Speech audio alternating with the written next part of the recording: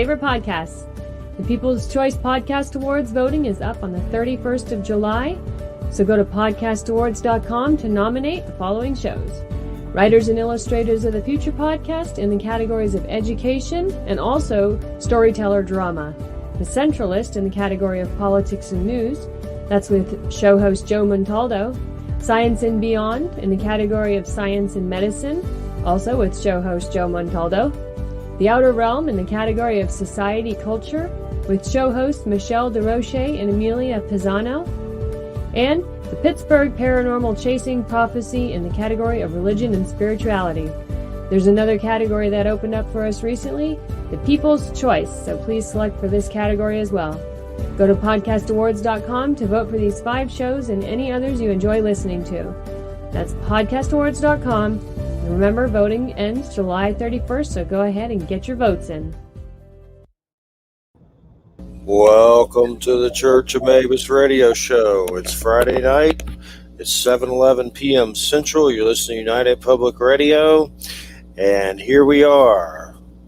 We got Eric Grimsrud with us. Did I say that right, Eric? It's Grimsrud, right? Grimsrud, but it was close. Grimsrud. It's like your Dungeons and Dragons name. Exactly. It's like a cool name I would name my character in like a dark fantasy game. Grimsrud.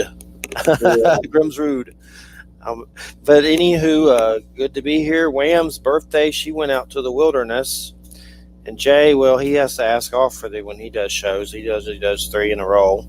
So we got Eric here with us tonight about Nostradamus. First, I was going to mention something, though. And don't even start, you dog. You dog of hell. But anyway, a few nights ago, me and Christina were laying in bed. It was late, and we were half asleep. And no one was really moving. No one was moving at all. Something hit the bed. And it was not either of us. It wasn't a cat. It wasn't a dog. There was nothing in there. The dogs were put up. The only cat sleeps in their mom's room. It never comes out. And I got up, freaked out, looking around with a flashlight because I thought something fell off the shelf above the bed and hit the bed. There was nothing on the floor anywhere. So then Christina felt kind of like she felt like she was being choked. Like there was something in the bed. And it was just crazy.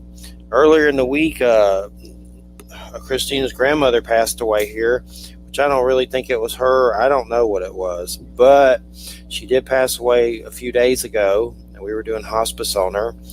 And these 2 dudes came out for the body that were very tall in a hearse. And it was creepy, like a Twilight Zone episode. I told them that another day, and they laughed.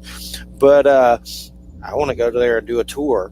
But anyway, she had dementia and was just in bad shape. So she's definitely in a better place than being in a bed and having that craziness. But it's definitely the most I've ever taking care of someone like that. So it's a lot on the psyche. And then there at the end, we had to clean her up to get her body ready. And man, it's like some Stephen King right in your face.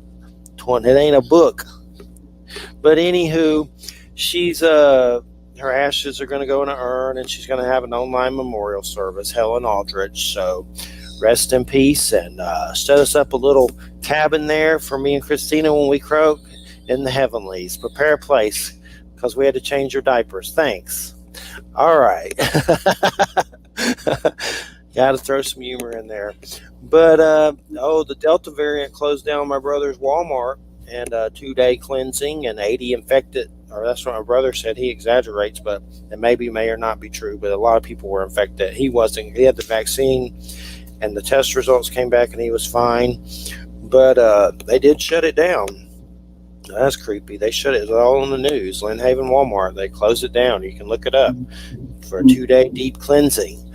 So what have we been? I've been watching. We've been doing a lot of M. Night Shyamalan here lately. Watching this show on Apple called Servant, which is really crazy. This girl loses her baby and gets a plastic one, and then weird stuff happens and turns real and weird stuff. I won't give too much away. But then we went to go see Old, and Old will trigger you.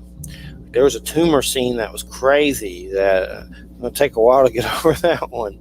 But it's just weird stuff. I don't want to give it away, but these people go to this island, a resort, and the kids start aging, everyone starts aging and old and withering away, and crazy. Definitely worth the watch, but definitely I ain't gonna watch it again anytime soon. It was rough on the senses. Rough on the senses. Sure, those edibles didn't help any, but hey,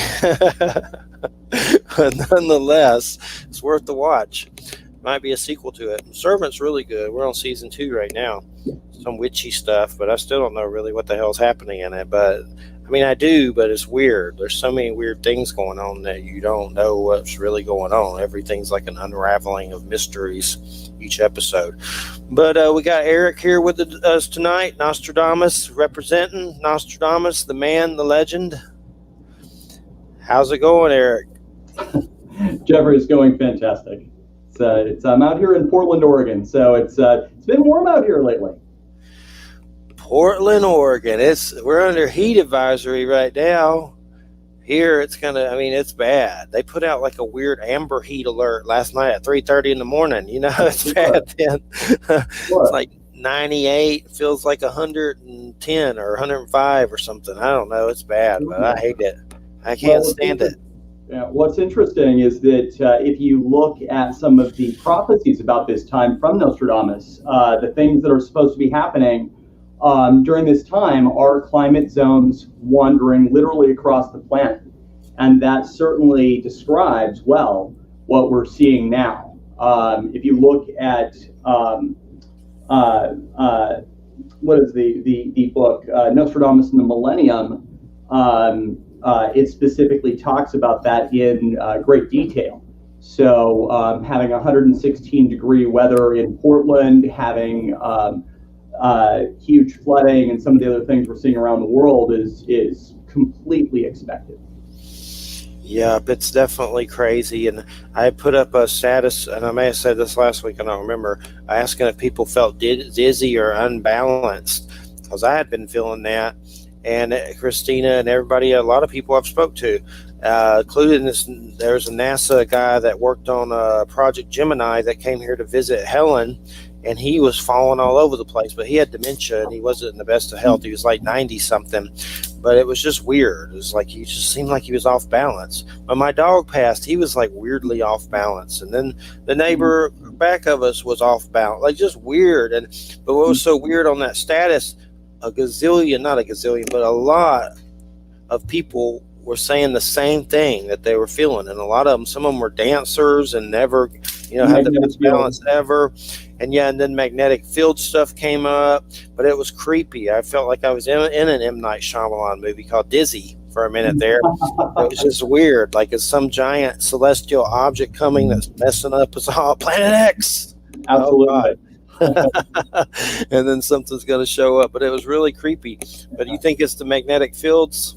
That would be, that's an assumption. I haven't studied it, but there have been, I think it's been pretty clear over the last, year that the weather has been getting more and more wonky, and it increasingly fits exactly that description of climate zones wandering across the planet, which is the specific time frame that the Mabus prophecies are supposed to take place. So things are remarkably close to that set of prophecies. It's really surprising. It's spooky. Yeah, and so I know it's that Mabus will soon die and the comet will run. And Sure. Is there any comets in the forecast lately that's coming up? Or I know I've heard of stuff. I've been trying to track comets forever, like the trajectory and I don't have a good answer for that. I wish I did. I was able to get some things right over this time period, but other things, I was trying to track comets and whatnot. I can't say I know when the final part of the 5 prophecies happens, but it's pretty clear what happens to this historical figure. It's very well spelled out. So, according to Nostradamus, the historical figure known as Mabus dies, and immediately following his death, some sort of large-scale vengeful event takes place. So he doesn't really say what that is. There's a few ways to interpret that, but it's pretty clear that the figure in question, he dies in not a good way. Definitely, and I mean, he's a weird character, so we'll see if when he finally croaks what happens. But there's definitely weirdness. Like they're still at work where I'm at, thinking he's coming back or something, or that he could, or somehow or some way, or not agreeing with that really because I don't know. But I was like more like see it when I believe it when I see it. All right, and I've even seen weird stuff where they're saying China and Russia were going to place them in power. It's like, what the hell? People are crazy. And that Q crap, that's the worst thing. They need to find those guys and, like, I don't know, snipe them or something. Those guys are ever doing that crap. It's crazy. And I want to say I have some good friends who are ardent Trump supporters, and I don't mean to speak negatively politically. I can only say that when you look at what Nostradamus wrote and how it encodes and decodes, it's quite clear. So regardless of what somebody might think politically, you can't change what Nostradamus wrote just because you don't like it. It's crystal clear what he wrote happens. Yeah, and well, I know. I mean, some people in Israel think he was Cyrus. Trump is Cyrus. So I mean, it's just all a matter of how crazy you are, I guess. Or some of them think he's Jesus. Or Orange Moses. Yeah, Orange Crush Moses. And for those people, I fear for it scares me a bit how ardent some people are about that. But to each their own. We live in a free country, but Nostradamus is quite clear. So we can walk through it, but it's really clear that Trump or Mavis equals Trump's real last name, which is Trump. It's spelled right out. My problem is I have this Church of Mavis thing I made. I was stoned when I was gonna make a death metal band when I was young, and then I had UFOs and came off the drugs and saw UFOs. So now it's Church of. I don't want a Church of Trumplegooch. I know, right? That's bad for business, Eric. Why am I having you here? But no, sometimes I say Mavis means maybe us, a church of ourselves. But that's what I kind of stick with. But I know what you mean, and I think there's something to it. And so, I mean, do you think it is the Antichrist? Well, I don't think that, not in the traditional, devil and horns, mythical things happening. But Nostradamus named 3 men. They were men, not mythical beings, that would bring about great death and destruction. And he called them antichrists, but that does not mean the biblical definition of. Wait a minute, you said rape. What's that? Right? I said you said rape, right? Well, that's definitely true. Oh, sorry. Go on. Yeah, right. Go ahead. But, yeah, right. But no, he named these people by name, and as it turns out, the way that the first puzzle that Nostradamus gives regarding Napoleon, if you look at the order of encoding, and then you do the same with the second for Hitler, that there is a sequence. It's an algebraic sequence. It's displayable. Anybody can go look at it. And when you follow that sequence algebraically and apply it to the third, it decodes it just like an algebra problem. And then if you chart it on a graph, it forms 2 geometric symbols. One being the Star of David, which is directly connected to Nostradamus' Jewish history and background, and the other is the Talismans of the Magi, which is directly connected to the occult circles of 16th century Europe, of which Nostradamus was a part. So it would be impossible to get geometric images at random, and I mean, I didn't even know what the Talismans of the Magi was until I researched it, and it took me about a month to figure it out. But it's impossible to get the images without having the encoding right. Welcome to the Church of Trumplegoot show. We'll get back to you very soon. What a nightmare parallel reality. But so does Nostradamus ever say it means Antichrist? He doesn't really say anything else about it, does he? Is there any other quatrains that are about it, do you think? Well, there's 5. There's 4 trumpet prophecies specifically. And, when I was last on your show, it was just prior to the first impeachment, and that quatrain was laid out.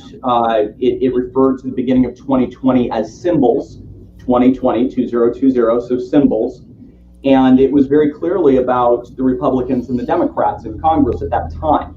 Now, if you go to my Facebook page, you'll see more than a year in advance I have been talking about the collapse of the economy and how commodities do well in bad times, which was to take place immediately following that. That was based on the 3rd quatrain that basically highlights coronavirus and the collapse of the world economy. And that, I said, would happen in the spring of 2020. I was right to within, I would argue, a week, but easily within a month. Anybody can scroll back through my page and see many references to that. So, yeah, there are 5. 3 have occurred, all of them with trumpet as sort of the core of the quatrain. Well, I know there's like right-wing preachers and stuff that talk about those trumpet things with him, but those seem positive, aren't they? Or yours the same ones? Well, I don't know if when they say trumpet to him, I don't know that they're referring to Nostradamus per se. I sort of doubt it, but it may just be, I mean the Bible. Oh, the Bible. Okay, that's what I mean. Yeah. Yeah, I don't know regarding the Bible. I've done cross-referencing from a variety of different books, including the Bible. I have a time theory that's based on certain things in the Bible, but that's also been proven incorrect in some ways through this whole thing. But I did nail the economy collapse and some other things. So all I can say is we will see. There's, as I said, there's only 2 prophecies left, and both are about his death. Well, I know he said, what was it? Napoleon was the tumor, Hitler the cancer. Was that him that said that, or was that some John Hoke crap I read? Because I can't remember. Something about Mavis is the remission. That's not Nostradamus. I think that was some Hogue stuff or something. It may have been, but I do find it interesting that the first prophecy that Nostradamus wrote about Napoleon, that was basically about his countrymen. And then the second one regarding Hitler was about his religion. And the third may be his profession, medical, meaning the rise of coronavirus. If you look, Napoleon was responsible for, I think, more than 1 million of his soldiers' own deaths, leading them up into Russia during the winter where they died. And I believe everybody died. And then Hitler, of course, the extermination of the Jews, his own countrymen. In this case, allowing, dismantling the Obama's infectious disease unit and creating a situation where coronavirus could just explode onto the world stage, that would fit the bill. What is this crazy stuff about Napoleon having a microchip in his head? And then I know also there's something about they stole his penis and something. But I just looked this up, and there's a bunch of, I don't know if it's true, but do you know anything about that? They really found a microchip in Napoleon's head. Weekly World News, that could be bad. I see that's one site.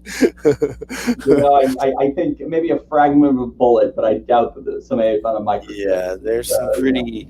The sources aren't the best, but I know the Gooch story is pretty legit. Someone actually did do that and took his Gooch, and for some reason, somebody that had a qualm against him or something. But yeah, I looked up the chip thing, and it's a lot of bunk, so I don't really know about that one. But I know there was some Napoleon movie I wanted to see. I forgot the name of it, but it had good actors in it. But as far as I'm just trying to figure out the Mavis thing. If it is him, and I mean, right now he's kind of still in power in some ways. in weird ways, and I'm surprised they haven't arrested him or something. They're probably not going to. They just let those people get by with war crimes or whatever. He doesn't really have war crimes, but you know what I mean. It's weird stuff that he did, like an insurrectionist or something bizarre. And I don't know. I still don't understand. There are people that still love him. Yeah. And I mean, from what I've seen, he's like trying to make it so he would be God King forever here, and like Putin or something. So I just don't understand it. It's so confusing on so many different levels. But my stance is basically I don't like either side. I think we're off a little better off with what we got, but I still don't really like it. It's like I'm not excited about it or anything. I like Bernie. But I mean, what we have now is just kind of like, ugh. But it's better than Trumpelgooch, but it's still like, ugh. I don't feel anything. I don't understand the support of the government at all anyway. It's kind of like being pro Ted Bundy at this point. Like, yay, Ted Bundy. Yay, I love Ted Bundy. Our government, how many people has it killed? How many dudes have I met with Agent Orange from Vietnam lately? A few. I've heard stories about several. But it's just war and death. It's like, how do you be pro that? I just don't really feel anything. I'm more for the American earth land than these institutions. Sure. But anyway, it's just confusing. It's like kind of, pro government. It's like pro Jeffrey Dahmer. So I guess I just can't subscribe to it. But I kind of have that native kind of pissed offness about our government, so that's part of it. Maybe that's my Cherokee coming out. A little bit of Cherokee. But anyway, yeah, I'm very pale. It's supposed to be in there. I had a great-grandmother that was in full attire or something, and I saw a picture of her. So it's there, but it sure don't come up on DNA from Ancestry.com. That's for sure. But I hear it's hard to read, and maybe it has some Asian roots or something weird, like native stuff. There's a lot of controversy with it. I think 23andMe might read it better, but I'm not exactly sure because I've heard of people picking up their native roots through different ones, but Ancestry.com sure don't. The guy on the phone said they don't even do it. But anywho, the comet will run, and I mean, I saw a picture of Trump with a mustache. He don't have a mustache now, does he? Or is that just something funny I saw? I would be free entertainment. Probably an internet meme.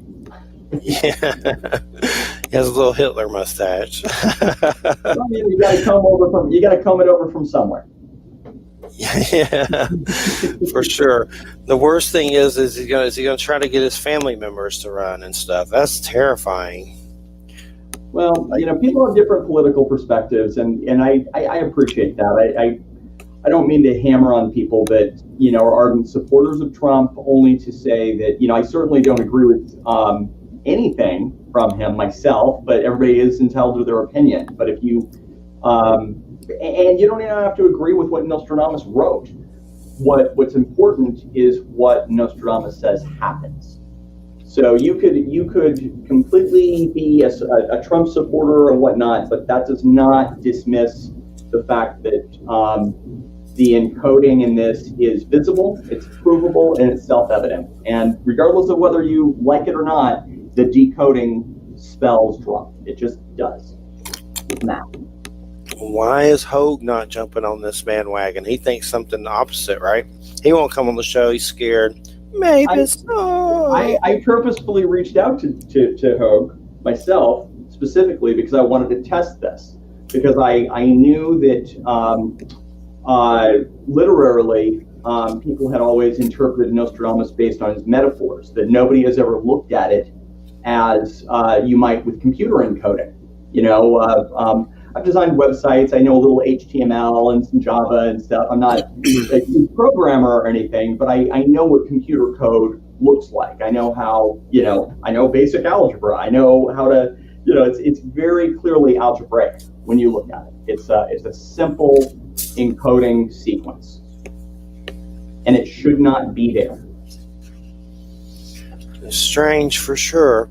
And I mean, someone could whack him, and then it could cause a little, brouhaha that way. There's just so many different ways. I mean, it seems like there's the way that he Mobus croaks will determine how the people react. If it's something that's controversial, it can make them react in a horrible undoing of people. But I mean, if it's old age, I wouldn't see that maybe. But if it may be an assassination attempt or something like that, something controversial, I mean, that it seems like it alludes to the horrible undoing of people on some way. So, I mean, it's just hard to figure out the scenarios of what it could be. There's so many different ways you can look at it. Well, and what he says specifically is that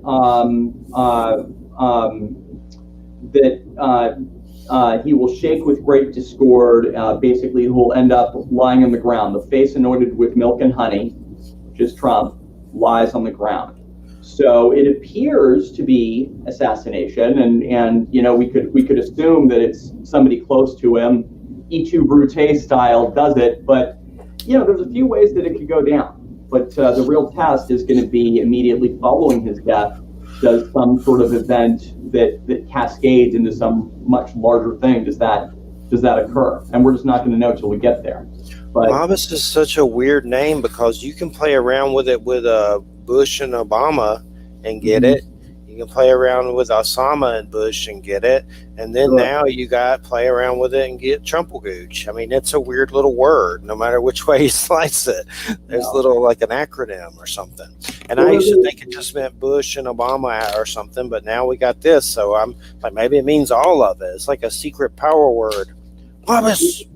Well, there's an encoding key that you have to notice in order to properly decode this. And that is that in the first puzzle regarding Napoleon, when you because the first puzzle, Napoleon, is basically comprised all in caps of 3 towns, and when you put those towns together as an anagram, you get Napoleon Roy, or Napoleon the King, which is what Roy in Old French means.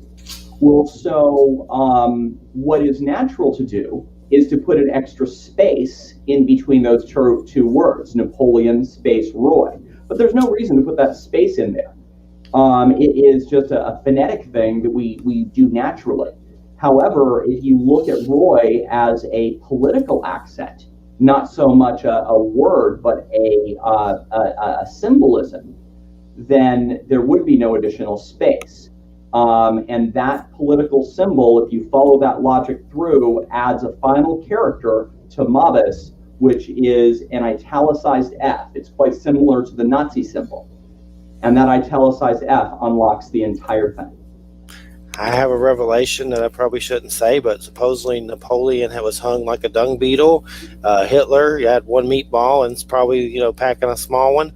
I got 1 meatball. I do pretty good, but let's not get into that. But next, Trump, we've had the jokes about that. So there's like a small situation happening with all 3 of these possible Antichrist people, like a hung like a dung. They do seem to be very similar historical figures. They're very similar. Very similar. And that's what connects them. I mean, one of Trump's heroes, according to his first ex-wife, one of the few books that he read was Mein Kampf, which Trump would read was Mein Kampf by Hitler, which was sitting next to his bedstand. She said that many years ago. And he's been quoted recently as referencing Hitler in a positive way. So Hitler was is one of Trump's role model or allegedly heroes. And likewise, Hitler, one of his heroes was Napoleon. So these are 3 very much connected historical figures in substance and style. That's interesting about Hitler liking Napoleon too. It's weird for sure. So what do we, I mean, I know a little bit about Napoleon, but I mean, break it down. What kind of Antichrist things did he really kind of do? I know he conquered a bunch of crap, right? I believe it was, taking over France, the killing of his own soldiers through, just arrogance, leading arrogantly and whatnot. I think that if you took any of these 3 historical figures and transposed them, you would have the same result. They are the exact same sort of personality. And they're one that Nostradamus considered to be not a great person, but more importantly, would ultimately lead us into greater and greater levels of tragedy. The thing about this set of tragedies is that it happens to occur during a time when we have climate zones literally wandering across the planet. And every benchmark that I ever learned about regarding what to be looking for when this was going to go down, we're in the middle of it. We're right in the middle of the storm. Definitely. And let's see, Trump was born in 1946, and Hitler, A few years before he died. 1945. I wonder if there's like a similar spirit there or something. I had somebody suggest that to me. Hitler died in 1945. Maybe he chilled for a little while, and the stars lined up, and he came back as a Trumpelgooch. Well, they say suicides come back quickly, and if Trump did, or if Hitler didn't need to commit suicide, that's a fascinating thing. I don't think there's any way to prove it, but it has occurred to me. So. I mean, it sounds like bunk, but it's interesting just to think about. Yeah, and Napoleon died in 1821. Did he chill for a while and then say, "I'll come back as Hitler"? I don't recall how Napoleon dies. Actually, it's funny you mentioned that. I don't think I actually recall how Napoleon dies. I don't think it's by suicide though. He let's see. Let me see how. Some other things. I'm looking, and there's some things here about him, but what killed Napoleon? He suffered from abdominal pain, nausea, night sweats, and fever, and was assailed by diarrhea, headaches, weak legs, discomfort, and bright light. His speech became slurred. He croaked, I guess, from just like stomach weird stuff and things like that. Was Napoleon murdered? Doesn't really say. Yeah, believe he spotted a smoking gun. That maybe there was an arsenic poisoning or something weird, but who knows? It's definitely weird. All these people are egotistical and want to conquer and do weird stuff. I'm surprised Trump didn't do more war stuff or whatever. He tried. Surprisingly, he didn't. He tried. Sorry, someone was yelling in the house. Like, what the hell was that? But anyway, her mother.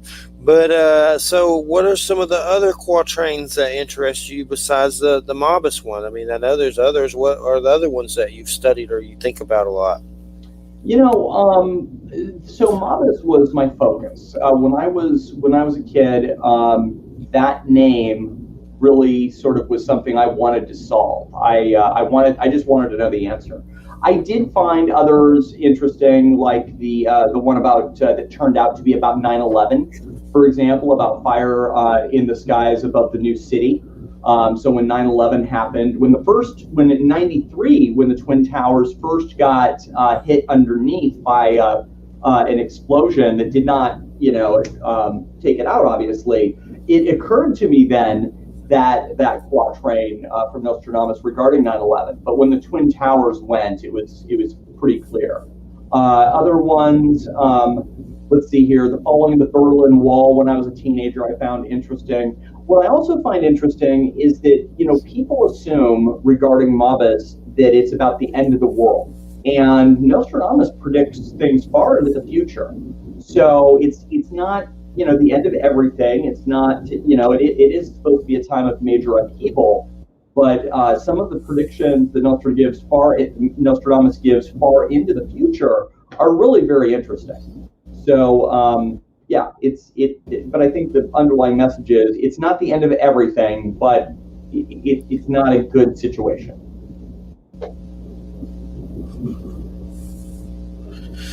There's some weird stuff right here, and we may have talked about this before, but something about Nostradamus and UFO, weird invasion of alien stuff. Something about one of Nostradamus's prophecies about the apocalypse is the UFO invasion between 217 and 220.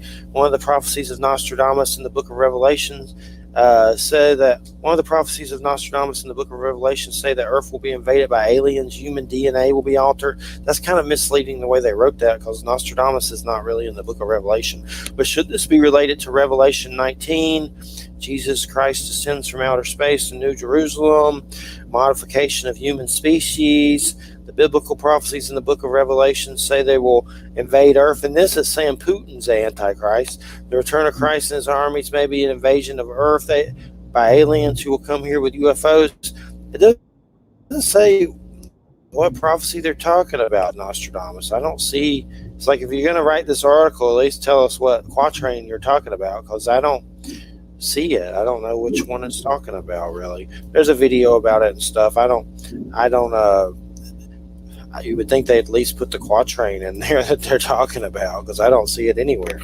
But it seems to be alluding that there's some kind of quatrain. And I could have sworn there was something weird about aliens and his son in some message or something I heard about somewhere, maybe on the History Channel or something. I don't know. Something about aliens.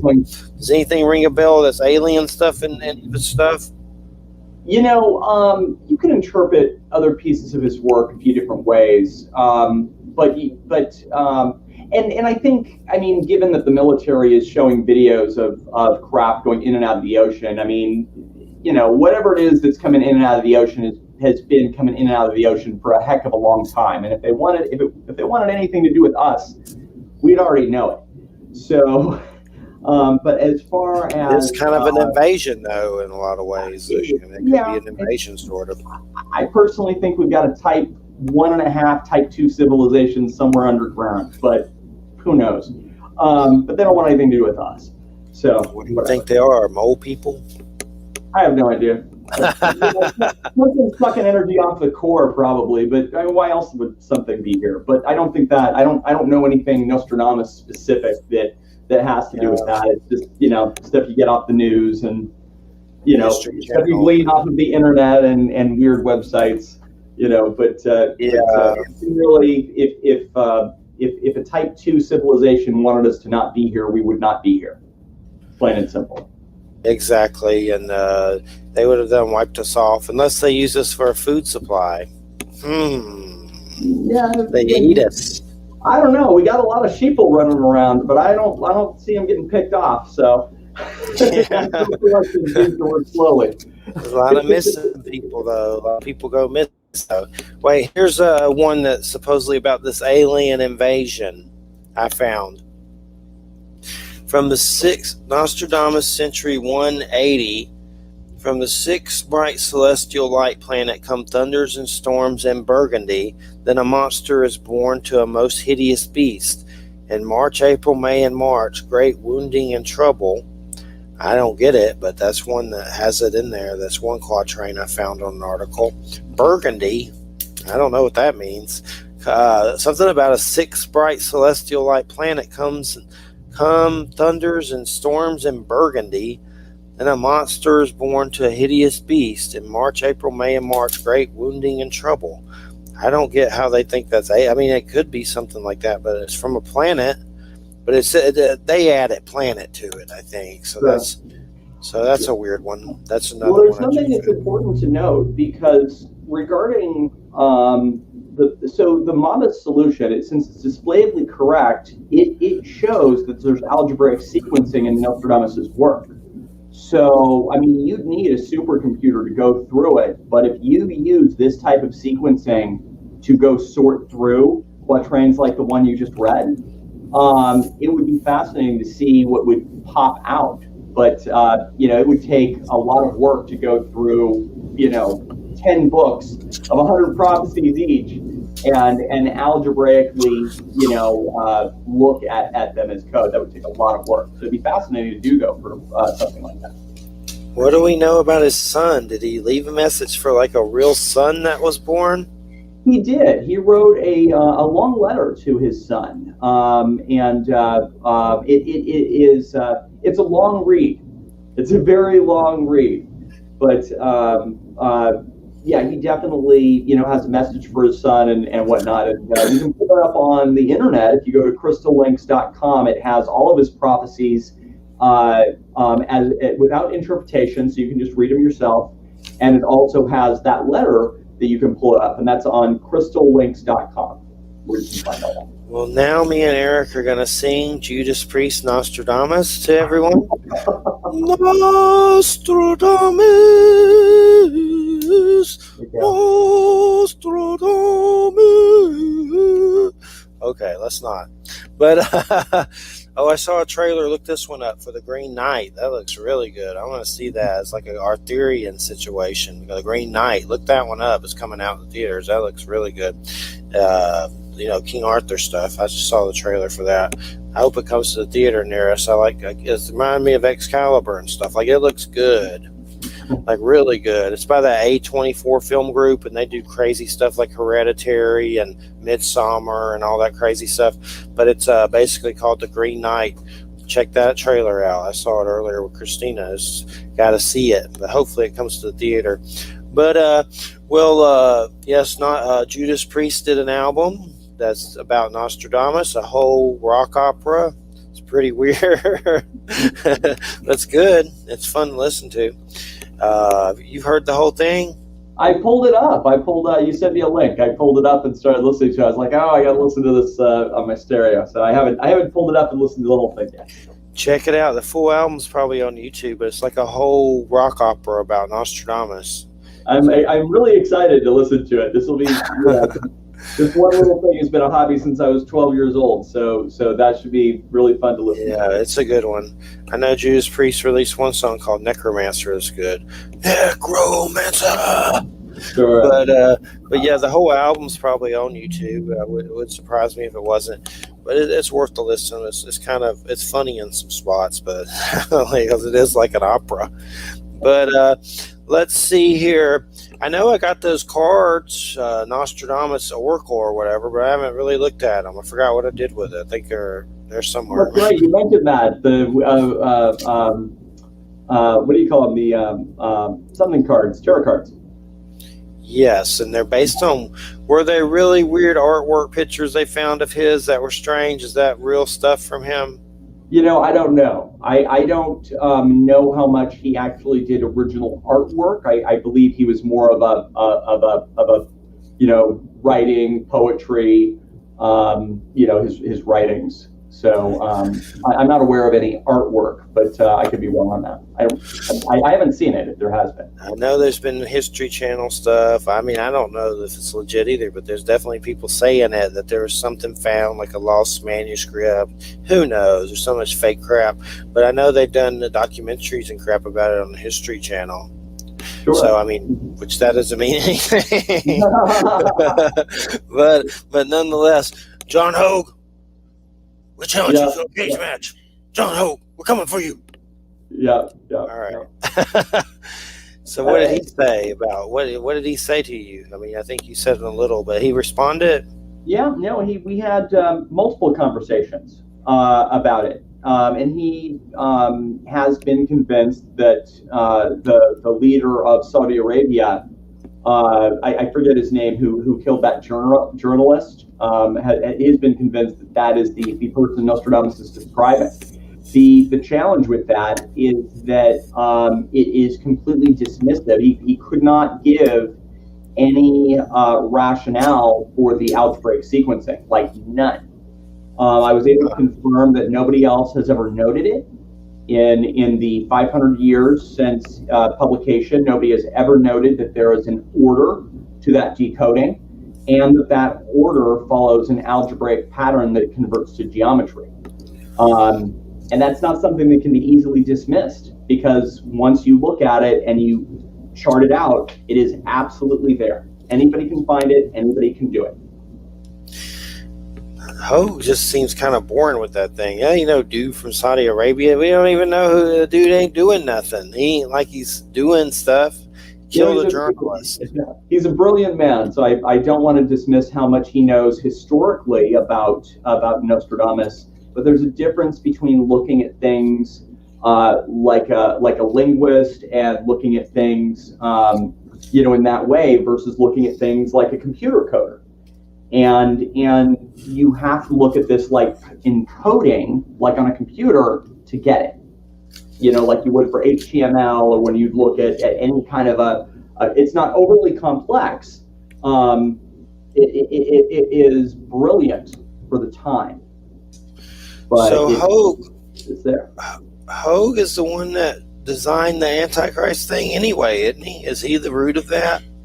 I don't know the answer to that. I was looking, and I want to say that Nostradamus, in his letter to Caesar, his son, I believe that's where he used the term Antichrist, but I could be mistaken on that point. Because I think Nostradamus does say that, but I don't think he says it like, this is the Antichrist. I think he uses it more, more like a euphemism, like these are three bad people, and he just sort of calls it that. But I don't think he means it in any sort of biblical or metaphysical sense.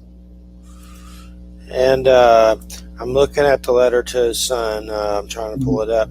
I know I've read it before, but or some of it. But I mean, but it seems like Hogue is the one that kind of started that on a lot of levels. If it's not mentioned in that letter, like if it doesn't say Mavis is sure. He kind of like did a documentary, and then that's where it kind of started, I think, or got more popular on a History Channel level. That's for sure. Yeah, History Channel definitely makes. Well, yeah. So Hogue, if you look at his book Nostradamus and the Millennium, I think that he got a lot of the details about what would happen overall correct, but what he got wrong was the timing, because of course he wanted to make everything happen on the year 2000, because that was the drama of the time. And I always thought that even though he was generally correct about what would happen, he was wrong about when it would happen. I always assumed it would be sometime, 2020s, 2030s, definitely not, the year 2000. But we are in exactly the situation that he describes between climate zones going across the planet and political turmoil and all of the things he talks about we're seeing on the news daily right now. They're saying that lost book of Nostradamus may have been written by his son Caesar. And there was a documentary about it or whatever. I don't know if it's true, but they're saying. I think that sounds familiar. Yeah. Here's the letter. I'm on Crystal Links. Seems that's long, ain't it?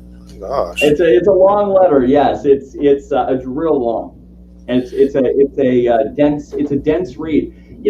Nostradamus was brilliant. I mean, he was an advisor to the 16th century French court to Queen Catherine, and that was one of the most sophisticated courts in Europe at the time. This is only 100 years before Isaac Newton, so this would be the dawn of the scientific era.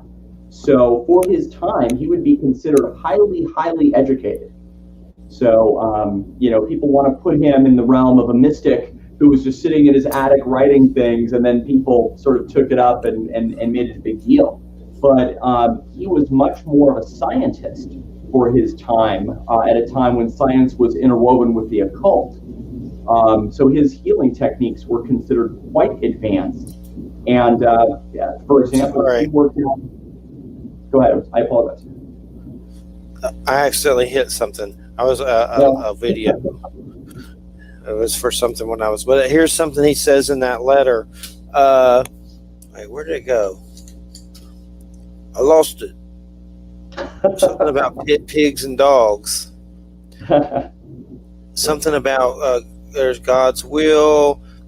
Sun's rays affect both animate and inanimate entities. That's kind of weird. Entities. There was something about don't cast your pearls to holding stuff to dogs, and then he says different stuff and uses the pig and the dog. I'd have to reread it. Something about everything is predicted by divine afflatus and thanks to an angelic spirit. There's a lot of stuff in here. He hopes you will understand. So in conclusion, my son, take this gift from your father, Nostradamus. I'm confused because it sounds like someone else is writing it. It ain't Nostradamus to his son. Something about, so in conclusion, my son, take this gift from your father, Nostradamus, who hopes you will understand each prophecy and every quatrain herein. May immortal God grant you a long life. Maybe that's just a different letter. That was from someone else, but there's the other letters here too. It's long. I lost the dog pig thing, but it's here. It's in crystal ink if anyone wants to read it. His son, did he become a prophet or anything? He didn't really, did he? Not as notably. Nostradamus really took that on. And also, this was a fairly common practice to people in the medical field at that time. There were different people in Europe in Nostradamus' own time who would craft prophecies. And it's entirely possible that one of those characters, his name was Hodenheim, he was about 20 years prior to Nostradamus, and he was the origin of the talismans of the Magi. He may have been Nostradamus' direct historical prototype, having also written prophecies and having run in the same occult circles of which Nostradamus was a part. So, Nostradamus was not the person who originated the idea, but it was because specifically, I believe specifically, of his connection to Queen Catherine, and when she was able to successfully figure out that that the person mentioned by Nostradamus as one of his quatrains was her own husband, who was killed, as Nostradamus predicted, in a jousting match. So that was the first time that somebody was able to successfully use a Nostradamus quatrain to predict a future event. It was by Queen Catherine in France in the 1550s. So I remember that in the movie. Did you ever see the movie? Yep. That was it's funny, they talk about nobody's ever done it, but then they talk about the 2 times it was done. So it's been done. It's been done 2 times before, then and then around World War II by the Allies. And was it true? Was it true that they that he died and his family died from the plague? I mean, that his family died from the plague when he was out healing people. It did. It was rather sad. There's an excellent Nostradamus movie from 1997 that is absolutely amazing. It won awards for the best portrayal of 16th century Europe. And the way it's portrayed, at least in the movie, I don't know if it seems accurate to how it would have happened. He returned home just in time to see his wife die, and it was also that led to a bunch of other events regarding all of the teachings that he had obtained at the time, as far as secret teachings and forbidden books, and a whole library of forbidden books had to be moved, which I don't think the location has ever been. I think that wherever they got taken, I bet that location still exists. So the Nostradamus movie, is it the 1994 one? There's one in 1997. Yep. It's a beautiful movie. Rutger Hauer's in it. Oh, yep. Here it is, right here. I've seen it. I have it somewhere. Yeah, but it was pretty good. It's a real good movie. It's a drama. It's not. It does a great job of sort of dismantling the mythos of Nostradamus, and is much more about him as a doctor and a scientist, and as his experience of how this all happened. So it's really well done. Really well done. Amanda Plummer, F. Murray Abraham, Rutger Hauer, Julia Ormond. There's a bunch of people in. I need to watch it again sometime. It's been a while. I know I have the soundtrack somewhere too. I'm just looking at it on IMDb. I don't know what else this guy's done. Roger Christian directed it. He is one of the people that helped direct Empire Strikes Back. Oh, okay, cool. Empire Strikes Back, nice. He had a hand in Empire Strikes Back, so he's a well-known director for the time. Some weird movie he did too. The Cinder. I just saw. A disturbed telepathic man is unable to fully control his ability to transmit his dreams and visions into the mind of people around him, or even influence reality. A female therapist tries to help him, but his mother gets in the way. That sounds weird. That's a weird cover. The Cinder. Look that up sometime. It's by the same dude. The Cinder. But I mean, where he was born and everything, do they like celebrate him there like they do Vlad or something? I mean, do you know? Have you ever been there? No, I haven't. That's for sure. But I'm just kind of curious. Where he was born in France, right? Yeah, I believe Salon, France, northern France. I have always wanted to visit, but life has not led me there yet.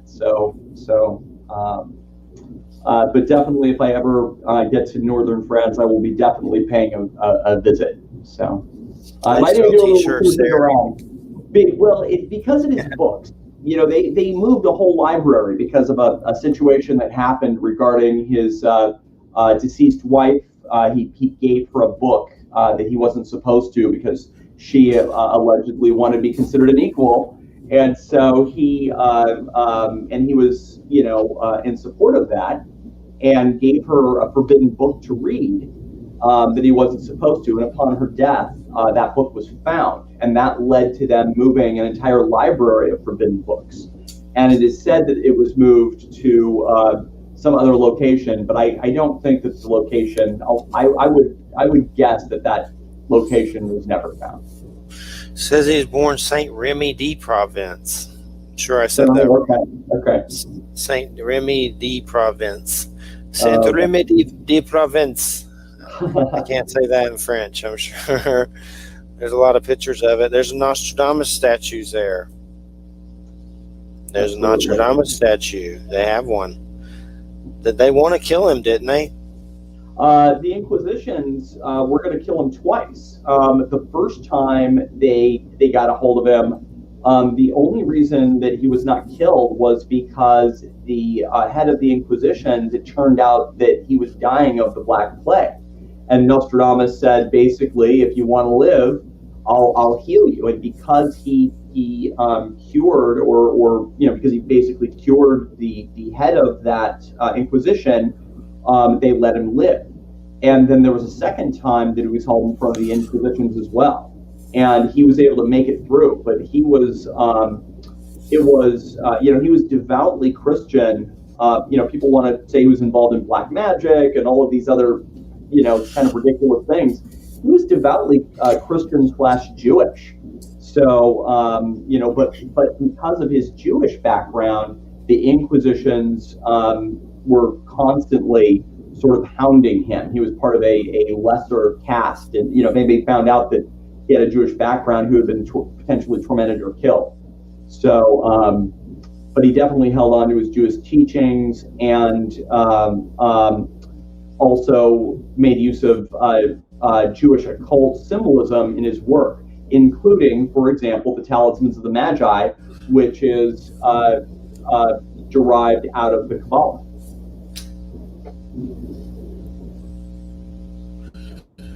What is this one here? It's not a prediction for 2021. Asteroid, zombies, and a bat bugs. The hell? New York Post. I think I don't know what that one is. Zombie apocalypse might be kind of a little more fun than what we got going on these days. Something about the thing is, few young people half dead to give a start. Few young people to half dead give a start. Fathers and mothers dead of infinite sorrows. Women in mourning. The pestilent she-monster, the great one to be no more. All the world to end. I have no idea, but it's New York Post.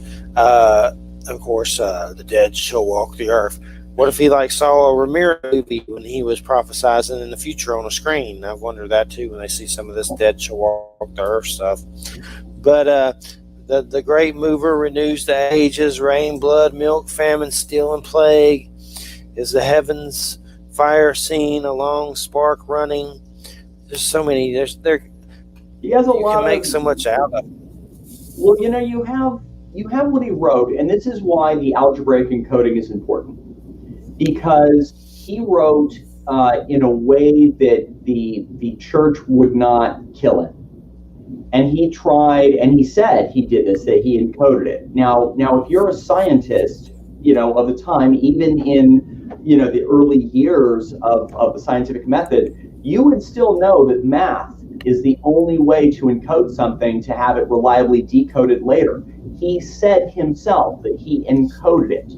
So coming out with an algebraic solution and applying it to different pieces of his work could really derive things, some specifics that really add to the full story of Nostradamus. I don't think that, I think with this edition, it brings up something completely new that we've never actually seen before, which is the answers to the algebraic encoding throughout his work. Are you ever going to make a book? No, I have no intention of, I thought a lot about what I wanted to do with this, and I decided, I would follow what I promised myself I would do if I ever found it, which is just try to warn as many people as I could.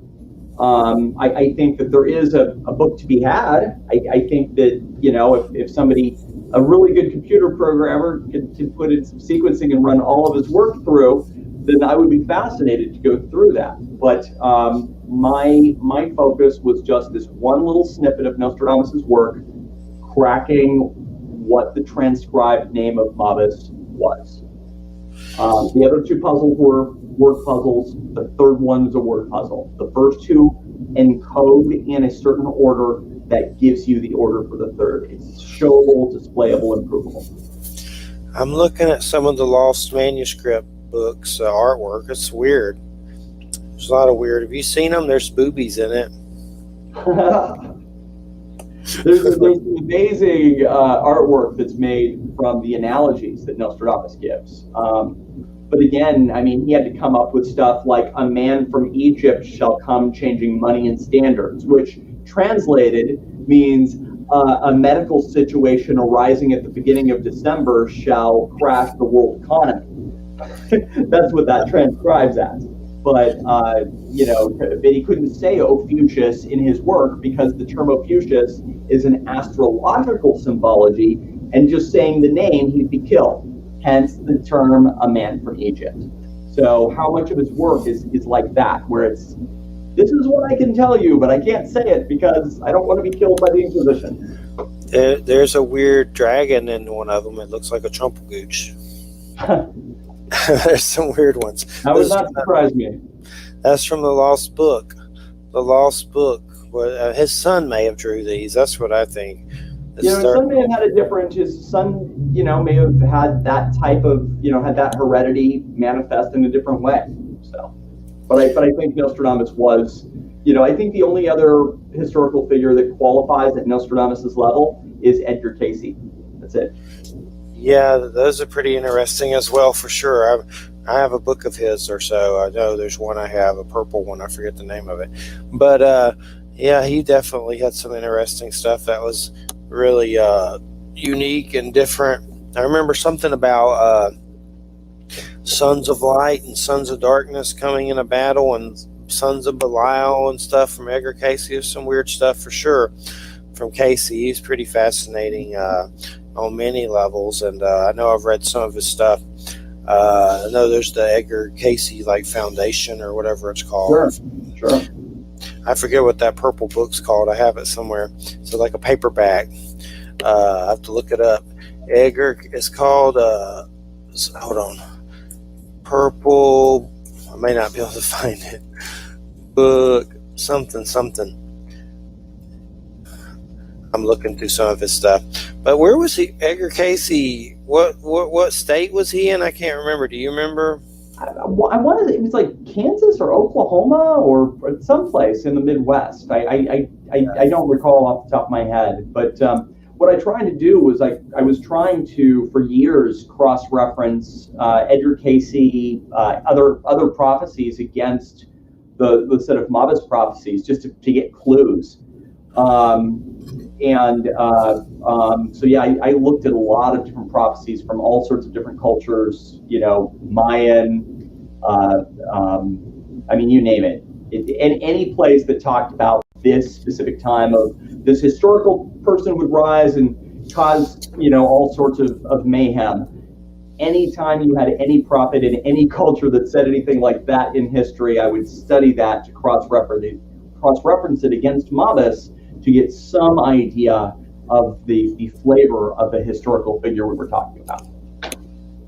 So, yeah. And it was funny the whole time, which was the funniest part. Because I had long connected the trumpet in Nostradamus to Donald Trump, but I never took it seriously because who would have expected that he would ever run for political office? And then there's a book about Edgar Casey. There is a river or something. I'd like to read that. It's like his life story. I know Dolores Cannon wrote a bunch of weird books about Nostradamus. She does. Have you ever read any of those? I haven't. But Conversations with Nostradamus. I have that book in the other room right now. Yes, I've read that. It's quite interesting. Her book, she claims that somebody that she was doing past life regression with somehow was a student of Nostradamus's, and allegedly they were able to make some sort of connection of some type and actually ask questions. I'm a bit skeptical of that, but I also kind of believe that consciousness is sort of based on quantum entanglement, and that spooky action in the distance, who knows? But I find that the book was interesting, and there was something in it specifically, even though I was a little skeptical of it. There was a piece that I read that struck me, and that was where Dolores Cannon talks about how the person she was interviewing could see the historical figure in present time, this Mabus figure, this character, and that they were in our present. I mean, it was very eerie, like there was some feeling of truth to it. But again, it was an interesting read. It was an interesting read.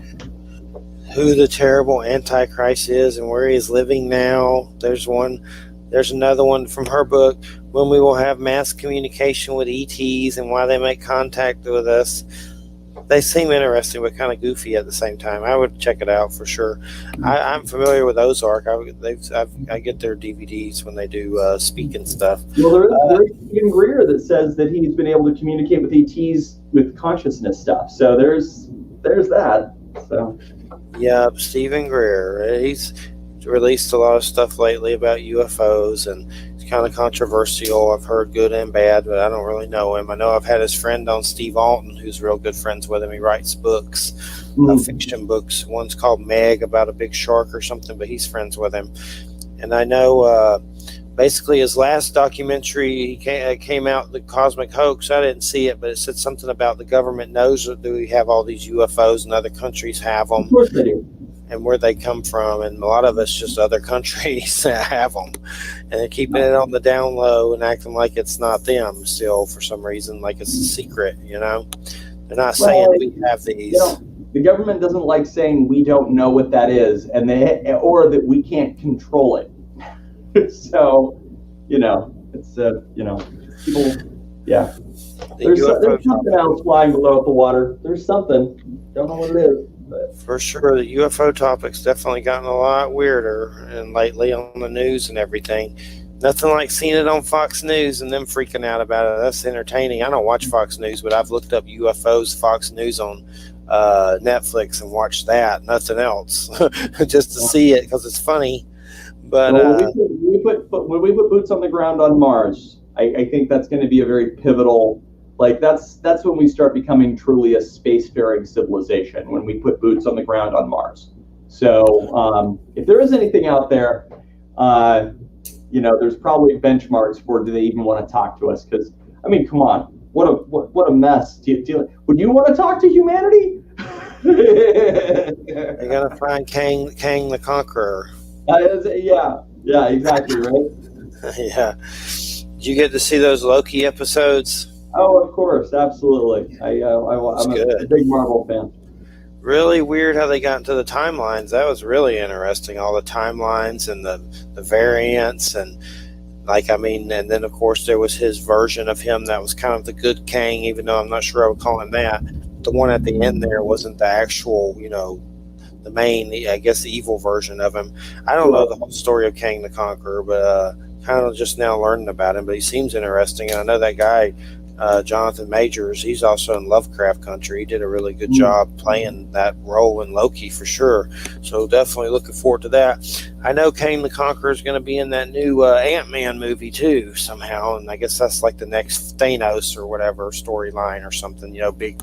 It's always these weird alien conquerors, which is kind of creepy. Yeah.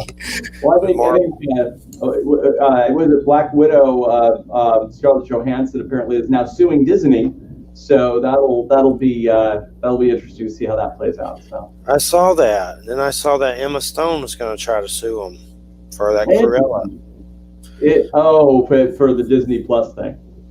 Yeah, because I guess they're streaming them and putting them at the theater when they're just supposed to put them at the theater or whatever. Well, the challenge is that if they tie as I understand the thing, and I'm not an attorney, obviously, but they tied her bonuses to performance at the box office. But if they release it on Disney Plus, then there's no reason for somebody to go to the box office, and Disney gets to pocket the whole thing.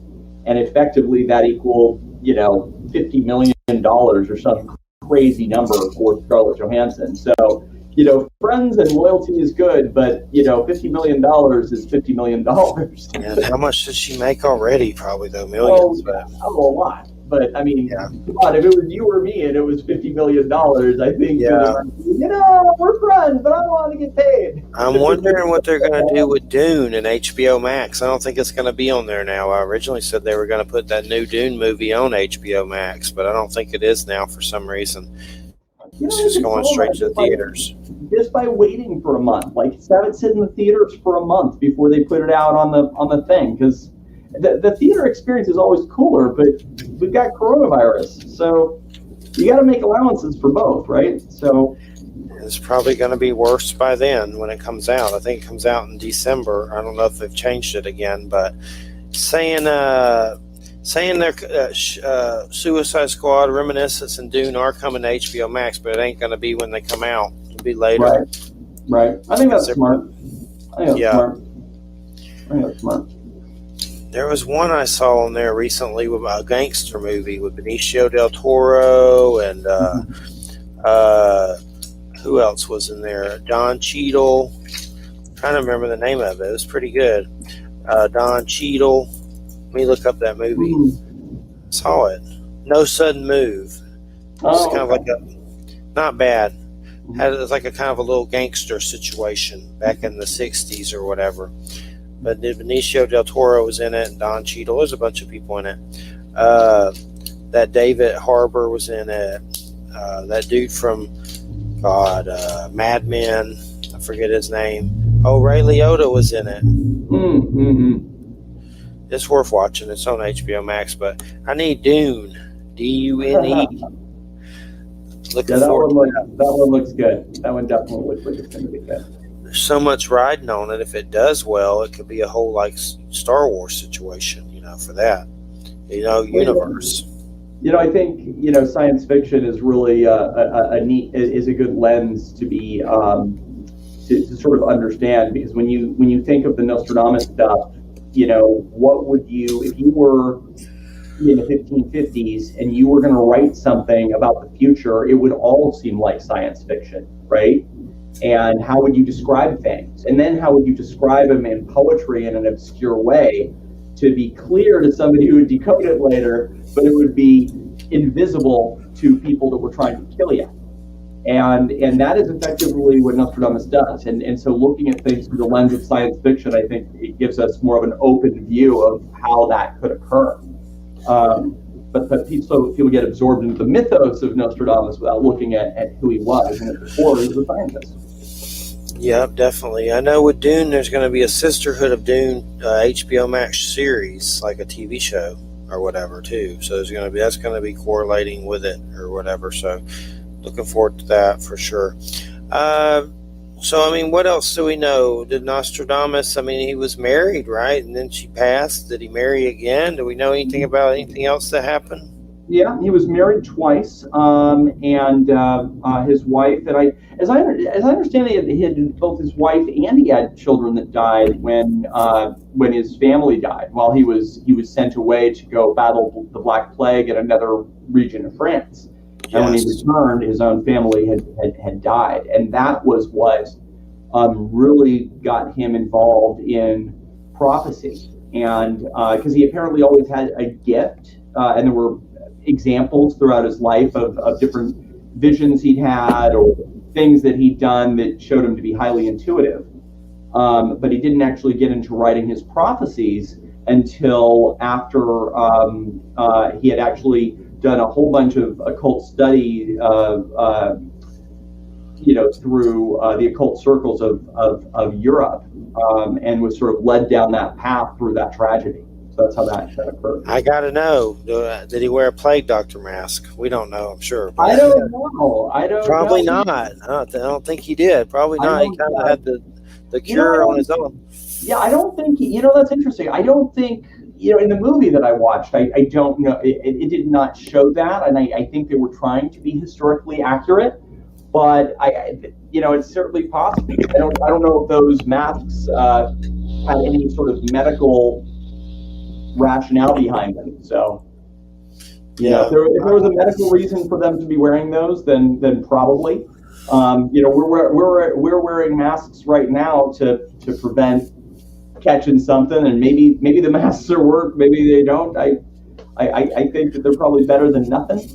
But clearly, wearing masks in times of plague is not a new thing. So.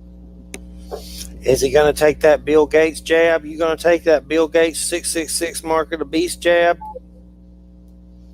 I am. I am going to take I am going to take the vaccine. I spend a lot of time thinking about it, and at the end of the day, we don't have polio around because of vaccines. We don't have other diseases because of vaccines. We vaccinate our kids for measles and mumps and other sorts of things. There's a common acceptance that vaccinations, and there's plenty of evidence that vaccinations work. I don't like people messing with me and putting a needle in my arm for something. I feel like I'm better off catching the flu. I've never once got a flu shot, but I think that this is a little different, and I'm going to bite the bullet, and I'm gonna do it and hope that there's nothing wrong with it. But the evidence from past vaccinations, I'm still alive after being getting vaccines when I was a kid for different things. I'm pretty hopeful that they did their job right on this one. But at the end of the day, I believe in science. So no one here where I live wants to get it. I'm debating it, but Christina's allergic to stuff like easily, so that's one reason. I mean, she really is like crazy allergic reactions. There's a nurse here that came here from hospice that she wore a mask. She didn't get it because she has blood clot issues, and she's afraid to for medical reasons, so she wears the mask. She said she was working with people that had it all the time but had the mask and never got it or anything. But I'll do it eventually, but I want to update it, make sure it ain't got that Bill Gates chip in it that makes you the Antichrist slave. I've been running Windows for 20 years, and so far I don't think it has control of me, but I could be wrong. Yeah, for sure. I don't know. They got that chip in mosquitoes and that vaccine. Oh, Bob, I'm going to quit talking like that. I'm going to choke myself. Yeah. I have to believe that just for, even if you just break it down to financial reasons, the governments of the world want us to be alive because somebody has to buy something. So I think that just in terms of commerce, it wouldn't make sense for them to go and, secretly create a death plague or some crazy thing. I think that they sped this out, and I do believe that it's probably the right thing to do. So, What's up with these gaming consoles? Do you ever game any? I play Mass Effect. Mass Effect. So if anybody plays Mass Effect, amazing game series. I haven't gotten into other games quite as much. It's a trilogy. It's a lot of game right there. Yeah. The problem is, that pig is starting up. But anyway, you can't get those consoles. It's impossible. It's crazy. Like, it's still crazy. You can't get them. You can, but it's hard. I haven't. You got to, wait around, and I ain't doing it. Yeah, you need a good gaming PC. That's all you need. So, yeah, I got that. But I want to get the others one year. But right now, you can't even find them. You can't even get them. Yeah, my nephew has, what is it, the PS5? My nephew has a PS5. And I look at this thing like, why do you even need that? Gaming one covers it on a lot of different levels. But and a lot of those are coming to PC now. Like, one of the reasons I would get the PS5 is for God of War Ragnarok. But that probably is coming to Steam eventually. Now it's like they're coming to the PCs and everything. So it's just weird that they're having so much trouble. I've never seen a console so hard to get. Like, it's impossible almost. They're never anywhere. It's crazy. Yeah, I bought electronics. I bought my stuff for my computer early because I knew there's certain things that are just sort of bound to happen. Our electronics getting harder to get because we're going to have a harder and harder time getting them from China. Food shortages. Notice Taco Bell can't get their food, and suddenly I'm at the grocery store and they're now seeing fully stocked.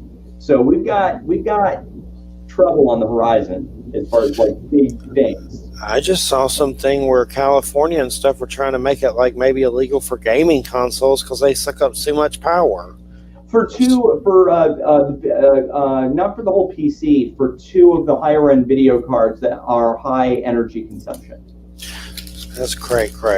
That's cray. I think it's ridiculous too. I mean, get some solar panels. You're better off just telling everybody, okay, we're going to start making everybody get solar panels, and you clear up the whole thing. I tell you one to get for it's coming out in October. I think you would enjoy it.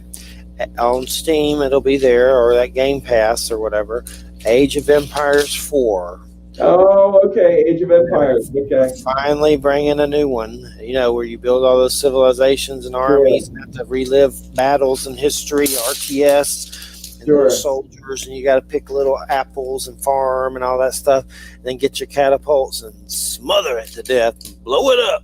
I think some of those games where they're sort of like 16th century Europe, right? Where you have to have your army and they have their horses and you have to, trump across the, trump. Anyway, I don't think it that way. But when you have the horses riding across the field and you have to go and save your soldiers and those are fun. Those are fun. I like RTSs. There's one, I think, part 2 of that has a Vlad the Impaler campaign. That's pretty good. Okay. Check that out again sometime. The real life Count Dracula. I'm hoping they throw the Norse in there too. But they're making a new one after all these years, and I've been playing those since I was a kid. And you have to really think. It's not a dumb man's game. It's you got to build your army. You got to feed everybody. You got to have food supply, wood supply. You got to have a gold supply. Then you got to, there's all kinds of stuff. Ride your elephants in. I can't believe they really use elephants in battle. How mean is that? They did. It's crazy. I'm not sure who did, but they did. I think the reason I've appreciated Mass Effect is because it's one of those games very similar to this whole Nostradamus thing, really, which is, one man knows the truth and he's going to figure out the thing and he's going to go and I've always liked that story.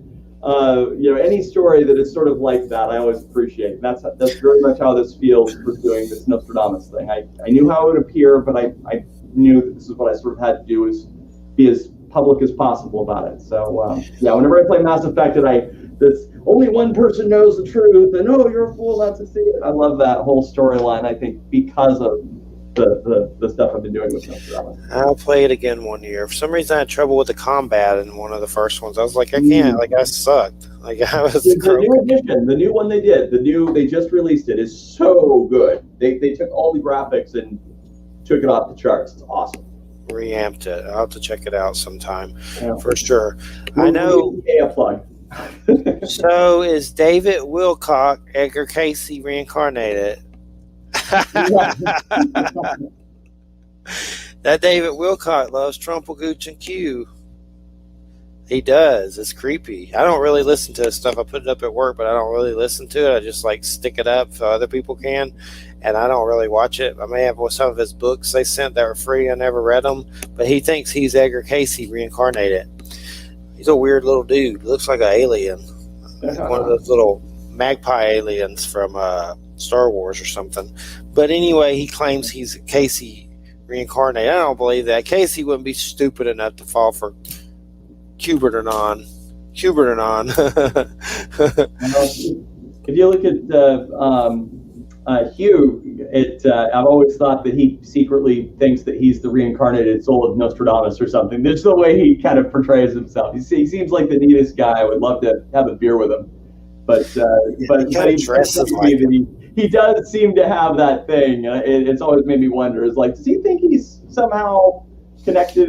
I'm sure he sees himself as one of the children of quote unquote of Nostradamus, one of the people that is transcribing his work. But anyway, I'd love to have a beer with you guys.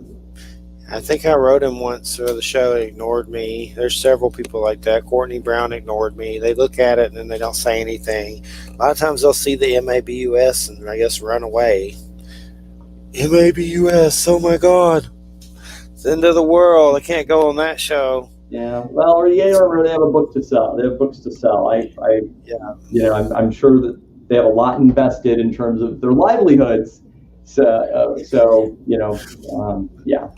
I was just baked sometime, and I saw that word, and here we are. It's just a word. I know. Well, it was the unknown, because Mabus was an unknown thing for hundreds of years. What did Mabus, how did that transcribe? What was the accurate translation? Oh, there's so many different ways you can do it. Now, there's not so many ways you can do it. There's only one way you can do it, but you wouldn't know that necessarily. So what that says is the Church of the Great Mysteries. I've seen some kind of thing about Mabuse or something like that, or some Queen of Fairies, Mab or something, some kind of weird connection. I don't know.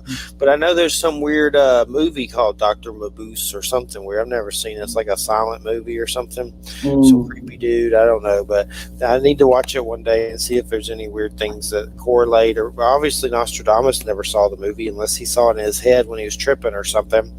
But I know he did psychedelics in that movie. I wonder if he ever really did psychedelics.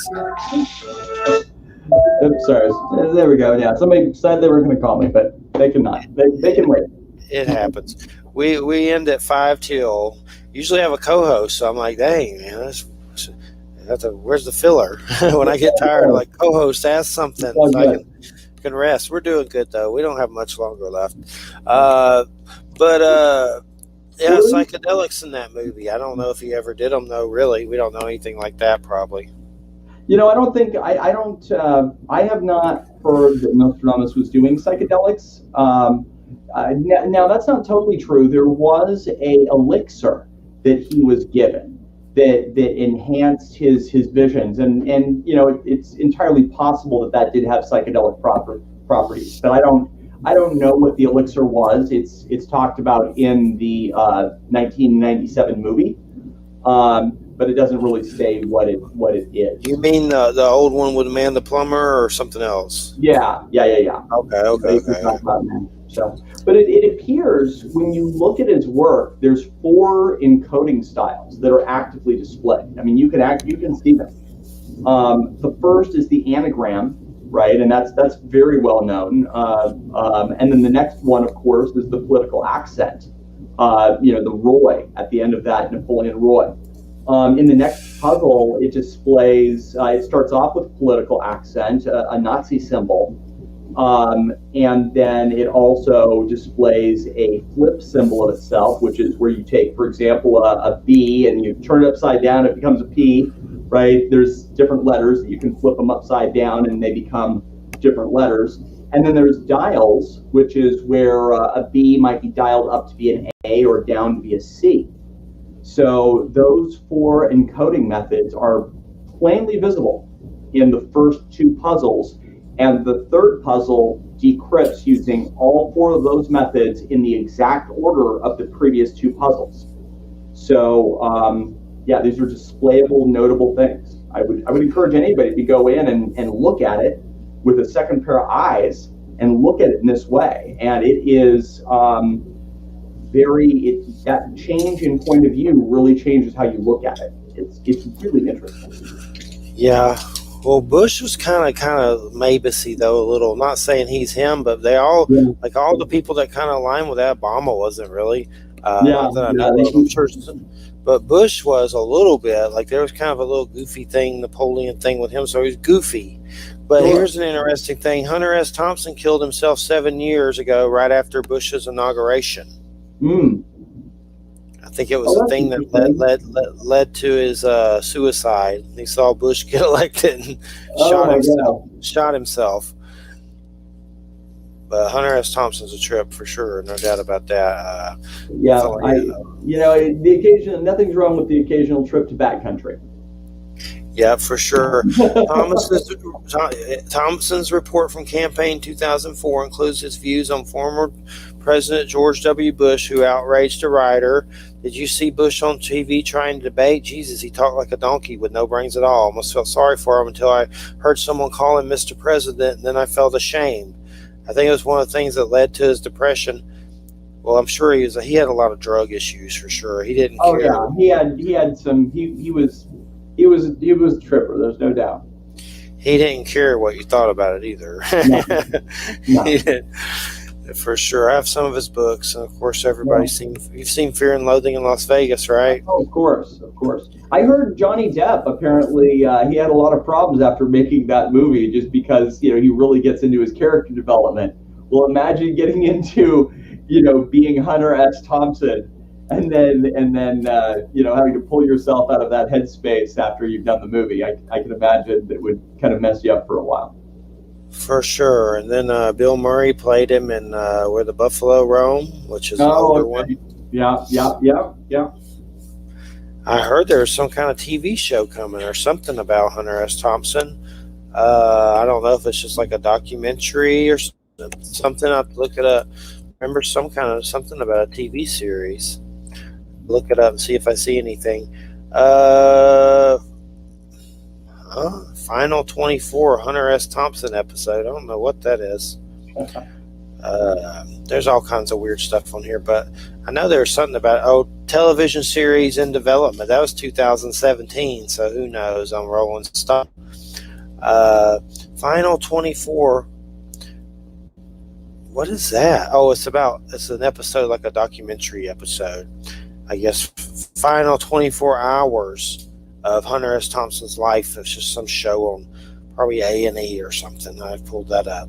But let's see what it says about this Hunter S. Thompson television show. A new series based on the life of famed gonzo journalist Hunter S. Thompson. MGM Television. Rolling Stone. It's on Rolling Stone. Who knows if it's still happening, hopefully. He committed suicide in his home in Colorado, 2005. I know I've seen pictures of him and Depp and Cusack riding around. May have been a blow-up doll or something with him. I don't remember. Something crazy for sure. And Fear and Loathing in Las Vegas, that was a fiction book, wasn't it? Isn't it a fiction book? I'm pretty sure it's like fiction. I think that was a real experience from Hunter S. Thompson. I think that I don't know how true the movie was to the book, but as I understand it, that was pretty close to actual things that happened to Hunter S. Thompson. So, you see what God just did to us?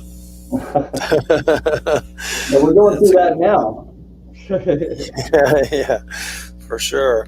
So, what do you hope to do more in the future with your Nostradamus work? Is there anything else brewing? There's nothing else to do. I made a pact with myself that if I ever solved this one thing, I would that was enough for me. And I take on a much easier hobby than cracking this puzzle. I mean, I spent decades really trying to figure out how these three terms fit together. And I found it. And it turned out to be something as basic as algebra. So, which certainly makes sense when you understand the man who wrote it. But yeah, no, I'm doing this with it, and then after that, I'm sort of done. Well, it ends with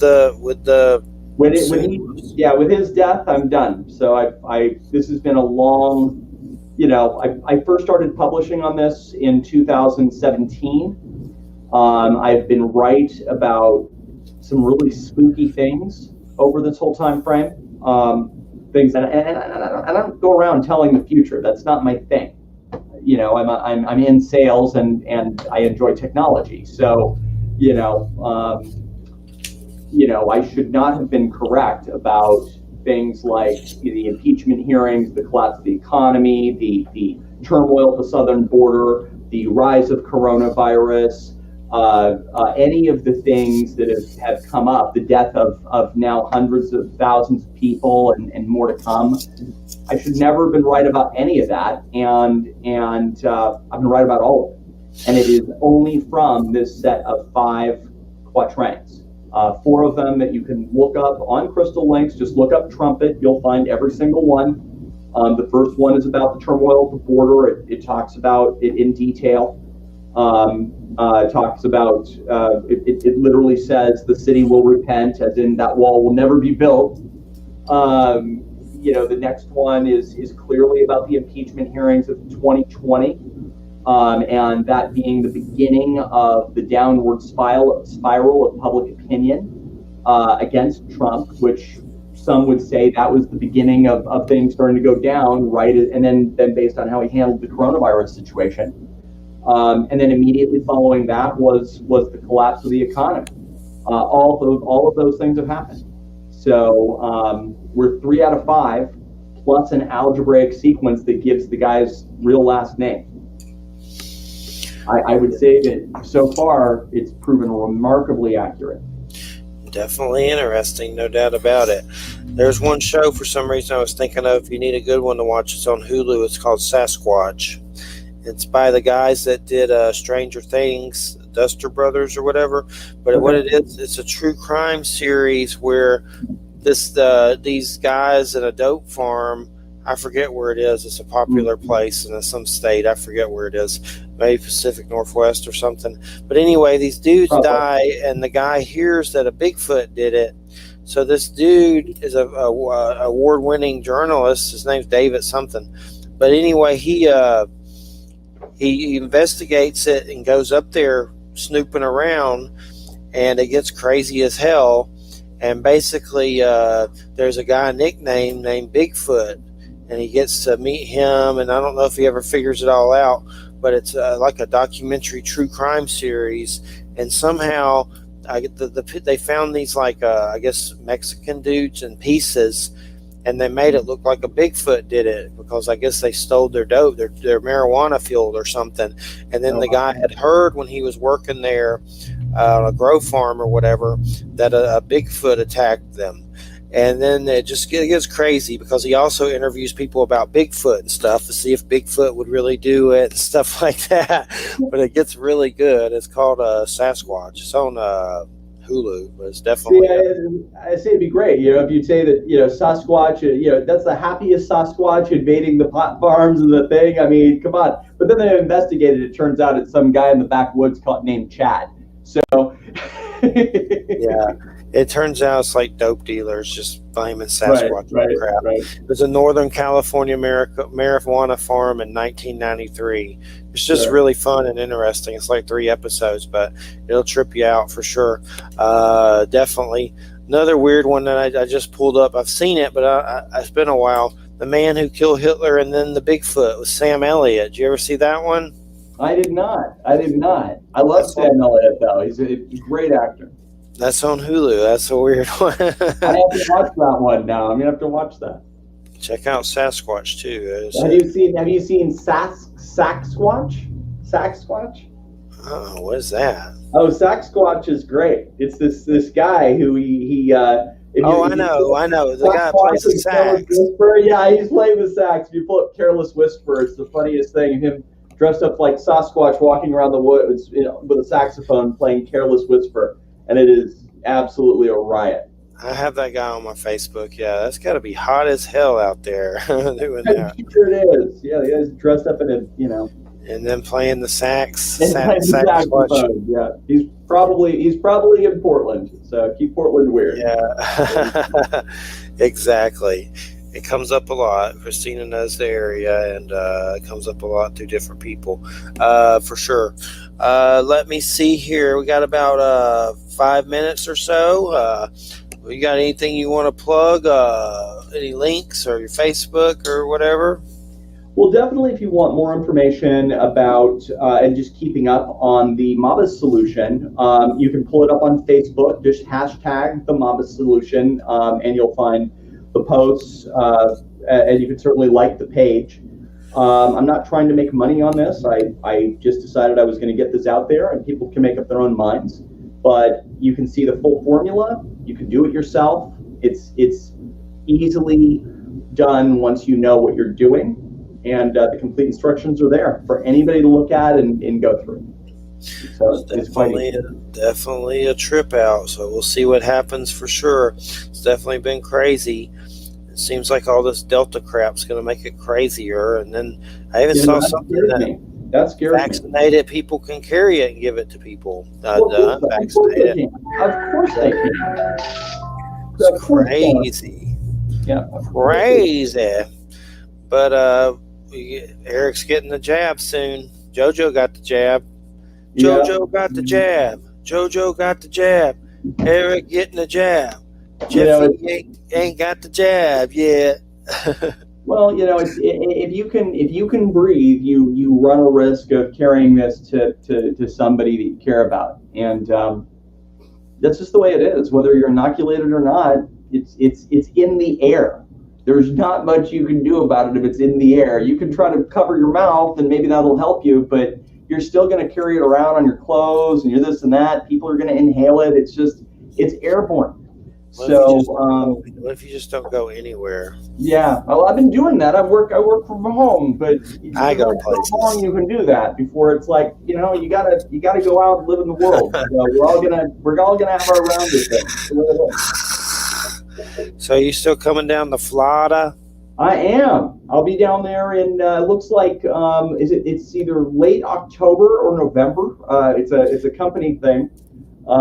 Through my company, we're all going down there. So I'm definitely making a point of taking a little extra time. What do y'all do? Y'all just like work and stuff? No, this is as I said, I'm in sales, so this is for meeting certain sales benchmarks as a team. Oh, so it's like a vacation. Yeah, it's a little. Well, I'm sure there'll be some work in there, and I'll be down for a couple of extra days. So yeah, it's going to be a lot of fun, but. Yeah, I don't work in a esoteric kind of a thing. I have a very linear job and whatnot. So and a lot of the people I'm sure that I talk to, they're not so sure about this Nostradamus thing, but that's okay, So I want to do Halloween Horror Nights sometime. We got they got crazy Rob Zombie stuff and Bride of Frankenstein. I guess it's at Universal Studios or whatever during Halloween.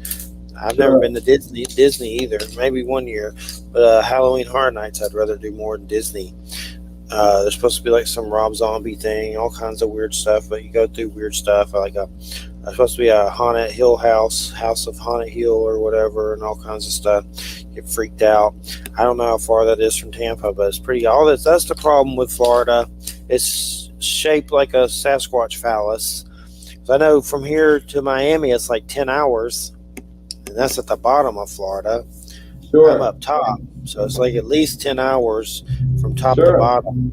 Yeah. And, I was born in Pensacola. So. Oh, okay. And then what made you move? I never had a choice. It was when I was a baby. Oh, and you moved to Oregon. Yeah, I was born on the naval base there. Did you take the Oregon Trail? I apparently my dad did. It was called my mom. Watch out for dysentery on the Oregon Trail. The Oregon Trail, for sure. Well, man, it's been a hoot. We did it.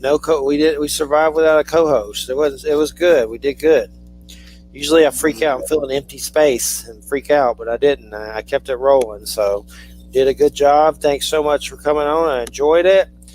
And let me know. You need to get another interest to go after. You need to, like, once this one's over, try to figure out another one. Just for fun. I think after this, I spent 30, however many years from the time I was 12 until whatever 2017, trying to crack this dang thing, and I finally did it. I think my next hobby is going to be something much easier. Sasquatch. Yeah, right. I'll pick up the saxophone or learn pottery or something. Maybe I'll crop testing. Maybe, I don't know. We'll see. Yes, you need to play more than one video game. yeah, exactly right. My son tells me the same thing. Check out Age of Empires 4. I'm telling you, it's going to be good. That's a good one. It's history, so you learn. At least you're learning too. So you're not a complete mind melt moron from playing it. You can at least learn about history and war and medieval. They better have some Viking stuff in there for sure. That's what I love. Well, I think I'll probably get back to doing adventure stuff. So that's something I love. I love doing things like skydiving and rafting and that kind of stuff. So I think I might get back to, those will be my hobbies. Or something a little bit more physical, I think. All right, watch out for gravity on that one. I can't do no skydiving. That's hey, if at first you don't succeed, skydiving's not for you. Yeah. All right, man. Well, it's a good show. Have a good weekend and take care. Thanks so much. Take care, man. All right. Everybody listen to United Public Radio. Thanks for listening. And we'll see you next Friday. Hope everybody has a good weekend. And we'll catch you later. Stay cool. Stay frosty. Watch out for Trumpelgooches and the Mavis, the Antichrist. Good night, everybody. Good night. I bid you well. All right, everybody. It's time to vote, vote, vote. Get out there and nominate your favorite podcasts. The People's Choice Podcast Awards voting is up on the 31st of July. So go to podcastawards.com to nominate the following shows. Writers and Illustrators of the Future podcast in the categories of education and also storyteller drama. The Centralist in the category of politics and news. That's with show host Joe Montaldo. Science and Beyond in the category of science and medicine, also with show host Joe Montaldo. The Outer Realm in the category of society culture with show hosts Michelle DeRoche and Amelia Pisano. And the Pittsburgh Paranormal Chasing Prophecy in the category of religion and spirituality. There's another category that opened up for us recently, the People's Choice, so please select for this category as well. Go to podcastawards.com to vote for these 5 shows and any others you enjoy listening to. That's podcastawards.com. And remember, voting ends July 31st, so go ahead and get your votes in.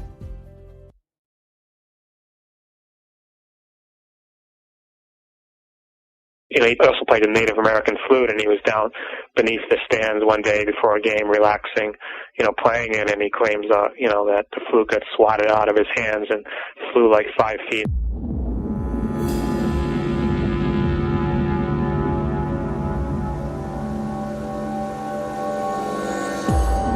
A lot of, security guards that we spoke with swore up and down that there were ghosts there, particularly Ty Cobb. He was the most talked about, presence, him running the bases at night to, encountering his presence in the hall or, hearing his voice. A surprising amount of players that had actual, first-hand stories or believed, that certain paranormal things were going on at either ballparks or spring training sites or hotels. And now, ladies and gentlemen, Banal of America Audio with your host, Tim Banal. What is going on, my friends? This is Tim Banal of banalofamerica.com with another edition of BOA Audio Season 6. Once again, big thanks to our buddy Ian for providing the theme music to this week's edition of the program. Stay tuned to future episodes of the show if you want to hear more tunes from BOA Audio listeners. And if you are a listener out there who has music you'd like to contribute to the program, shoot me a line at boaaudio@hotmail.com, and I'd be happy to give it a listen. Now, let's get down to business on this week's edition of the program. In fact, it is actually part one of two installments of the program you're going to be hearing this week from BOA Audio. It is the first half of our baseball doubleheader. Traditionally, we do the BOA Audio Baseball Special, which you'll be hearing in a few days. I'll talk more about that at the end of the program. Suffice it to say, it is jam-packed with esoteric stars. But I know that a lot of people skip the baseball special, so this year I wanted to try something a little bit different, and I wanted to really try and blend those two worlds together, the worlds of the paranormal and baseball. And I found the perfect guest for that on the program this week, Dan Gordon, the co-author with Mickey Bradley of two books, Haunted Baseball and Field of Screams. And both of those tomes share tales of ghostly encounters that they were told by various baseball players, whether they're legends or up-and-comers. And both books go beyond merely ghost stories and also delve into all kinds of stuff like curses, legends, rituals, and a whole bunch of other stuff like haunted hotels and stadiums. And that's sort of the areas we're going to be discussing here in this conversation. We're going to find out how Dan and his co-author Mickey managed to get these baseball players to share their ghost stories. We'll hear about haunted hotels and international baseball legends and rituals. We'll learn about Babe Ruth and Roberto Clemente ghost encounters. Dan will also share stories he's heard about hauntings at Detroit's Tiger Stadium and Anaheim's Angel Stadium. We'll also learn about secret passageways found beneath Dodger Stadium in LA, the Chicago Cubs' strange affiliation with California's Catalina Island, and additional stories about baseball players who've had UFO sightings or psychic premonitions. And of course, that's just a scratch at the surface of all the areas we're going to be covering here with Dan Gordon, looking at the world of haunted baseball from someone who has spoken to hundreds of former and current Major League Baseball players who confided their supernatural tales. Altogether, it's a fun and spooky edition of the program which melds America's pastime with the paranormal as we explore the world of haunted baseball with Dan Gordon. For those of you who are unfamiliar with Dan Gordon, allow me to provide you with a little background on him.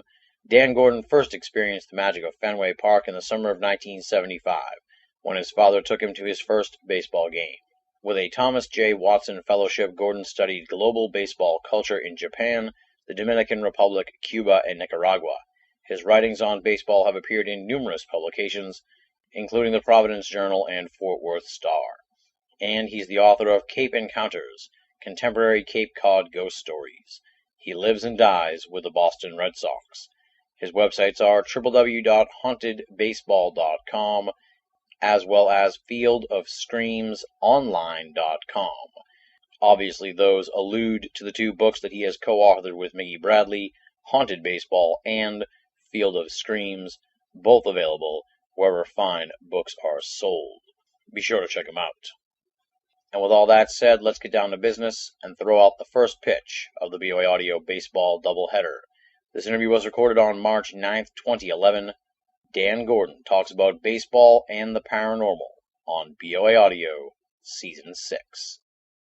Ladies and gentlemen, welcome to another edition of BOA Audio Season 6. And in years past, we've done the baseball special, and we're going to do another baseball special this year. Hopefully you're listening to it in conjunction with this special interview that we're doing here. Because, I get a lot of flack from the paranormal buffs who listen to the program because we do a pure baseball episode and it doesn't really delve into the world of the paranormal. So I knew that I had to get this guy here on the program, Dan Gordon. He's the co-author of a pair of really fascinating books, Haunted Baseball and the latest book, Field of Screams. And as I said, he's the co-author with Mickey Bradley. And we're going to be talking about ghost stories and baseball and sort of the world of the supernatural and how it has crept into the world of baseball as well. So it's going to be a very entertaining and enlightening interview, I think, and I'm really looking forward to it. And it's been a long time coming. I had a chance to meet Dan about 2 years ago and told him to get him on the show, but it's just taken me forever to get it going. So I'm really excited to finally manage to get him here on the program. Dan, welcome to BOA Audio. Hey, thanks for having me, Tim. We like to start out with the bio, the background. Who is Dan Gordon? I presume you obviously have an interest in baseball and the paranormal. So how do these dual interests sort of cross paths, and how did these interests come about in the first place? I think it kind of was brewing throughout my lifetime. I mean, I grew up, with being a Red Sox fan, and under the cloud of the so-called curse of the Bambino. The idea that the Red Sox were cursed by Babe Ruth for having traded him, and I don't know if I ever truly believed it, but you definitely kind of scratched your heads at times. But I also I've been studying in baseball, since college. I got a grant called the Thomas J. Watson Fellowship, and I studied baseball in Japan and Latin America for a whole year. They gave me $13,000. I've written this proposal to just kind of compare baseball cultures of different countries, and everywhere I went, I kind of, one of the things that always drew me was kind of the superstitions in those places, and it, like in Nicaragua, kind of the voodoo rituals that fans do, and even like players do, and kind of sometimes jokingly, but sometimes with some intent as well. And players do get spooked by it. It was kind of a rivalry between the Pacific Ocean side of Nicaragua and the Atlantic side, and voodoo kind of played a part in that. And, same thing in Japan, with all these pendants and rituals and prayers that they have, and, things they do like sprinkling salt to ward off, purify, a ball field, and to ward off evil spirits, and, kind of things that are interwoven in the culture, but also in baseball, kind of as a way to kind of, protect players and protect their health, and so I saw a lot of that there, and throughout Latin America, and where I traveled in Dominican Republic and Cuba too, and various rituals there as well. And I came back, I started writing about international baseball, and then I kind of moved out to Cape Cod and to work on a manuscript on international baseball. And while I was out there, I kind of became interested in the ghost stories, and that just kind of snowballed, and it took me a while to realize that, maybe I could write a book about ghost stories in baseball itself.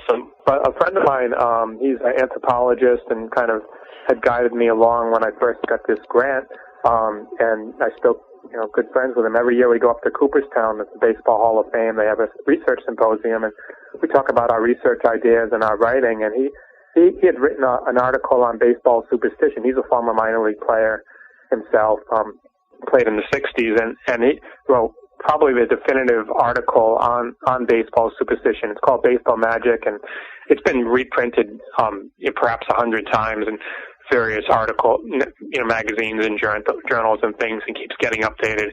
And he said, he just asked me, well, aren't there ghost stories in baseball too? And you always think of baseball, you think of the lively stadiums, and a lot of action going on, and you always hear the metaphors about ghosts in the game. The ghost of the baseball Hall of Famers are called immortals, and that kind of thing. And but to act, I just started wondering whether these stories actually did exist. And nobody's completely well read in baseball. There's so much written about it. You could, in a lifetime, you couldn't possibly digest it all. But I've always kept up adamantly with, I'm obsessed with, reading about it and studying, knowing what's being written and what's being talked about, and watching games and that kind of thing. And I'd never heard of, actual ghost story. And so, besides a couple of hotel stories. And so I just kind of went at it and started, I teamed up with another fellow writer. He's also he's actually a diehard Yankees fan. Yeah. And, we went to school together. And anyway, wrapping up, we just decided to go and just interview players, and we got credentialed by all the teams. And up to the present, we've talked to over 1,000 players and gotten a variety of stories. Oh, wow. Over 1,000 players. Holy shit.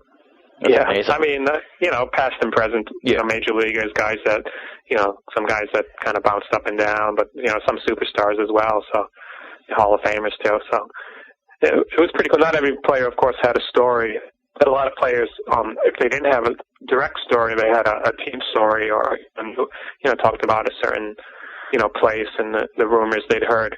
But a lot of players, a surprising amount of players that had actual, first-hand stories or believed, that certain things were going on, paranormal things were going on at either ballparks or spring training sites or hotels. And, so it's kind of, we went at this and just recorded what's out there, what's been said.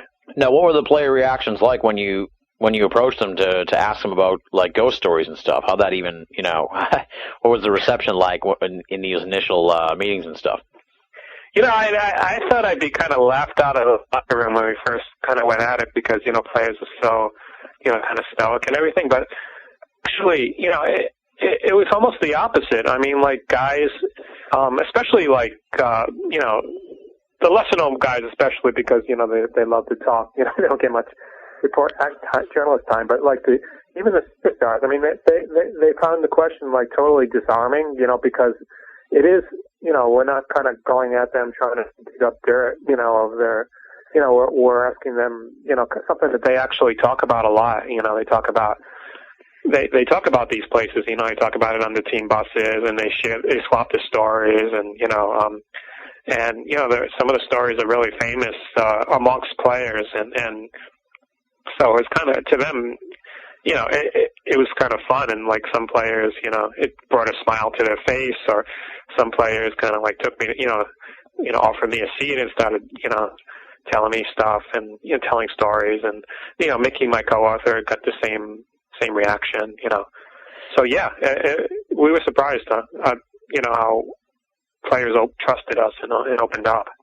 Yeah. Well, having, dealt in the world of the paranormal, it seems like, when someone has those experiences, they're always dying to tell somebody their story. So, and I'm sure it kind of came out of left field, no pun intended, to have someone ask them about that, So it's probably like, here's a great opportunity to finally tell this story that, that's been sort of rattling around in the dugout all these years and stuff.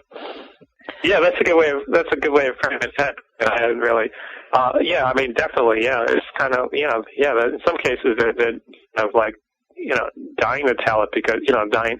Some players like said to us, they said to us, I want this book. I want to see this book when it's done because they've heard some of the stories and they know that a lot more float around and they just really wanted to know. So some cases, during the process of the interview, players were grilling me as well. And then, some things, players didn't want to know, I mean, we got a whole chapter on ashes and like, they're in our first book, Haunted Baseball, and kind of the whole ritual that fans do especially, but even teams do, and, front office folks. There's people get their ashes sprinkled in ballparks, and in some cases, the teams, not only do they, permit it, but they actually arrange the ceremony. And so, of course, players get freaked out when they hear about, that they're diving for catching left field and could be landing on somebody's, grandfather's ashes or something like that. Yeah. But it's definitely, they're definitely eager to know these stories too, so. And in Field of Screams, you detail some of a whole bunch of different stories. I mean, both books are just jam-packed with really great stories. Perfect sort of book to pick up now with baseball season starting for folks, who are going to be sitting around watching the games. And there's a lot of downtime during the game, so it's a great book for the baseball season. It seemed like, having read Field of Screams earlier over the course of this past week, I found it really interesting. Some of the stories about these hotels, it seems like those seem to be pretty predominant. These hotels that are frequently visited by, road teams and stuff like that have these haunted reputations. Talk a little bit about some of these stories of the haunted hotels, if you will.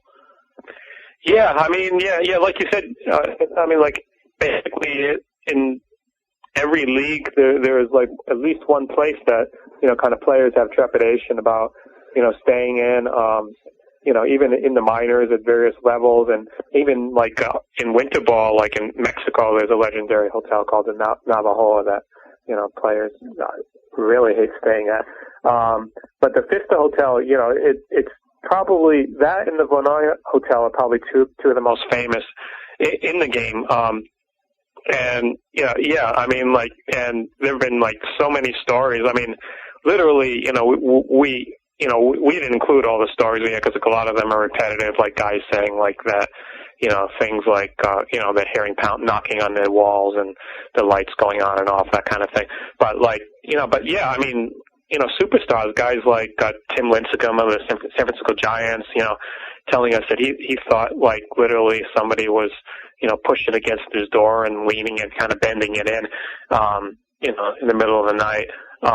Adrian Beltre, saying that, he thought there was a woman who walked past his bed and he could smell the waft of perfume, and, then he felt like somebody pulling at his sheets. Just like really, the stories that range from, again, like the stories you'll hear all the time at hotels, like I mentioned, like the electrical things or banging on the walls, to like kind of actual sightings of apparitions. And those tend to be, of course, the ones that freak out the players the most.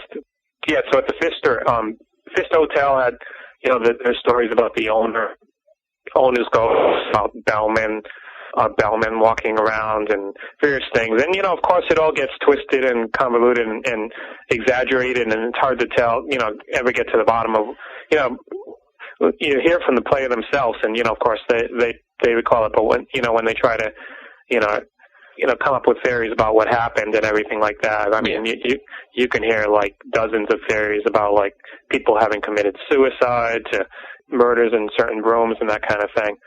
And so it's hard to, but I mean, it's just kind of part of the lore. And basically Mickey and I decided early on that, that's the way the book was going to have to be, because we're not paranormal researchers. We're kind of journalists. So we kind of went at this as almost folklorists, kind of recording like the stories that players have. And, we got all sorts of perspectives. We got, guys we brought in. Some cases we spoke with paranormal groups that had come into these places, but we also spoke with skeptics and, with people who worked at the hotels. And of course, sometimes they try to, cover it up or, protect the image of the hotel, that kind of thing. But yeah, I mean, we got all different perspectives on it, but, definitely, the Pfister had some really wild stories. I was really interested too in the chapter on the Japanese baseball, because it seemed like the level of ritual was pretty amazing, and also the a lot of the stuff surrounding the team in Hiroshima, which was just remarkable.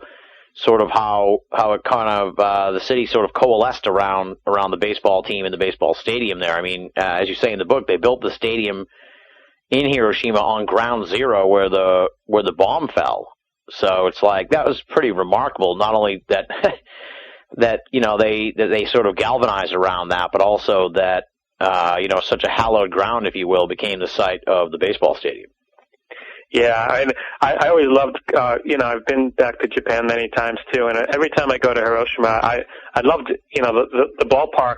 They've actually moved to a new stadium now, so it's not the same. It's kind of one of these more modern, stadiums. But the fans are really into it. I mean, they're kind of really, they do rally around the team, and literally, of all, it's one of the few places where there's been like fan violence and fans attacking, umpires and attacking players and that kind of thing, in Hiroshima. But, also just, there is this sense of pride, and that there was a lot of protests when the new ballpark was built, that, because people did kind of have this feel that it was kind of symbolic to have, baseball, kind of, something that's so meaningful and important in Japan, being right at that site, with a atomic dome across the street, the only building that remains standing after the, in downtown Hiroshima area, and the river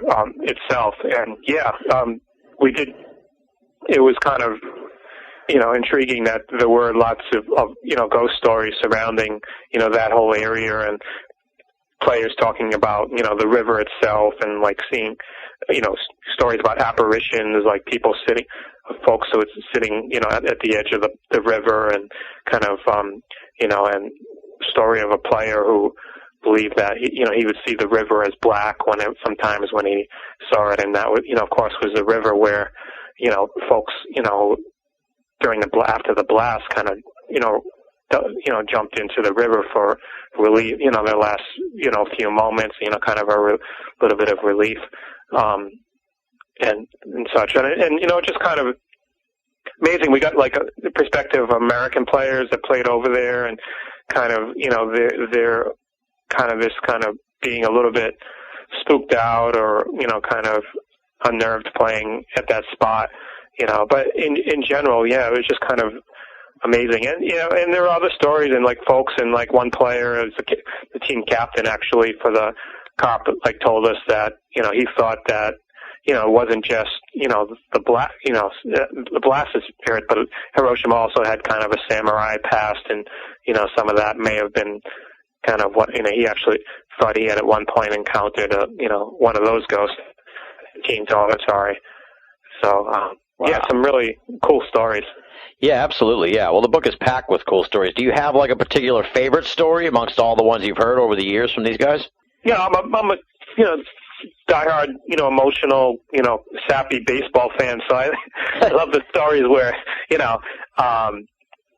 where there's kind of just some meaning to it, or things like we had a story in Haunted Baseball about this Brooklyn Dodgers fan who, when he was young, his dad took him. He and his dad would always talk about Dodgers, and it was kind of their way of kind of of bonding, and just like a lot of parent-child relations, but yeah, it was kind of very distinctive with him, and he kind of remembers very vividly one of his most favorite experiences was going with his dad, a collar skin, pitch in the World Series, and he pitched shutout, and and it was some amazing performance, and for years and years later, he and his dad would talk about it, and one evening, he happened to get one day, he became a journalist, and he secured an Erskine autographed ball, and he had put it on his mantle, and one evening, like he heard like a crash, and and he went downstairs, and the ball had, for the first time ever, fallen off the case, and a few moments later, he got a phone call from, saying that his dad had just passed away. Oh, wow. It's kind of, that kind of stuff. I mean, we got like tons of stories like that, kind of like the Field of Screams variety things, where people, but, a lot of, freaky stuff too. A lot of stories about Babe Ruth's ghost, and people seeing him, on various, in houses where the Ruth stayed, or in hotels, or ball fields, and even from Babe Ruth's granddaughter, who kind of believes that, Babe Ruth gives mystical assistance to her at times. So yeah. Yeah, well, that's the weird part too. That's sort of detailed in Field of Screams, is that the legend of Babe Ruth, and sort of the idea that these ghost sightings, they like in all the various places that he was known to frequent, whether it's in in Massachusetts, or down in Florida, or in New York. It's like all over the place. There's every place that that came into contact with him seems to have stories of Ruthian proportions, if you will. Yeah, I loved researching that chapter because I kind of just I kind of just doing lots of research all over on like where Ruth stayed and where he did, and just like contacting folks, and sometimes you talk with somebody who had a brush with the Babe as a child, or sometimes you just talked with folks who just had stories handed down to them. But and from again from Ruth's granddaughter herself, who is also kind of an avid historian about her granddad, and kind of represents the family too. And it was just really cool to Ruth was he's somebody, of course, that transcended the game. He was kind of this great American icon, and the more you learned about him, the more fascinating it was. He's a very complex guy. Everyone knows that he was a tremendous partier and carouser, but he also did a lot of charity. He played he got in a lot of trouble because he used to play barnstorm with the Negro Leaguers, and things that that you weren't supposed to do back in the day. And he was kind of advocating for baseball to be integrated long before the game actually eventually was. So it's kind of really cool to, found out, and the stories that I heard. It was great, a great chapter to oh, yeah. research. Absolutely, yeah, it was fascinating. And it seemed like particularly interesting, too. We talked about the hotels, but it seems like the haunted locations run the gamut, really, from old hotels to old stadiums to the Hall of Fame in Cooperstown. So it's like these immortals, if you will, can be found in all different sorts of places. Very sort of strange like that. Yeah. I mean, one of my favorite stories, other favorite stories actually, was Roberto Clemente in a team dormitory down in the spring training site for the Pittsburgh Pirates in Pirate City in Bradenton, Florida. Mm-hmm. And just the stories of players who felt spooked out staying in his room, and then, some of the ghost stories connected with that, and just learning some of the history of Clemente and both there during spring training, because he didn't have to stay at that site. He was kind of in his later years, and only, younger players were required to stay there, but he kind of wanted to, and he was mentoring younger players, particularly the Latino players, and it was kind of really cool to hear some of the guys that knew him, talk about like what he did and what he was like, and but at the same time, like share some of these really bizarre stories about about the dormitory and about the compound itself. Yeah, absolutely. Now, was it more sort of like the young guys had the stories, or was it like the old timers sort of had the longer lasting sort of stories that have been passed down over the years? It was a mixture of both, but definitely the most for the younger guys, and that's something that we found throughout. I mean, we talked to a lot of Hall of Famers, and first we talked to guys like Willie Mays and Al Kaline, and generally those guys kind of like drew blanks when you asked them about ghost stories. There were exceptions, and whereas the younger guys, stories are a dime a dozen, and kind of wondered whether part of that was, kind of changes in society where now so many paranormal shows on TV, and it just kind of so more openly talked about and accepted. Whereas before it was kind of, you kept it to yourself maybe a little more, So, so definitely with the Pirate City. But, I mean, like one of the cool quotes we got from, one of the Clemente's, a player who knew Clemente, and he became a longtime coach in the Pirates minor league system. He told us that, he wished he actually did encounter, Clemente's ghost. It would be great to see him again and that kind of thing. So, whereas younger guys, they were just freaked out. Yeah, exactly. Yeah. Well, it does seem that way with ghosts being so popular nowadays. It might be more fashionable, I guess you could say, to have ghost stories than maybe back in the day when it would be just sort of something that would be considered silly, or that you wouldn't want to admit to being scared by something like that. Yeah, definitely. Yeah. We got a longtime listener of the program who's from Detroit, and I thought it was interesting, though, that once they built the new stadium, they wanted to preserve the old stadium, and then then it just sat there in disrepair for 10 years. Is that pretty much what happened? Yeah, exactly. Yeah, I mean, it was kind of, it was disrepair to, to the nth degree. I mean, it was kind of like, it was ransacked. I mean, Tiger Stadium, one of the reasons I think they moved was because the neighborhood, kind of had crime was a little bit on the rise in the neighborhood, and stuff. I mean, but that was Tiger Stadium, basically, it was opened the same year as Fenway Park, the same day actually. Yeah. And 1912, and basically had such a tremendous history, and it was part. It was such an intimate ballpark, and Tigers fielded some amazing teams and some great legendary players, from Ty Cobb, on up through Hank Greenberg up to Alan Trammell, and so on, played there, and so you got, so a lot of players that we interviewed about the stadium always told us, those who had a chance to play there, that it was amazing to have had that opportunity to play there, and they walked around with cameras and things, and I remember Tim Hudson, the Braves, telling us that he thought it was cool to use the urinal because he thought Babe Ruth wants to use the urinal, that kind of thing. But in general, Yeah, it did fall into neglect, and Mickey went through there. He actually got a couple tours through there. A second time through there with a gentleman from the Motor City Ghost Hunters group, and he basically their place was in total. There were trees growing literally up in the stands. The field was choked with weeds and tiles and asbestos and here and there, and furniture broken apart and strewn all over the place.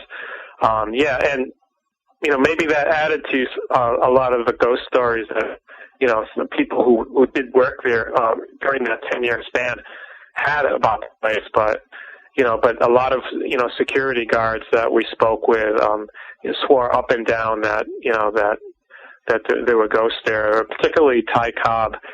He was the most talked about presence, and anything from him running the bases at night to encountering his presence in the hallway, or hearing voices and his voice and whatnot. Just other bizarre things. I mean, in the security office itself, guards talked about sitting down and one guard actually said he saw scratches forming on his arm. Kind of really bizarre story, but in general, just those kind of tales were very common, and it's kind of really cool for us to it gave us a good reason to kind of explore such a great great chapter in baseball history at the same time, but also kind of just to get sense of how nostalgic folks are there, and fans are, and how the history kind of carries through. And that was kind of one of the things that Mickey and I really loved doing, was just kind of the idea that baseball is so nostalgic, and that history you can always feel the history, and that players who've been dead 60 years, like Babe Ruth, are still talked about and are remembered, and people still know their personality, and there's no other sport like that, or perhaps no other American institution. So it's really kind of cool to capture that, and similar stories from Comerica Park where the Tigers moved, similar bizarre things happening there too. I thought it was talking about ballparks and sort of the moves from one old ballpark to the other. I thought it was interesting because I remembered the story of the guy who buried the David Ortiz jersey in Yankee Stadium, and I was really surprised reading Field of Screams that he wasn't the only guy dumping stuff into the into the makeup of the stadium. Apparently there's Mets stuff in there, there's more Red Sox stuff in there, there's Yankee stuff in there. I guess talk a little bit about some of the shenanigans that were going on during the construction of the stadium. Yeah, we got a phone call in April 2009, 2008, I forget. But it was from a report from the New York Post, and he told us, you got to keep this under wraps because I'm not going to break the story to tomorrow. But yeah, we got this guy who buried this Red Sox David Ortiz jersey in Yankee Stadium, and said he put a 30-year curse on it. So. So we actually, it was kind of cool to actually hear the story before it broke. And once it broke, it was crazy because it just it was the Red Sox Yankees rivalry is so crazy as it is, and just the idea of a new curse born and of some going to that extent. And yeah. So Mickey and I, we knew when we. Haunted Baseball was pretty out there, but we knew when we were writing Field of Screams that had to be a chapter. So we just started interviewing. We interviewed him and some construction workers, and we already knew that back when Yankee Stadium was first built, that in the records of the construction company, I think it's White Construction Company, and somebody jotted in the margin that he'd thrown a good luck in the water pipe, underneath Yankee Stadium, and you could always say there was already superstition already, there, and they won their first World Series that year, and then won all the, tortured, Red Sox fans for another century practically. In general, they we talked to Gino, the guy Gino Castiglione who buried it, and he just mentioned I know some other guys, and he just mentioned a couple names, and we started talking to them, and then we talked to more guys, and it turns out there were lots of guys, as you mentioned, that had buried stuff, and one guy, he told us that he'd buried the 2004 World Series of coins, the year the Red Sox, broke the so-called curse. In all four of the major footings of the stadium. So like a lot of things that weren't. The Yankees, when they found out that the Ortiz jersey was in there at first, they denied it. Then when some other construction workers came to us and said, yeah, we saw him do it. They went in and they actually jackhammered through like 5 feet of cement and spent like $50,000 unearthing it. But still, even though they did all that, there's still like many other things buried there that have either good karma and bad karma. One Yankee fan actually, a Red Sox fan actually, for his friend, he actually buried his Yankee fan's ashes in Section 208 of the ballpark. So yeah, little kind of battleground, I guess, for the soul. Yeah. Stadium. Like a supernatural battle between different factions of fans and stuff like that. Pretty weird. Now, I presume then, based on just the sheer age of like some of these teams and everything, but that some of these new teams don't really have the sort of same sort of traditions, I guess, of spirit hauntings and whatnot. You know what I mean? Like, do teams like the like the Diamondbacks and the Rockies and stuff like that, do they not have the same kind of traditions really of weird stuff since they're pretty new? Yeah, not as much. I mean, like obviously Yankee Stadium and Yankee Stadium probably has the most ghost stories from the perspective of players, and Fenway Park has in Wrigley Field in Chicago, and a few others from perspective of workers and Dodger Stadium too, from fans. I mean, but like there are newer parks that Toronto, I still call it the Sky Dome. I don't get the latest. They change it every 2 years. Rogers Center, I don't know if it's still that, but they basically the player Miguel Batista told us that he had a encounter with what he felt was a spirit of a Native American. He himself kind of claimed kind of that of Indian ancestry. He's Dominican, but the Taino Indians, his grandmother was descended, and so he thought that he also played a Native American flute, and he was down beneath the stands one day before a game, relaxing, playing it, and he claims that the flute got swatted out of his hands and flew like 5 feet away. Similar stories from other new parks. Actually, you mentioned the Diamondbacks, and that definitely it might even very newer than the Blue Jays, of course.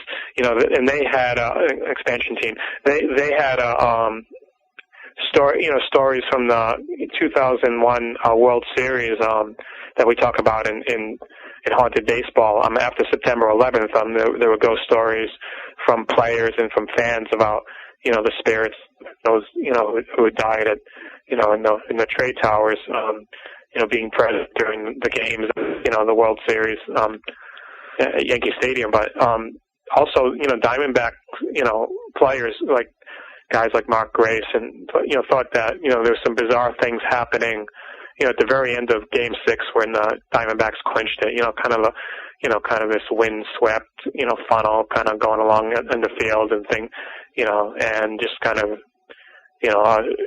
just some really eerie coincidence. I can't recall the exact details, but we wrote a pretty kind of the timing and the exact time that things happened, but.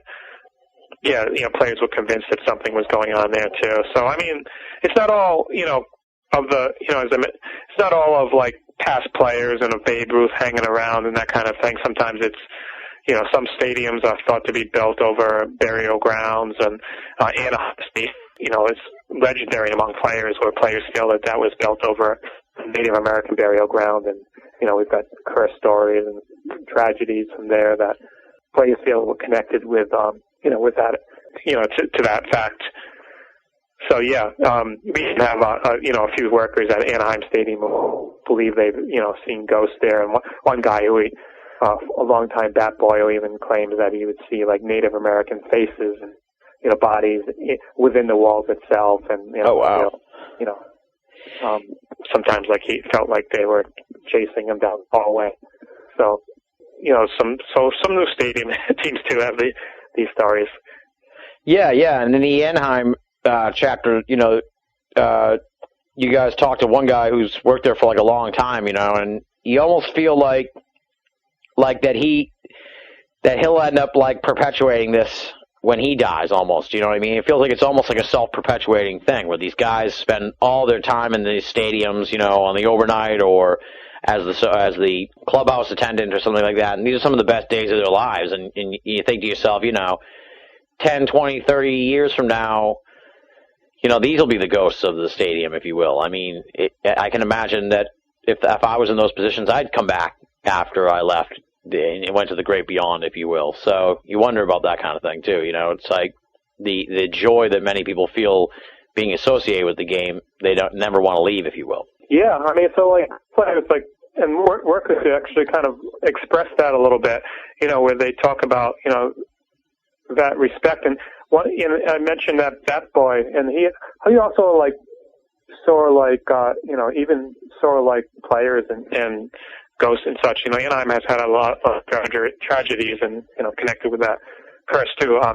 Car accidents and other bizarre things that players getting shot and killed, that kind of thing. Most recently, Nick Adenhart, who died. Yeah, he mentioned I mentioned he was a bat boy, and one of the players and former players and coaches that he saw the most was Jimmy Reese, who was a former player and he actually roomed with Babe Ruth once. But even before that, he was actually a bat boy back in the 19-teens with the Angels when they were a minor league franchise. So it was kind of cool, that connectedness, of that, and he didn't express it up, but it was just something that Mickey and I were thinking about as we were writing the book. Yeah, it's sort of like an unspoken thing. You don't want to say to somebody, well, when you die, you're probably going to be hanging around here too, pal. Have it go over too well. On this day 6 years ago, some guy in Houston ran over an elderly man while going after a home run ball, and this woman took the law into her own hands and started whacking the guy with her cane. Bravo, honey, bravo. Seriously, she should have just gotten up and just whacked him across the face one. And why is this guy sitting there letting her take the heat? You're listening to Banal of America Audio. Dan will tell us stories he's heard about hauntings at Tiger Stadium and the Arrowhead Pond in Anaheim. I don't think that's the name of the fucking stadium. Arrowhead Pond's not where they play. Angel fucking shit. I really enjoyed the chapter on the Cubs and Catalina Island, because it seemed just so strange that it's sort of like this enclave of Cubs fandom on Catalina Island. I didn't even realize either that Wrigley, who owned the Cubs, also owned the whole island, Catalina Island, which was like, wow, this guy must have been doing all right for himself. So, but talk a little bit about that Cubs and Catalina Island connection. Yeah, I love doing that chapter too. Of course, visiting Catalina Island off the coast of LA, just amazing place to go as well. It's really the Catalina Islands, I guess folks on the West Coast probably know about it, but it's kind of just amazing, set of islands where they have a lot of, it's mostly undeveloped. There's only like one town, Avalon. The rest of it is just all nature and like animals that can only be found there, nowhere else. And yeah, Wrigley, he bought the island, kind of as a place to go, but also kind of as he wanted to build it, and wanted to build it and turn it into a resort. And one way he decided to do that is, he owned the Cubs partially at that time, but he had enough influence eventually to bring the Cubs over there for spring trainings. And he knew that the publicity back then, back then even much more so than now, like baseball was it in the media, and like newspapers just like wrote endlessly about spring training and workouts and what players did and what they ate and drank and said. Yeah. I mean, of course, they always had the G-rated version of it, but they yeah. But yeah, so the Cubs trained there literally for off and on for like 30 years, something like that, starting in the 1920s, and they really the fans loved it, and every time the team arrived by, they took the train from Chicago to LA, and there was, when they got off on the ferry to Catalina Island, the whole town, they called off school and work, and the whole town was basically there to greet them. There was mariachi band and a parade, and basically the team would travel in a float to the spring training compound, and basically the players, back in the day, they interacted more with the locals too, and so there was kind of this sense kids would get a chance to catch fungu ball, and it was kind of just players would give their old uniforms to young kids, and so it was kind of cool. We went over there, and I did talk to a couple of old timers who were still alive when the Cubs were there, and remembered and shared stories about it. But there's also this one gentleman who he actually was a former restaurant owner, and he bought the building that was formerly the restaurant was formerly the clubhouse for the Cubs. It was right across from the ball field, and there were even some lockers back there, and he believes one day he was taking out the trash and he saw a ball player walking past him, and in the old vintage uniform, and so that was kind of his experience. And then it turned out after that there were a number of other encounters with ghosts, and so there was kind of just a sense that building was haunted. But it's just kind of cool to delve into that history and to kind of capture what it meant, what baseball meant on this one island at that time. And to this day, there is, even though it's located, off the coast of LA, most of the town folks are still Cubs fans, and they still fly a blue flag on, at the harbor master puts up a blue flag when the Cubs win, and red flag when they lose, something like that. Yeah, like they do at Wrigley.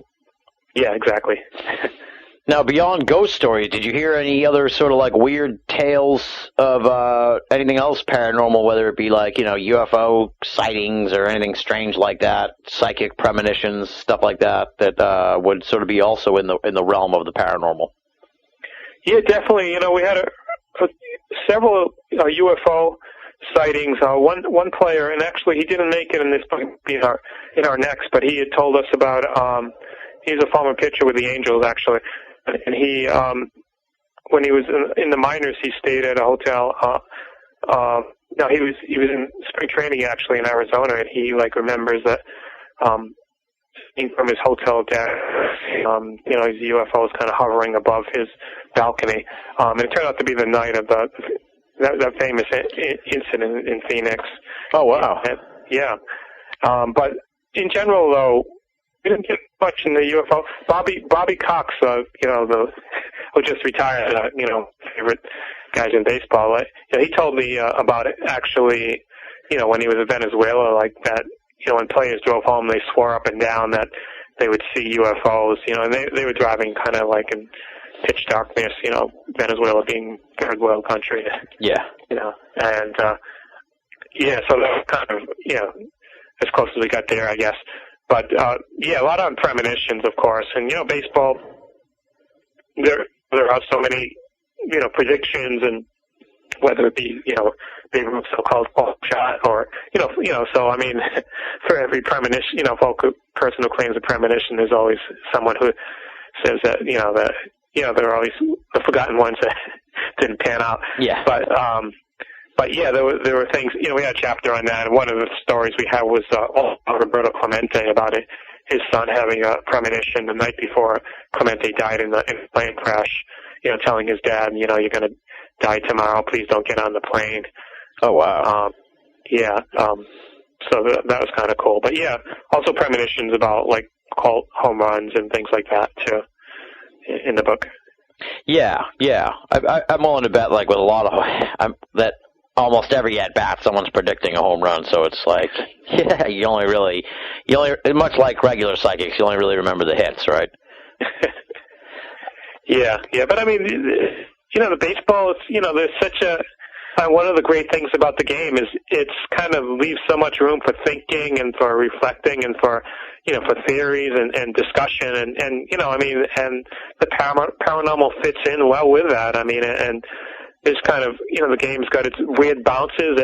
Every game is unique. There's always something new. I mean, I love when people say that like games are like fingerprints because, again, it's just, every game, you always see something, every couple weeks you see something you've never seen before, and you're like, and there's a lot of things. We got a chapter in Field of Screams about a minor league game where in Key West, Florida, between the Cubs affiliate and the Cardinals affiliate, where a pop-up, it was supposedly a pop-up, and it was just going to clear second base, and it never came down. And 25 guys on the field for the Cubs who swore up and down. Actually, it was for the Cardinals players. It was the Cubs who were playing Key West, who swore up and down that that it was going to clear the infield. Players were ducking and throwing their arms up, and the runner for the Key West Cubs was actually rounded all the bases kind of haltingly, thinking that the ball some kind of play and going on. Or just not knowing what was going on. There's a lot of arguing. But yeah, I mean, so that kind of thing, it's kind of cool that all these different things happen and transpire, and just kind of it makes the game, very susceptible to those kind of stories. Absolutely, yeah. Now we got a longtime friend of the program, Greg Bishop. He's a diehard Dodgers fan, and I'm looking here at the back of Haunted Baseball. It says hidden passageways beneath the depths of Dodger Stadium. What's up with these hidden passageways? What's the story behind those things? Well, there were a lot of Dodger Stadium was built into the hill. It was built into a hill in an old former Mexican American neighborhood, and when the ballpark was built, there was a lot of controversy. There was actually a referendum at one point, and ultimately, there were folks in that community who refused to leave and were like forcibly, dragged away. And when the ballpark was built, as I mentioned, it was built into this hill, and because it kind of goes deep down within, and I got a chance to like see some of those corridors, and workers taking me down and like even showing me some of the vaults where like old Brooklyn Dodgers memorabilia is, and they talked about like ghostly happenings there, like things like hearing their name called out, or walking into a vault and seeing like all like the memorabilia like thrown about, and in no way that it could have been from like an earthquake, just kind of the way it was scattered or whatnot. So yeah, there's that element, and then there's also kind of this legendary story that there was passages built deep down underneath LA, from the LA Library, and actually ending. There was actually kind of a dome-like structure, like underneath Dodger Stadium, and that's kind of more old Native American lore. And there was a gentleman who actually in the 1930s who went drilling for it, and he the city stopped him at some point. It got a lot of attention, and there are a lot of stories in the LA Times about it, but it was actually stopped before he could get deep enough, and which of course raised a lot of theories and whatnot. But so I mean, there's a lot of legend too about the ballpark, and from that perspective as well. But as for kind of concrete, plenty of concrete ghost stories that we got from workers themselves to kind of ground it as well. I mean, just everything from like seeing like a misty formation, often walking across the field late at night in the stadium. Former concession captain, they call him Cap. They had concessionaire on each level of the ballpark. Talked about that and like seeing that late at night when he was doing inventory.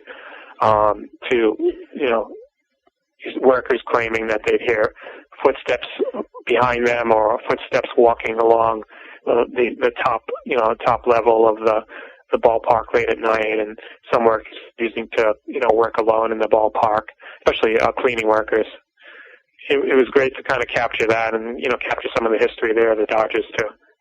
Now, as a diehard Red Sox fan, what's your favorite story related to the Red Sox that's found its way into the books? I loved, talking to Carl Bean. He's a PA voice for the Red Sox. He's been there several years now, but his mentor, in radio and Sherm Feller, who was a longtime voice of the Red Sox. He was there like 25 years. They still play his voice when they do the Red Sox broadcast on TV. And, ladies and gentlemen, boys and girls, welcome to Fenway Park. Yep. He's got this deep staccato voice and, very no nonsense. And he was just kind of this true character. And Carl Bean, actually, has felt on many occasions that Feller, who died in 1998, I believe, is still in the booth with him, kind of looking over his shoulder, kind of doing pranks at time, like making headsets fly or announcements disappear and that kind of thing, kind of messing up the electronics. So that's kind of a cool story just to get that whole history. And, Carl Bean, he actually, a lot of folks say that his voice sounds a little bit like Sherm Feller, and, he definitely, still worships him and, touches Feller's Carl Bean, knocks on Sherm Feller's picture, which is, located right outside the announcement booth before every game, and says, wish me luck, Sherm. So it's kind of this connection as well. So, yeah, that was kind of a cool chapter, right, about Fenway. But, yeah, we heard some, weird ghost stories in the ballpark as well. Now, what's been, now that you guys have not just the first book, but the second book out, what's been the reaction from the players and from the baseball community now that you guys are sort of out there with your stuff? Are you getting better reactions, more people want to talk to you, or is it sort of how are they taking to this? It's mixed. I mean, sadly, but I mean, it's, of course, a lot of players don't read. So, so unless we made it into a TV show, they might never, but some players have gotten wind of, some of the samples of it on the internet. It was kind of hilarious once when we were interviewing, some players, I believe they were Pirates players, and they started reciting the exact story that we had in Haunted Baseball of the Vinoy Hotel, and then the stories on the team trainers and various folks about that hotel in St. Petersburg. So sometimes they get wind of it, but yeah, there are other players, do that. And one of the coolest things and thing that, always, means a lot to Mickey and me is when, players actually say that, yeah, that happened, that was true, or that was great. And Jim Tomei, he was, a key part of a chapter in Haunted Baseball, where he talked to the former trainer Jimmy Warfield coming back in the form of, he thought in the form of a bird. A lot of players said that they encountered this, and that Warfield kind of hung around for 2 series for 6 games, and then during the memorial service for Warfield, when there were 300 players in the upper terrace of Progressive Field, kind of taking in the service, they looked around and they saw the seagull fly off and, circle the bases and fly off, and never to be seen again. But, Tomei, said to us that, he was, really blown away by the chapter, and that's kind of cool to, when players give that feedback and, say that they liked it. So, yeah. The other cool part sort of is that, with the influx of Japanese and Latin players, it seems like there's sort of this melting pot of superstition and stories and stuff like that, all come together here in the American baseball, if you will, which I thought was kind of interesting. You see the guys nowadays wearing the necklaces and stuff like that, yeah, that became popular with the Japanese players, and so I thought that was kind of interesting. You see that happening in American baseball. Yeah, and even American players that play over in Japan or in Latin ball sometimes pick up these things as well, and bring a little bit of that back with them. Yeah, I mean, and it's kind of cool that also they kind of even Japanese players picking up some of the American traditions, like Okajima, Hideki Okajima with the Red Sox.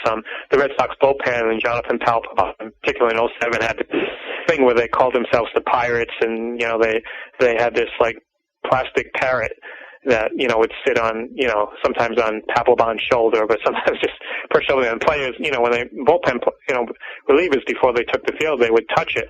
And, it was, Okajima was one of the strongest believers, and the parrot was actually stolen during the ALCS celebration, and the bullpen made such a big thing, and Mike Timlin, the reliever, got on TV and actually pleaded, for Okajima's sake and for it to be returned. So so definitely, it is that melting pot, as you say, and it's kind of cool, and I haven't really seen players sprinkling salt in American dugouts, but you never know. I mean, a lot of the superstitious stuff that it just you only see on TV or read about a tiny fraction of what actually goes on on a daily basis.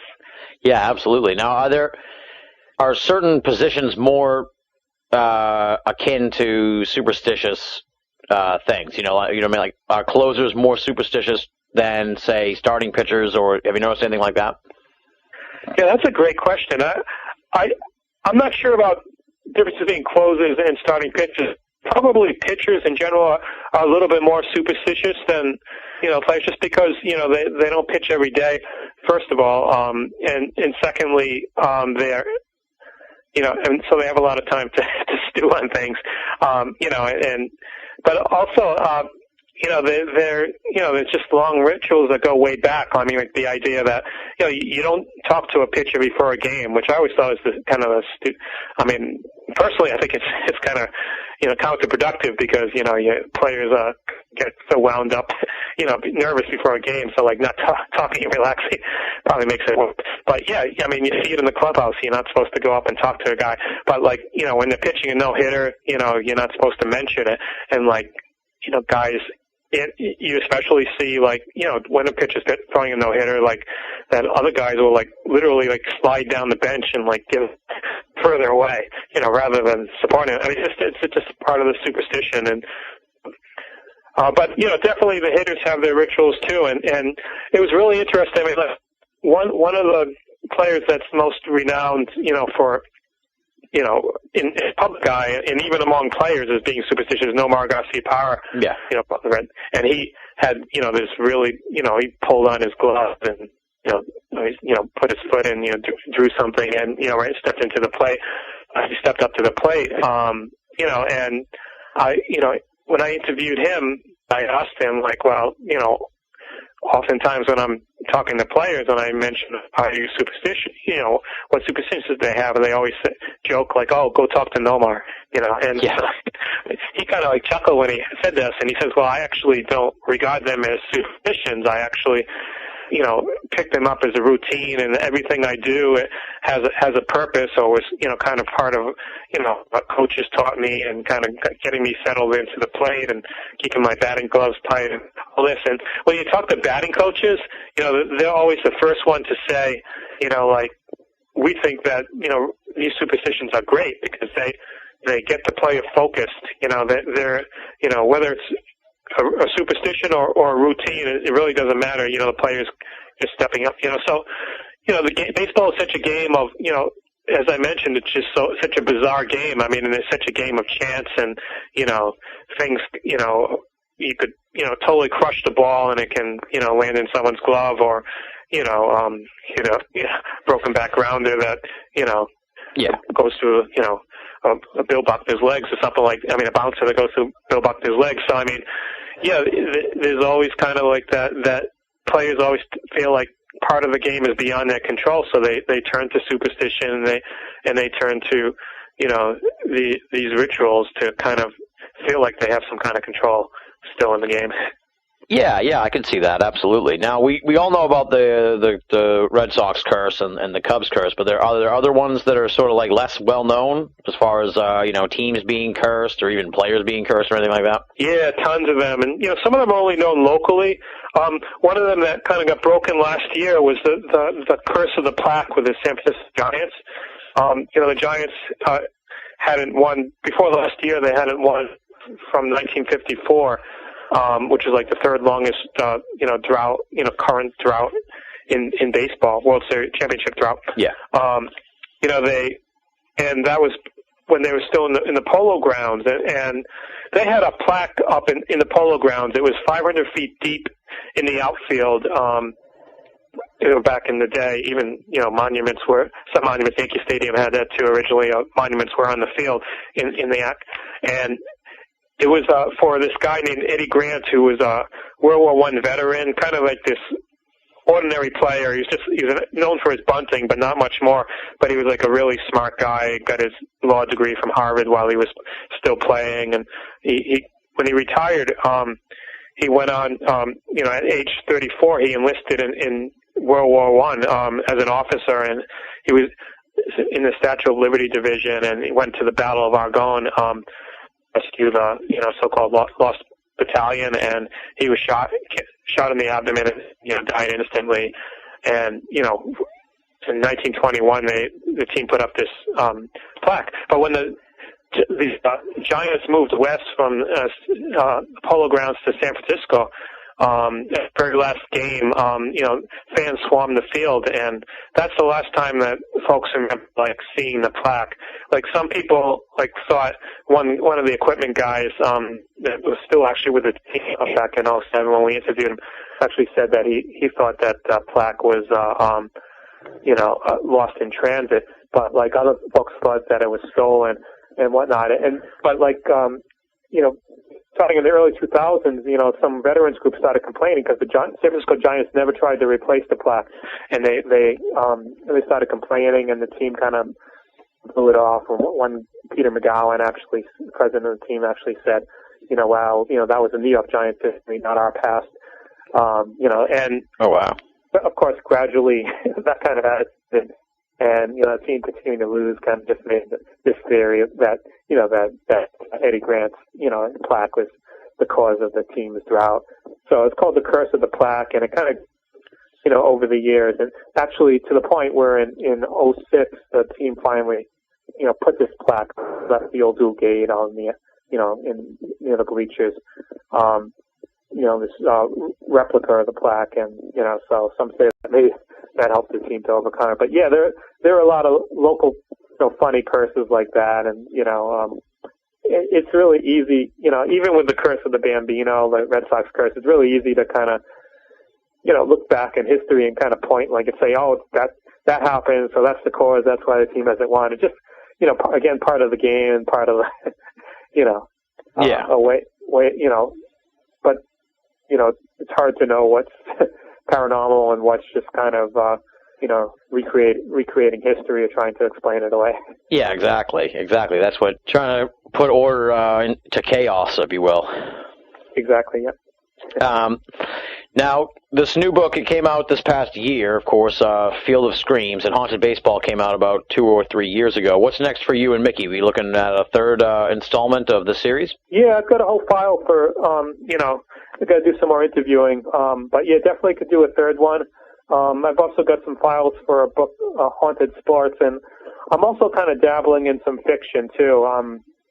I've got this family that came over from Russia in the early 20th century and started so I'm kind of really interesting how they kind of resurrected this piece of land and made it into something, and kind of the characters are kind of cool. So I'm kind of working on that as well. So I don't know exactly what's going to come first. I'm kind of just got several things on the deck, and I work on each one, as it comes along. I kind of go back and forth, yeah.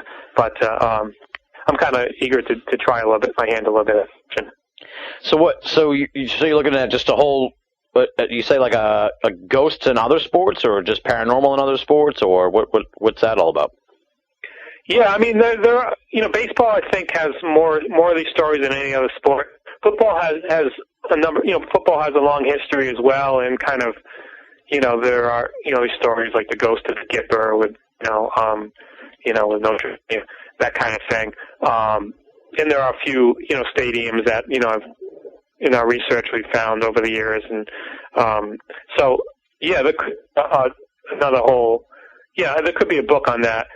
But it's still in the works. And, it's part of not knowing exactly what's going to come next is budgetary as well, because, of course, to do a book on haunted sports, all these books cost a lot of money for travel and the research. Oh yeah, absolutely, yeah. Yeah. Like when you interview these guys, did you drive? How did you even interview all these different players and stuff? Were you down there like at spring training, or was it like when they come to Boston, you talk to them, or over the phone? How'd that all go down? Yeah, mostly. Spring training was the best place, but yeah, I mean, we did a lot in Boston. Mickey was out in Chicago a lot, so he got a lot of players coming through there with both their teams. Sometimes, New York. I went up to Toronto and to L.A. and went to Detroit and probably a couple other places too. Off the top of my head, I can't think of, but definitely a lot. You get a lot of former players that are passing through in the minors too, and you catch them. But yeah, so we put a lot of mileage on the cars, and it's a kind of a story that maybe I shouldn't share, but in order to go to LA, like I got involved in the, Wendy's had these giveaway cups that had these cups, so I actually would climb into the dumpster and get these cups so I could have enough money for LA. So yeah, you definitely, we definitely got around quite a bit. So. Well, you gotta do what you gotta do to make it happen. So, now where can people pick up Field of Screams and Haunted Baseball? I'm sure they can get them on Amazon, Barnes and Noble, and those sites online. Probably the regular bookstores, right? You can, yeah, exactly. We have our website, fieldofscreamsonline.com, and that hooks up to all of those sites as well. And it's pretty much should be in most bookstores too. If not, they can get it on order as well. So, yeah. Awesome, yeah, and I highly recommend the books to folks. Like I said, they're perfect reading for this time of year, especially. The weather's getting a little better, and you're not ready to go outside yet because it's still kind of cold, but the ball games are on, and it's time to relax in front of the TV and watch some baseball, so it's perfect reading material during the games. So, especially on a rain delay. If there's a rain delay, you definitely want to bust out these books because keep you busy during the downtime. Exactly. Yeah, I got to catch one of your baseball shows. I didn't realize you had that tradition. Oh yeah. We do a traditional paranormal experts come on and have their picks for the year and talk a little bit about their hometown teams, that kind of stuff. So that's why I've tried to tailor the episode here a little bit towards some of those guys. I think we've covered just about everybody's home team. You got any Kansas City Royals stories? Not a direct one. We heard these rumors about the George Brett Bridge being haunted, but we haven't gotten any witnesses to talk about it. It's just kind of this belief that there was a car accident. Some of the pedestrians got hit by a car on that bridge. But no directly. Well, that's in keeping with the state of the Royals anyway. So. Exactly. Yeah. They've been haunted. I used to love following the Royals because they had some amazing teams back in the Brett days. Well, Dan, it's been a very entertaining conversation here with you. I really enjoyed hearing some of these stories and talking about how you and Mickey tracked down some of these guys and found out more about these stories. And we really just scratched the surface here, folks, because we're talking about two 250-plus page books out there on these great ghost stories and supernatural stories related to baseball. So, as I said, we've just scratched the surface here. There's tons more to discover in Haunted Baseball and Field of Screams. Highly recommend them, and they're perfect companions for the baseball season. So go out and pick them up.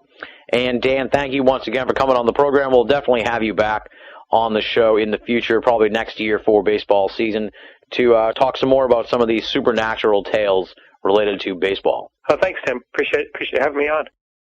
That does it for this week's edition of BOA Audio Season 6. Big thanks to Dan Gordon for coming on the show. Check out his websites, hauntedbaseball.com and fieldofscreamsonline.com. And check out the books, of course, Haunted Baseball and Field of Screams. Moving right along now, it's time for BOA Audio listener feedback, and we've got a few different issues in the till, so let's just dive right in. First of all, I want to give a big thanks to Brett, Rick, and Ian, all of whom wrote to me about an issue we're having with the iTunes. Hopefully, if you're listening to this, you've gotten around the problem. Obviously, if you're listening to this, you are. But somehow iTunes is messing up the feed and listing the last 2 episodes in out of sequence from the rest of BOA audio. I've looked at it. I've tried to figure it out. I'm hoping it's an issue with iTunes that settles itself soon. If people know how to fix this sort of thing, get in touch with me. I could always use the insight. That's about it, really. So the best advice I can give to people who are listening right now, obviously you're hardcore listeners, you figured out how to get the show, but the best advice, really, I should post this somewhere where people can actually read it, is always to check with BOA Audio first. I don't trust iTunes, I don't even like it, but we use it because we have to. Preferably, I would like it if people just grabbed the show right from BenallofAmerica.com, because that way I know for sure it is there. Nonetheless, we got to fix this iTunes issue, so shoot me a line, somebody, if you know how to fix it. I'm going to keep looking at it and trying to figure it out. Hopefully we'll get to the bottom of it this week when we put out this episode and the baseball special. That's part 1 of listener feedback. Part 2 is a guest suggestion. Comes from Mark, no hometown listed. He says, I don't know if you heard, but just a few days back, Lloyd Pye unveiled some new information about the DNA of the Star Child skull. I think that he would make a good guest. Signed, Mark, no hometown listed. Thank you for writing in, Mark. I'm well aware of Lloyd Pye and the Star Child skull story. Part of me feels like I've heard it all already, but then a part of me now, when I think about it, doesn't know really anything about the Star Child skull. And since we're sort of delving into the peripheral of the esoteric this season, there's a good chance I will investigate the Star Child skull. Just because I don't believe in it necessarily doesn't mean it's not a topic we can explore here on the program. And I may end up coming around on this Star Child thing once I look into it a little further. So, very good suggestion, Mark. I like this one, since it is right on the fringes of the paranormal.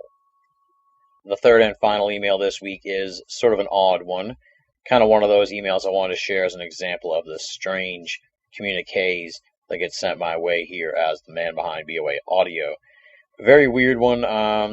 It is a guest solicitation from someone who wants to be a guest on the program, and just something I really just was like blown away by and sort of stuck into the file here.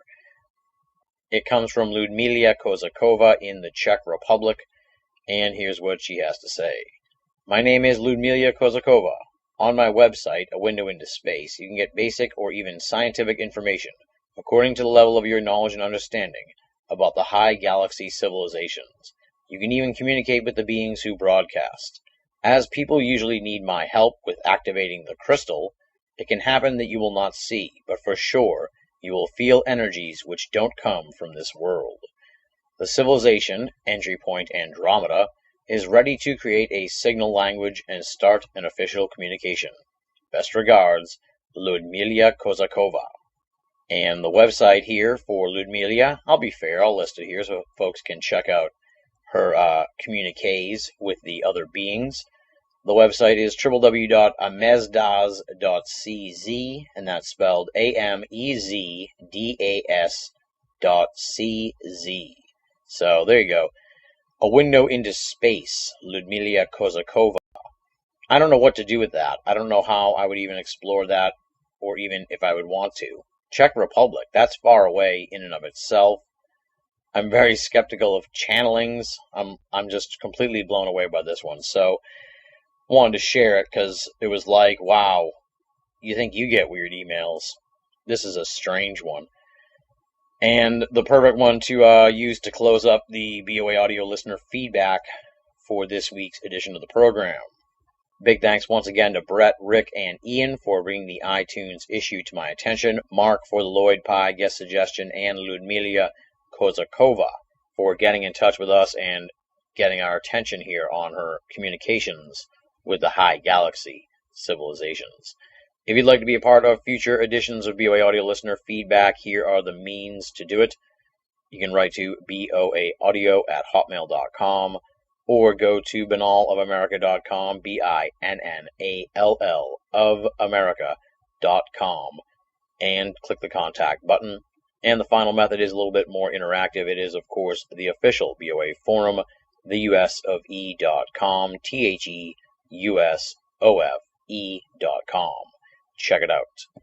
I'm also on Twitter and Facebook, so follow me, befriend me, or poke me. It's all good, and I'd love to hear from you on there. Up next, it is the thanks portion of the program, so allow me to tip my cap and offer sincere thanks to the outstanding and esteemed BOA staff. Leslie, Chiron, Regan Lee, Joe V, Tina Senna, Rochelle Hawks, Richard Thomas, Marla Pena, our contributing cartoonist Andy Carolyn, and our newest columnists Bruce Priddy and Tony Morrill, and, of course, our webmaster Jeremy Boston. That's quite a staff. That has grown in the last few weeks, and if you look at what's going on at BOA, you'll see that the content has grown quite a bit. I'm trying to be more diligent about getting these columns posted. The BOA staff is contributing tons and tons of stuff all the time. It's getting hard for me to keep up with them, and you'll see that if you head over to BOA. We've got an all-new Gray Matters, an all-new Paranormal Apostate, an all-new Esotericana, and an all-new Fortean Ramblings, plus an all-new Medusa's Ladder. So just jam-packed with stuff and more on the way from the BOA staff. They're doing amazing work, folks.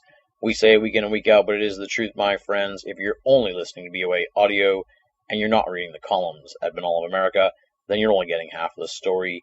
BOA, make it a part of your everyday search for esoteric news and opinion. Now, normally this is the part of the program where I turn to you and ask you to make a donation to BOA and or BOA audio. But this time around, I want to talk a little bit about a big project that I'm working on with my buddy Paul Kimball of Red Star Films. And this is an actual film that we're trying to put together called Beyond Best Evidence, the UFO Enigma. You're going to be hearing more about this in the weeks and months to come here on BOA Audio, because I am really backing this project in a big way. It is going to be crowdsourced. It's going to be funded by people out there like you, listeners and supporters of the esoteric arts, if you will. So instead of asking to make a donation to Banal of America or BOA, please this time around think about making a donation to Beyond Best Evidence, the UFO Enigma. You can find links to that at Banal of America, or just go to indiegogo.com/UFO, indiegogo.com/UFO. No donation is too small, and this time around, all donations come with a whole bunch of different extra bonuses and stuff like that. It's hard for me to explain here, but they're quite elaborate, and the higher you go in a donation, the more perks you get from Paul and I as we make this film. Beyond Best Evidence, the UFO Enigma. As I said, we're going to talk about it a lot more in the weeks and months to come here on BOA Audio. Paul Kimball will be on the BOA Audio Baseball Special in a few short days, and he'll be talking about it there as well. So for right now, just head on over to indiegogo.com/UFO or go to Banal of America and click the link, and that'll get you all the info you need on this exciting project from BOA and Red Star Films. Instead of next week on the program, allow me to say, coming to you later on this week, it is the 2011 BOA Audio Baseball Special, easily the lowest rated edition of the program each season, but we're going to keep doing it as long as there is a BOA Audio. Thankfully, there's a lot of folks out there who do tune in, and you're going to be excited about this year's installment, I'm sure. We've got the usual suspects: Lauren Coleman, Jason Offutt, Adam Go-Rightly, Paul Kimball, and Greg Bishop. Tried to track down Rich Dolan, but didn't get a chance to. He's been traveling around a whole bunch of places this year, and it's been hard to pin him down, and I've been just super crazy, as all you folks out there know. So we didn't get Rich Dolan on the program this year. We'll try and get him back on for the 2012 BOA Audio Baseball Special. Plus, we're going to welcome the winner of the BOA Forums Baseball Prediction Contest. He goes by the name of League Minimum, but in the everyday world, his name is Greg, and he'll be on the show to represent the BOA listeners on the BOA Audio Baseball Special. Overall, obviously, it is a lot of fun. It is a lot of laughs. It is a lot of laid-back, sort of behind-the-scenes discussion with a whole bunch of folks in the world of esoterica. So if you like that sort of thing, tune in and just get a feel for what it's like when we're hanging at the bar. Now, I know some folks aren't going to tune into the baseball special, so allow me to quickly plug the episode coming up to you next week, and we're going to be trying real hard to get it to you next week. By popular demand, we're welcoming back Tracy Twyman to BOA Audio for an in-depth discussion of the economy and also how it relates strangely and chillingly to alchemy. this is one you're definitely going to want to check out. Very creepy stuff, very enlightening stuff, very lengthy conversation with Tracy Twyman. That's coming at you hopefully around April 17th or 18th. So tune in to BOA to get your hands on that. And on that note, I'm getting mush mouth, so let's wrap this up, folks. That does it for this installment of BOA Audio. Thank you once again to Dan Gordon. Thanks for all the folks out there who contributed to listener feedback. And obviously, big thanks to the hardcore BOA Audio listeners out there listening to me right now. You guys are the best. I'm very excited to see the spring beginning, and I'm feeling really recharged lately, my friends. And I'm looking forward to what we have coming at you in the weeks and months to come. And all that is thanks to your support. Thank you for making BOA Audio a part of your esoteric audio playlist. Until next time, this is Tim Banal, thanking you for listening and signing off. Through the sheer force of my personality, I willed the 2010 Giants to glory. It was me. Wow.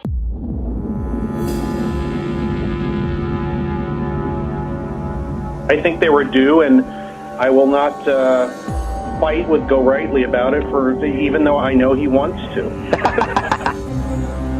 I think unless there's a bad luck here, they should really do well. I mean, if there's a spot on the bracket here for the team most likely to wet themselves, I would pick the Royals. Thanks for the opportunity, Tim. And by the way, good luck out there to Mystery Man with your picks, Tim. And the whole time Paul was doing his predictions, I oiled my glove for this season. Wow. It really is a baseball special. You don't want to know what I was oiling while you were making your predictions, Greg. And now, ladies and gentlemen, Banal of America Audio with your host, Tim Banal. What is going on, my friends? This is Tim Banal of BanalAmerica.com with the 2011 BOA Audio Baseball Special. Coming at you a little later than usual with this year's festivities, but I really underestimated how long it was going to take to edit all these little mini interviews together. It took quite a while, so I apologize for that, but the wait is over and the 2011 BOA Audio Baseball Special has arrived.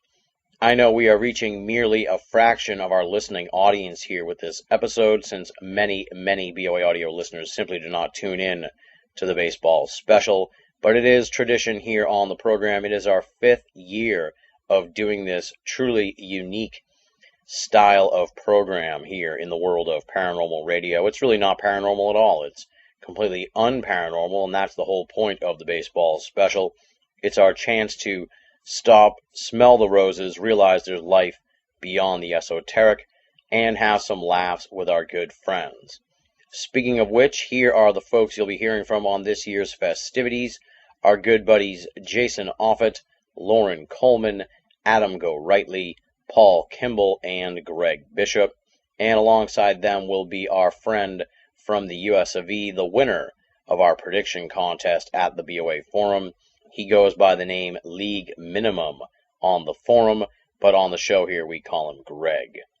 I should note here that we tried to get a hold of Rich Dolan to appear on this year's festivities. He was on the show a couple of times in the past for the Baseball Special, but we just couldn't get our paths to cross this year. I'm going to redouble my efforts to get him back on for the 2012 BOA Audio Baseball Special. There isn't much else to say really here. It's going to be a short and sweet introduction, pretty much.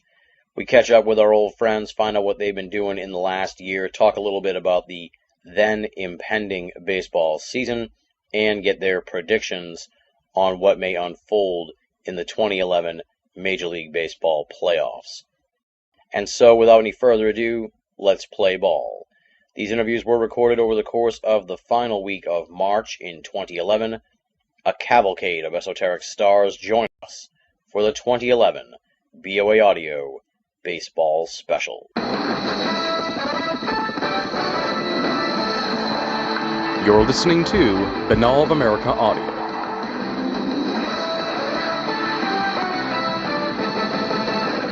Ladies and gentlemen, welcome to the 2011 BOA Audio Baseball Special. We're bringing in here as our leadoff man, Jason Offutt. He's the author of a number of books. His latest book, of course, is Paranormal Missouri, Show Me Your Monsters.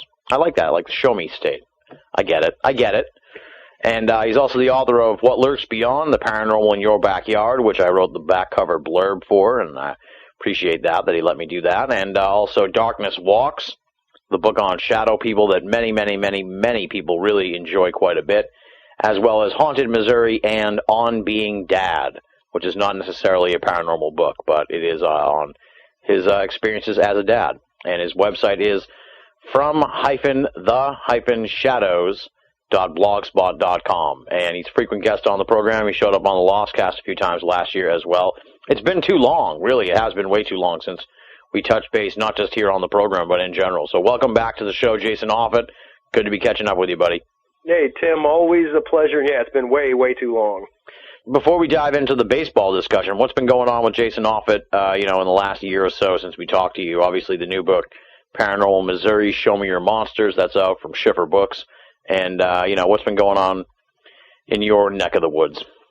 Well, just, doing some research and writing. I've completed a book that I've had a couple of publishers interested in. I've been working on it for, about a year and a half. It's a humor book. Called Monsters, How to Dispatch Deadly Creatures with Items from Your Own Home. Basically, it's showing people if your house is infested by gnomes or you're attacked by theropod dinosaurs in your living room, what you have lying around the house that could possibly kill them. I like this. I'll have to keep an eye out for that. Yeah, it's pretty fun. Trying to figure out ways to. Get rid of a werewolf that's stalking you through your home is pretty imaginative, and my biggest thing for people is my biggest advice is to keep a lot of cats in your house because throwing a cat at one really distracts it. Yeah, that would be a good weapon to use, I think. Yeah, just whip a cat at anything really. A burglar. Yeah. How'd you ward him off? I threw a cat at him. It worked. I threw Skittles at him. That's the cat's name in this imaginary scenario. So. I don't know. It sounded like you've done that before. Yeah, well, let's just say I'm legally not allowed to own any more cats. But we'll leave it at that till this goes to trial. And Paranormal Missouri, Show Me Your Monsters. That's the new book, so that's exciting too. So you keep churning out these tomes. Well, the first one was really the most work Haunted Missouri because I hadn't written a paranormal book before and. People were fairly tentative about talking with me, and I had to do a lot of background research. And now that people know that I'm not going to point at them and laugh, whenever they tell me their story, it's a lot easier to get information out of people. Oh, absolutely, yeah. And I can't put over From the Shadows enough. It really is definitely a must visit site for people on a frequent basis because the stories there are just chilling, and it's updated quite frequently. So. There's every week. Cool there. Thanks, man. I really appreciate that. And while I'm thanking you, thanks. You mentioned the background blurb or the back page blurb for What Lurks Beyond, man. I really appreciate that. Hey, man, it was my pleasure. It took me forever to get it written for you. I remember. You could be like, "Do you have that thing yet?" Like it took me the longest I've ever taken me to write like a couple sentences. But the less you have to write, the more I think you overthink it or something. At least that's how I am. Well, that's how poets justify their work. There you go. I guess I'm kind of a poet then. So what's been going on here with your Kansas City Royals, dude? What is the thinking behind trading Zach Greinke? Just sort of like he wanted out, and you might as well get something for him now, before it's too late, sort of thing. That was mainly it. He definitely wanted out, and I don't care how good a player is on a really bad team, it's not going to make the team any better. So, getting something for him, it was probably better for both of us. I think back to make a Kansas City Chiefs corollary type, thought here. Jared Allen, our defensive back, really popular. He just led the league in sacks for the Chiefs a couple years ago, and then we traded him off to Minnesota for some draft picks, and people up here were furious. Because, here's our best defensive player, and basically the team was like, okay, we suck. We're trying to get the most we can for what we can, and I think that's pretty much what the Royals' thoughts were. Yeah. Well, it's disappointing because you see teams like the Reds come up through the ranks and make the playoffs and kind of turn it around, so you keep waiting for the Royals to catch fire, but... Well, and that's how it used to be. It's back in the 70s and back in the 80s, we had a fantastic farm system, and that's how we did. We brought people up through the ranks, and we got away from that when John Sherholtz left. And we haven't been, of course, we haven't been to the playoffs since we won the World Series in '85, and it goes back to being a small market team. I mean, the way the economics have been since the late 1980s is we can't compete. It's not until we get something in place where we're all playing at the same dollar amount level. I mean, the Royals probably aren't going anywhere. I mean, and teams like them. Yeah, I know what you mean. They can make the playoffs, but they rarely get past like the first round, it seems. So, but who knows? Yeah. They're talking about expanding the playoffs now, or doing some other stuff. So. Well, yeah, and that could mean the Royals might get in sometime, but they'll still suck. It's going to be tough. Did they pick up anybody good? Any noteworthy acquisitions in the off season?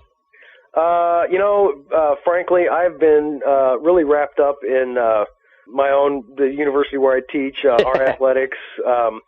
Because our football team won the national championship last year, and they got really close to getting to the title game again this year. Our wrestling team just won the national championship. Our girls basketball team's in the Elite Eight. So I mean that's after the NFL season ended. That's pretty much what I've been paying attention to. I haven't paid attention to the off season for baseball. Now, do you attend many games nowadays, or is it how far away are you from where they play and everything? Oh, it's about a 2-hour drive. Oh wow. Yeah. Missouri's a big place. Any baseball where I live in Missouri is a 10-minute drive to Iowa. So Kansas City's a nice little haul. We've got a couple of spots within a half-hour drive of the house though that have a single A baseball team. So that's what I'm going to be doing this summer. Nice. Sometimes those games are they're a little more fun than the major league games sometimes because you can see the young players and it's not as intense. Like you can actually get in and shit, Well, yeah, you can get in. It's cheap. The beer prices are cheap, and the people that you see, Clarinda, Iowa, the Clarinda A's, one of the biggest name players to ever play on their team was Ozzie Smith. So, I mean, occasionally, once every 40 years, you're going to see a decent player come through. Every 40 years. All right. Well, let me see if there's anything, since I don't have any, I don't follow up on the Royals, unfortunately, but it's going to be a tough year for them because I think the White Sox have improved and the Twins have improved, so. Everybody's improved. What the Royals are the homely girl at the end of the bar. There you go. Yeah, she might have a nice smile or a nice rack, but that's it. Okay, so that's what the Royals are going to be. I mean, I'm going to pay attention to a couple of things like Kyla Kayahui, guy we just pulled up last year, did fairly well. He's a good hitter, and hopefully I'll get a good chance to see him see him play well this year. Hopefully see Billy Butler's numbers continue to do well. See Alex Gordon, maybe pull his head out of his rear end. Yeah, did he have much of a year last year? We were kind of talking about him on the special last year. That was sort of kind of a make-or-break year almost. Yeah, except for he got injured. Oh, he did. That kind of puts the make-or-break year back another year. Yeah, I remember when he first came up, they were talking about how he was like the future of the franchise and all this other shit, but I don't know. Well, they've been talking about that ever since George Brett was about ready to retire. God, I can't remember the next George Brett. God, I can't remember him. He was a good hitter though. In the middle of the interview, I'm just going to shout a name out because I remember this dude. But one of the other ones was Jeff Conine. He was supposed to be the. Oh yeah.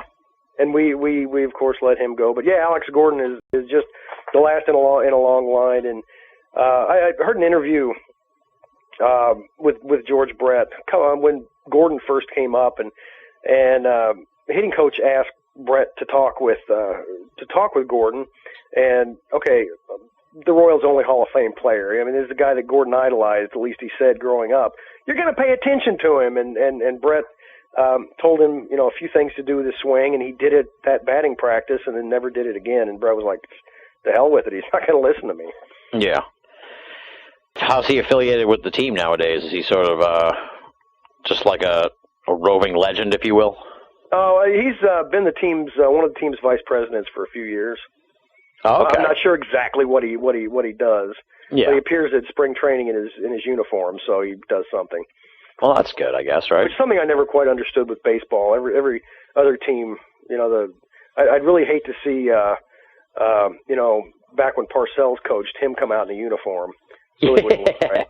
Yeah. Well, yeah. The Red Sox manager, he gets a lot of shit for wearing like a thermal thing over the uniform, and they like make sure that he's wearing the uniform underneath because he has to. It's like in the rules.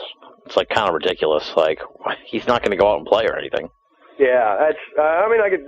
Back in the day, I can see why the rule was there because they would suit up and go play. Hell, Pete Rose was a manager his last few years playing ball. That's true. You don't see any player coaches anymore. They used to be a big thing in all different sports.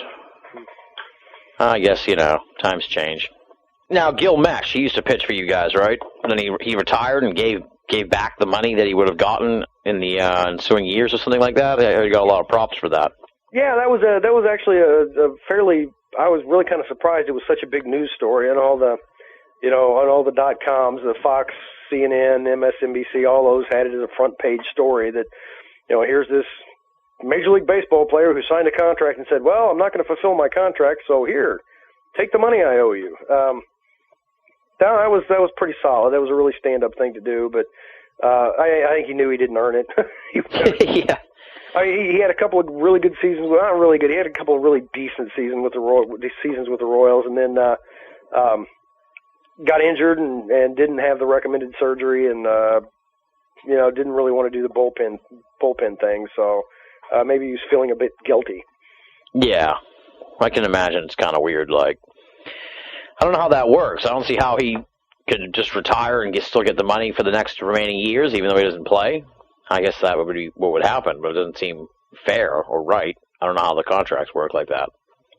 I need a contract designed by lawyers. Nothing's fair. Everything's screwed up.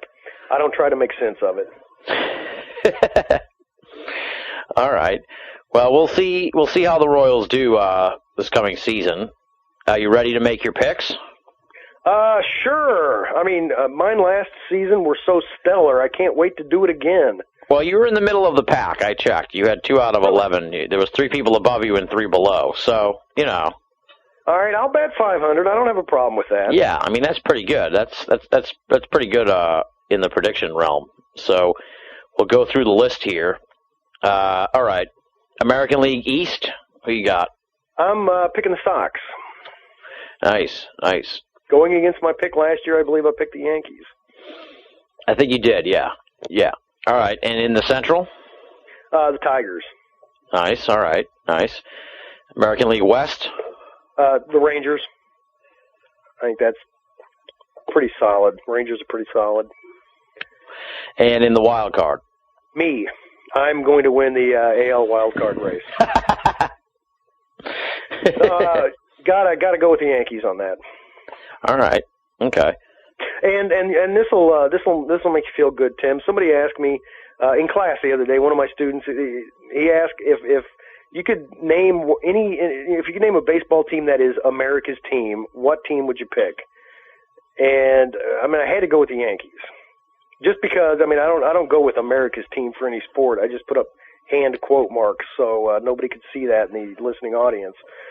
But they're the ones most known. The foreign students in class, the girl from Costa Rica and a guy from South Korea were like, "Oh, the Yankees." Well, I think that says it. Exactly. They're the Kleenex of sports teams. Yeah, but the reason you'll like this is because all the American students hated the Yankees. They're pretty hated. For them. Yeah. Yeah, they're pretty hated everywhere. Although I was out in San Diego, and I was like 2 or 3 years ago, and now there's like hate for the Red Sox. So that's because they finally won the series. Yeah. Well, they had to do something they got to do something to stay in contention with the Yankees. So they got to spend. It's the Yankees ruined it for everybody. It's not the Red Sox fault. Absolutely. Well, that was one of my favorite moments of Lost, which there were many. Let's bring this back to Lost. Is when Jack was captured to operate on Ben. Yeah. Ben showed him something on TV to show what year it was, and it showed the ball, the Red Sox winning the World Series, and Jack was like, "No, I can't be right." Yeah, I remember that. Yeah, they made a big deal out of it here too. All right, and then the National League East, who you got? The Yankees of the NL East, the Phillies. Okay. Yep. They're turning into the Yankees of the National League in general. They're quite the beastly team. The NL Central. St. Louis. Okay. They let me down last year, and probably will again. But now, as a Royals fan, I don't know if we talked about this last year. Is there is it like a rivalry between the two teams, an interstate sort of rivalry? No, not really. It's not between the two teams. It's between the two cities. Generally, people from Kansas City can't stand people from St. Louis because they're really obnoxious about their baseball team, and they can't get over the fact that we beat them in the '85 World Series. And St. Louis doesn't really care about Kansas City because they're too jealous of Chicago. All this Midwestern dynamics here. Right. That's why I really would have liked the Royals to have gone when they had the chance. They had the chance to go to the National League. It would have been fantastic because they had some natural rivalries right in the Midwest. I mean, they could have had the Cubs. They could have had the Cardinals. But they didn't. So yeah, they probably would have been better off. Yeah, I think so. Do you think Pujols will re-sign with the Cardinals? My wife always laughs when she hears his name. Yeah, she also laughs whenever we watch an old episode of Star Trek and Kirk goes, "Captain's log." But that's beside the point. Anyway, he won't end. It would have been great if he could end up with the Cubs. Oh wow, okay. I mean, what kind of screws would that put on the Cardinals? It would be like one of those Yankee-Red Sox situations where a guy switches teams and everyone's like outraged and everything. But I'd kind of like it because I'm not a big Cardinals fan, really. I don't know, something about them. Oh, I'm really not either. But I'm a homer, and they're in my state. That's why I'm going with them. And since I can't pick the Royals, I mean, if there's a spot on the bracket here for the team most likely to wet themselves, I would pick the Royals. And I've been dissing them ever since I've been on with you. But yeah, I've been a Royals fan ever since hell, I remember watching Lou Piniella play when I was a little bitty kid, and Dad said, "Hey, look at that guy. He's going to be good." So I'm a big Royals fan. I'm just depressed. Yeah, well, it's tough. Our webmaster, he lives in Pittsburgh, and we talk all the time about how awful the Pirates are. So. Well, it's because he or his team and my team have the same problem. Not enough money to throw around. Yeah. It's difficult. Then you can't really get guys to come to your team, Well, I remember when the Tigers made the run to the World Series a few years ago. They were saying that when they got Pudge Rodriguez, that really turned everything around for them because he was like the first big name guy to willingly go to Detroit as a free agent. Then all of a sudden, other guys started going to, making it okay to go there or something. Yeah, which I mean, I don't understand. Kansas City's a nice town. The Midwest is a nice place to be. The pressure from the press isn't nearly as much in Kansas City as it is in New York or in California. Yeah, we're just nice. That's what I hear. All right, how about the NL West? Rockies. Nice. All right. And finally, the NL wild card. I'm going with the Braves. Nice. All right. Yeah. There's a lot of buzz about the Braves this year, so we'll see how they do. All right. So in the American League, who do you have as the American League champs? I'm going to go with the Sox. All right. And not for any reason other than I've always hated the Tigers because back in the day, Sparky Anderson could beat us a lot. Because he beat everybody a lot. And not a big fan of Texas. I don't mean the Rangers, I mean the whole state. I'm afraid to ask. Oh, just I've had to spend a lot of time there. And it's not really it's not the people. I met a whole lot of nice people there. It's just there's mottos. Ben, Texas is like a whole other country. The colloquialisms there. It's like, okay, you said what? And the fact that every other county's dry. Oh, I didn't know that. Yeah, it really sucks. It really sucks when you're like, hey, I'm gonna stop here for the night and stay the night. Hey, we're gonna get a beer. You can't. Oh, great. That does not sound like my vision of Texas at all. I figured everybody was drinking down there. Yeah, I think everybody's vision of Texas is Seth MacFarlane's vision. I don't know if you saw the Family Guy where the family was hiding in Texas. And, oh yeah, I remember that one. Yeah. Dog Brian went to buy a bottle of whiskey, and he bought the whiskey, and the clerk handed him a gun. And Brian said, I didn't order that. And he goes, no, but everybody in Texas, whenever you buy whiskey, you get a gun. Oh man. All right, and who do you have for the National League champs? Actually, I'm going with the Phillies. All right. I did that last year. So Red Sox, Phillies, and who do you have winning it all? I don't really have any huge basis in this, but I'm an American League guy, so keep my fingers crossed for Boston. Nice. Well, that sounds good to me. I like that. Now, I'm reminded here because we talked last year that you saw a no-hitter. You're one of the only people I know who actually saw a no-hitter. What do you think of all these no-hitters that happened last year? It's kind of weird, don't you think? I know it could be a fluke thing. I'd have to look at previous stats. I really don't know what the average for no-hitters are in a season. I mean, but things go in cycles. I mean, it could be complete coincidence. What about the number of home runs that were hit whenever McGuire and Sosa and Bonds were hitting them out? Of course, we know why that happened, but still, I mean, things will change. I don't really like to see it. I mean, it's a pretty special thing to see. No, it really doesn't bug me that much, I guess, since there were no hitters. But if you have seven perfect games, that would really that would throw red flags up. Yeah. We had one, didn't we? A perfect game that was blown by a umpire's call. Yeah, they had the blown game there. That was the big story there for a while. That's I think the umpire and the pitcher either wrote or are writing a book about it. I wouldn't be surprised if they are writing a book about it. I know they appeared together at the ESPY Awards, so I'm sure the umpire, well, I guess he felt terrible about it, obviously, but it was pretty ridiculous. Well, and umpires I don't envy an umpire job at all.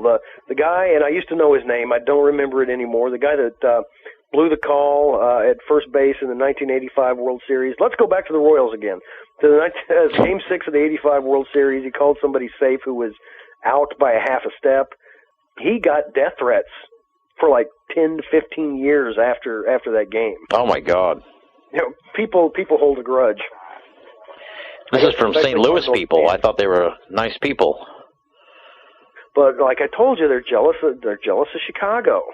I guess so. Not true Midwesterners. Let's count them out. All right. So you have the Red Sox going all the way. What's coming up for you? What do you have cooking here? Do we have a sort of plan of action with regards to the How to Defeat Monsters with Household Items book? I'm still pitching it around. I was offered a contract that was a little bit less than what I would like, so I'm still pitching it. I got an email today from a publishing company that sounded pretty positive, so I'm keeping my fingers crossed on that. I'm also working with a literary agent. I actually got one to talk to me, which is amazing, about a book on how to survive if you're trapped in a science fiction movie. Oh wow! So I got the first chapter done on that, and we'll see how that goes. Nice. That sounds cool. Nice. And we were talking about this before we got on the show here. Maybe let me know if you don't want to talk about this, but you sort of like moving back into the humor realm and sort of maybe keeping a foot in both camps a little bit right now. Yeah, a little bit. Humor is what I've done for years before I ever got into the paranormal topics, and I love doing paranormal topics, but things get a little bit too bizarre at times. And I'm thinking about stepping back. Some of the topics I've handled, black-eyed kids being one of them. Yeah, really, I think I may have mentioned this to you in our last interview. Really bugs my wife. Yeah. Yeah, she really didn't want anything knocking on our door. I had a bit of an issue last August. Actually, I haven't talked to anybody on the air about this. I don't think. With a haunted Jewish wine cabinet that's supposed to be extremely dangerous, and I was asked to write the book on it, and I went and stayed a night with the family that owns it, and slept next to a replica of it up in the guest room, and yikes. For the next week, I was just I was effed up. I mean, I was having all sorts of physical problems that were related to this box. Weird tastes in my mouth, metallic taste, upset stomach, my eyes. I couldn't really focus, and they hurt like hell, and that bugged me. And I also started smelling certain smells that are associated with the box that I never ever smell, like the smell of lilac. And, weird. And then my kindergartner started experiencing the same stuff, and I'm like, okay, the hell with this. Yeah. I'm done. If this sort of thing is starting to affect me, and especially my kids, I'm not messing with it anymore. Yeah, when it comes home with you, that's when you really have to start thinking about what you're, which is something that I whenever I give presentations, one of the things that I say about this is my wife, because people will ask me what does your wife think about what you do, and I'm like, she's really cool with it. She just doesn't want me to bring my work home. And at that point, I brought my work home. I didn't mean to, but it happened, and man, that was it. I'm still going to write my From the Shadows blog every week because I have a lot of fun with that. But I'm probably leaning more humor for my books from at least for now.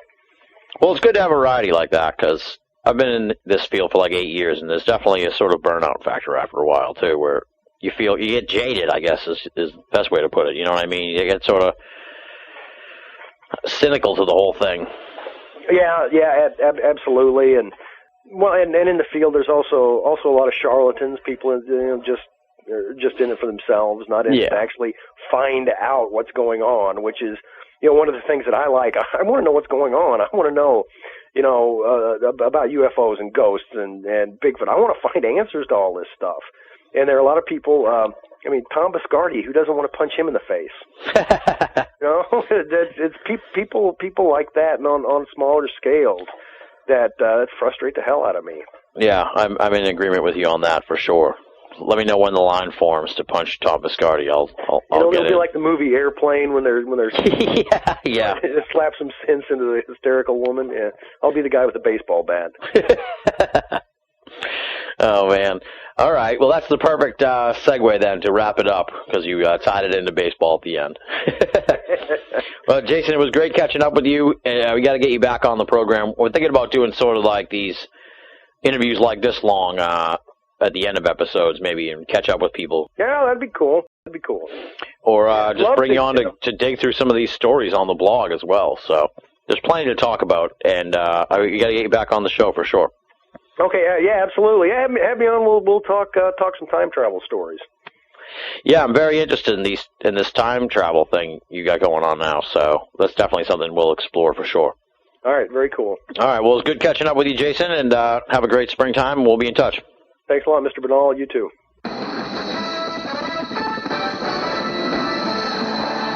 You're listening to Banal of America Audio.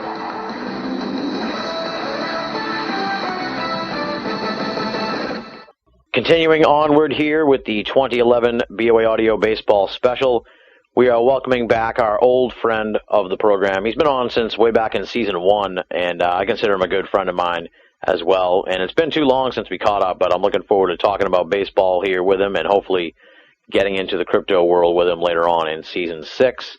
Talking about, of course, legendary cryptozoologist Loren Coleman.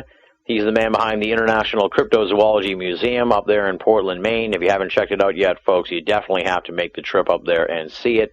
And, of course, he's the author of just a plethora of books. If I listed them here, we'd be on all day. So we don't want to do that. But just a ton of books. His newest book is co-authored with Mark A. Hall, and it's called True Giants, Is Gigantopithecus Still Alive? So hopefully we'll get a chance to talk about that later on in Season 6. But, of course, here tonight we're going to be talking about the upcoming Major League Baseball season. So welcome back to the show, Lauren. It's been too long, and it's great to catch up with you. Good to talk to you, Tim. It's really was an interesting season last time, and so it'll be good to talk about the possibilities for this coming season. And before we dive into that, let's get a little update. What have you been up to in the last year since we talked to you here on the program? Folks should be aware of. Oh wow! Well, I just got back from Point Pleasant. I was down there taping a show for a Canadian Discovery, and I've been to Tennessee, California, North Carolina, Virginia, Florida, just all over the country.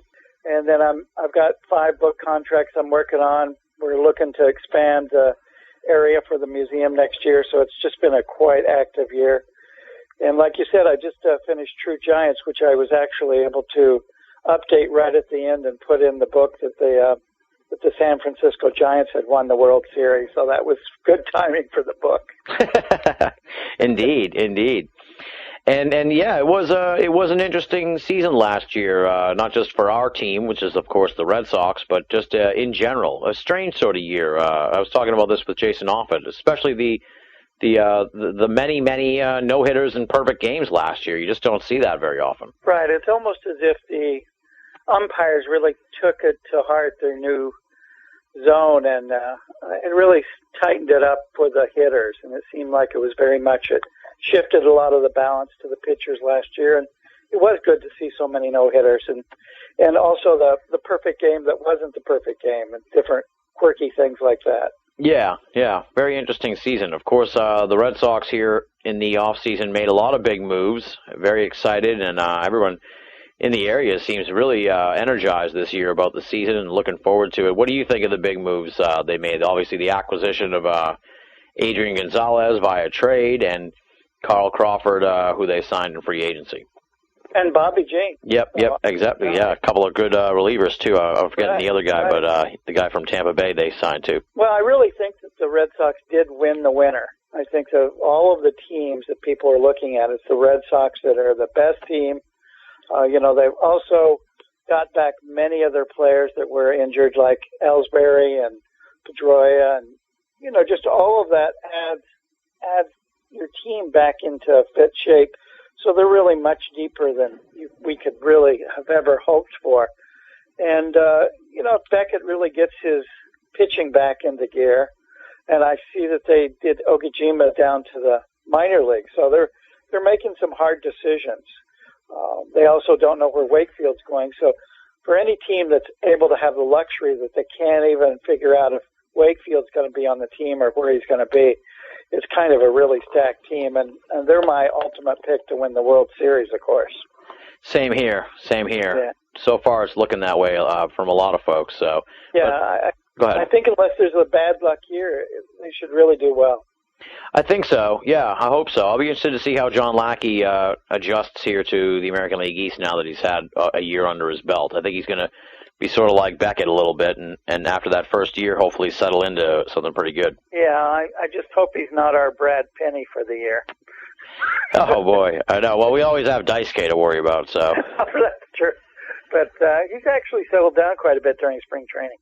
Yeah, it seems that way. I guess this new pitching coach might have talked some sense into him or given him some new advice or something like that, because it sounds like he's sort of changed his style a little bit. Right, definitely. And now that John Farrell's up there in Toronto, they'll at least have good pitching with the Blue Jays, but not much else. I know, yeah. Well, it'll be an interesting division in general because, the Orioles they're kind of plucky this year, especially with Showalter and they have a little bit of attitude now. So, I feel like maybe they're not going to be contenders or anything like that, but they'll be kind of a thorn in the side of the Red Sox, sort of like the Rays were before they became good, I think. Yeah, well, he's already bragging way beyond. He kept saying that every time that they met the Red Sox, they won. And if you look at his record with the Red Sox versus Orioles, it was 3-3 at the end of the season. Exactly, yeah. He's just mostly hot air, but at least that's what his team needs to. So he's redoing the culture of the team, and they don't really see themselves as losers anymore. Exactly, yeah. That's what, I think that's what they've needed for a while now. So if only some of these other teams like the Royals and the Pirates could get a turnaround like that. Yeah. You mean the Pirates are still playing? I think I was putting out my, doing all my lists. I accidentally left the Pirates off. It was like, what an oversight. Well, for the Royals, I think they're really kind of a team of the future. They're a really young, good team, really solid. It's just a matter of it's a cultural thing again. That the Royals used to be a wonderful baseball town and all of that, and they need to believe in themselves again. Exactly. Yeah. It's really sad. We have Jason Offit on the special, and he's a Royals fan. So he used to work at the stadium there, and he tells stories about how great they were back in the day, and just must be so depressing if you're a longtime fan just to see them squander or just be so impotent. It's just depressing. Yeah. And I think it's across, except for the American League East. I kind of had a problem across the other tops of all of the other divisions because it's a kind of a year where you almost have a feeling that a couple teams could be really close at the end. Mm-hmm. So it'll be interesting to, I almost have a favorite pick and then a kind of a magical pick, sort of. Yeah. I found myself the same way. I actually haven't settled in on my picks fully yet. I'm probably going to have them posted in a couple of days or maybe later on tonight or something like that. But yeah, there's a couple of divisions that I'm still really unsure about, especially that National League Central. I just don't know who's going to come out of that one. And the National, yeah. Well, I've got a pretty good pick there, but I've got also my hope for pick, which I know won't happen. But I was supposed to have picks today? Oh, that's right. Yeah, that'll be fun to go over those with you. Well, it's always interesting, too, because there's always that team that comes out of nowhere. Like last year was the Cincinnati Reds. I mean, I was kind of bullish on them 2 years ago, but then they actually managed to get it together. So you just never know who's going to be that team that ends up in the playoffs or in contention. Or even the Giants, I think they really surprised a lot of people. Yeah, I was really that was the great thing about the playoffs this year too. It was like, I mean, I knew the Rangers were pretty good, but they just turned it on in October, and it was like, who thought the Rangers were going to go to the World Series? I mean, come on, that came out of nowhere too. It was quite a weird matchup for the whole thing. What's that? No, I'm just kidding. They were so forgettable once they got there, though. That's true. Yeah. Well, it seems to be like this certain. Like the Go ahead. Cardinals playing the Red Sox, Yeah, exactly. Yeah. Some of those teams just fade quickly.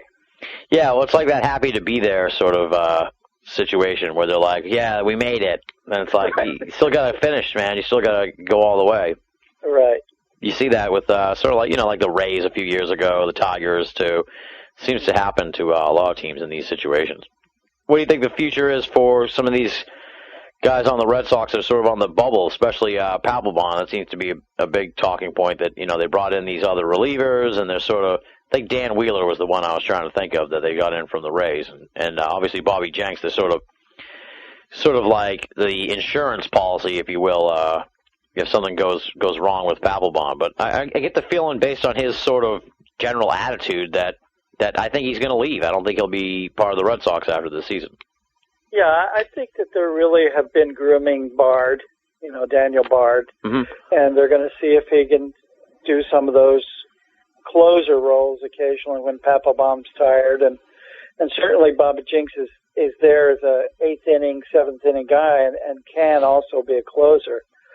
So they've got all kinds of insurance this year because too many of the games got to be kind of, besides the whole team being injured, I think that middle relief was really weak last year. So they're really looking to, and then Papelbon, I mean, he had a really good record. It's just that the games that he was supposed to close and he blew really were kind of important games. So that really hurts in the long run. Yeah. And it crushes the morale of the team when they're already kind of limping along. So that's was intriguing. I never told you the story that last year, like around late August, I actually was part of like some kind of focus group that was put on by the Red Sox. Oh, really? Yeah, so they must have been really sort of, well, I know the ratings took a huge hit last year, so I think they were trying to get to the bottom of what people wanted them to do. So I encouraged them to spend, so maybe... maybe they listen to you. Yeah. And also, I mean, since my son, Malcolm, actually works as an associate producer at Nesson, and it was kind of a boost to them to get Peter Gammons in. Oh, yeah. And that really, I think that they saw it on both sides of the screen. You know, they needed to kind of jack up some of what was going on, especially if you see some of these people leaving and going from broadcasting to managing, then you really know that that you've got to make sure you still have some good color people like Millard and stuff like that coming in occasionally. Yeah. But definitely, I think they needed to really spend money to keep the fans, because if they didn't do that, they were going to have a beginning empty stadium, and that's not happened in so many years with the Red Sox. And I think they really reinforced that they were really there to put some people in the uniforms that were really going to be good. Yeah, it reminded me sort of the off season when they went out and got Daisuke. It was sort of like, you know, hey, we're willing to give it a shot here and spend for the best players. So exactly. So you want me to go over my picks? Yeah, let's do it. Let's get into the picks here. So I'm going to assume you have the Red Sox, but I'll let you say it here. You got for the American League East. Who's your pick? Well, for the American League East, definitely the Red Sox. I think they've really picked up some good people. There you go. and then I'm picking for the wild card. Maybe not a big surprise, is the Yankees. Okay. I do think the Yankees just have the culture of winning. They're not afraid to spend money. And even though I think they look pretty weak right now, they basically still have a very good bullpen. And, up and down. I think A.J. Burnett is such a disaster in the middle of the rotation that they're going to have to do something. If he doesn't make it in the beginning, they're going to do something about moving him and replacing him, especially since they lost Pettit. Yeah. So I'm going with the Red Sox as the winner, and then the Yankees as the wild card. Okay. For the Central, now here's where, right off the bat, I'm going to go ahead and pick the Twins. Okay. But I think that the White Sox are going to surprise everybody, and I almost picked the White Sox. I know that it's almost a three-team race between the Twins, the White Sox, and the Tigers. Yeah. But I'm going to go ahead and go with the Twins. Then in the West, I'm seeing Texas repeating here. I just see the West is so weak, so very, very weak, that the Angels are kind of not doing well. The Mariners, they're almost becoming a minor league team again. Yeah. The A's are pretty strong, and they have some glimmerings there that they could really compete at the end, but I'm going to go with Texas.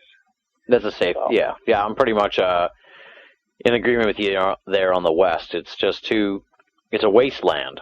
It's just, right. Yeah, and the A's were trying to sign big names, and nobody would even go there. So it's like they're on the precipice of irrelevancy or something like that, which is too bad because they do have a lot of good pitching. So if they could just sort of get it, if they could get the confidence from other players to come in there, they could probably turn it around. But we'll see. So I'm going to start out in the West with the National League. I think a lot of people are expecting the Giants to repeat, but I think with the upcoming earthquake they're going to experience in the next few months, it's going to really shake them up. So, and that's going to disrupt the whole San Francisco area. So I'm throwing a little 40 prediction in there for you. All right, nice. But I think the winner of the West is going to be the Rockies. Okay. It's going to be a big surprise. Sorry, Greg Bishop. The Dodgers are not going to make it again. And the Padres are just, they're really faltering. Yeah. They cleaned house. They just got rid of a lot of salary, and that was really sad. I do want to say about Texas, it is interesting that got Beltray. I think that's really going to increase their, do good things. They did get Beltray, right? Yeah. Right. Yep. Yeah. Yeah. So for the National League Central, everybody's expecting the Cardinals, but I think what's going to happen with the Cardinals is they're going to have a bad luck year of lots of injuries. So for a while, I was thinking the Cubs, because they got Garza and they got Carlos Pena, which is going to be a good team. But the pick that I'm going to see for the Central is going to be the Brewers. Okay. Yeah, that's one of the teams that's sort of on my radar here. As I said, I was still sort of struggling with that Central division. So we're sort of in the same line of thinking there. Yeah. And then National League East, I have no doubt I think it's going to be the Phillies. Yeah. The Phillies is obviously, if they're not the leader there, they're going to be the wild card. But I'm going to pick the Phillies. I think the move to get Cliff Lee was just a coup. I mean, it was one of the smartest baseball moves, except for all the ones that the Red Sox did. Just to steal him away from the Yankees was a great move. Yeah. The Mets are a mess. The Nats are a very young team. Sure, they got Jason Worth, but I think they're really up-and-coming team with all of that young talent that they got in. And the Marlins, in many ways, are still kind of young, and they kind of come and go. The wild card team, I think, will be the Braves. Okay. Yep. So I think they all seem to be no-brainers, except for some of those Central ones. The Central is kind of weak, and the West is not too strong either. But it seems like the talent in both the National League and American League West seems clear, whereas in both the Central divisions for American and National, it could be one of 6 teams. Exactly. 2 of 6 teams for each of those, and it's just much more confusing for me. But those are my picks. And all right. I'll go with them. And then, of course, the World Series is going to be the Phillies versus the Red Sox, and the Red Sox are going to win. All right. Sounds good. Good. You're not going to hear any complaints from me on that one. Yeah. So it'll be fun. I think the Braves will come back. Bobby Cox is gone, but this guy actually that's their new manager was the manager here of the Portland Sea Dogs, and he was a pretty good guy. Yeah, and he was managing the Marlins for a while too, I think, and they were doing pretty well too there. So he sounds like he's a good manager. Right, and he's bilingual, and that's very important nowadays with so many Hispanic players on teams, and that really, a manager shouldn't be a player manager anymore, but he certainly should be able to understand his players and communicate with them. I think that's one of Terry Francota's high points with the Red Sox, is he really seems to be able to joke around but also manage well. We were talking a little bit about the bubble players. What about Ortiz? Is this his last year, you think, with the Sox? I think they're going to have to really look at that. I think definitely his slow starts in the spring really put him in a hole, and he needs to either sharpen up around that. I mean, he's getting to be an old man, for baseball. I don't know about the weight problem, but it seems like every time you turn around, there's some tweak that the hand or something like that. So they're going to have to look at that, and they're really going to have to look to the future to see if they can get somebody.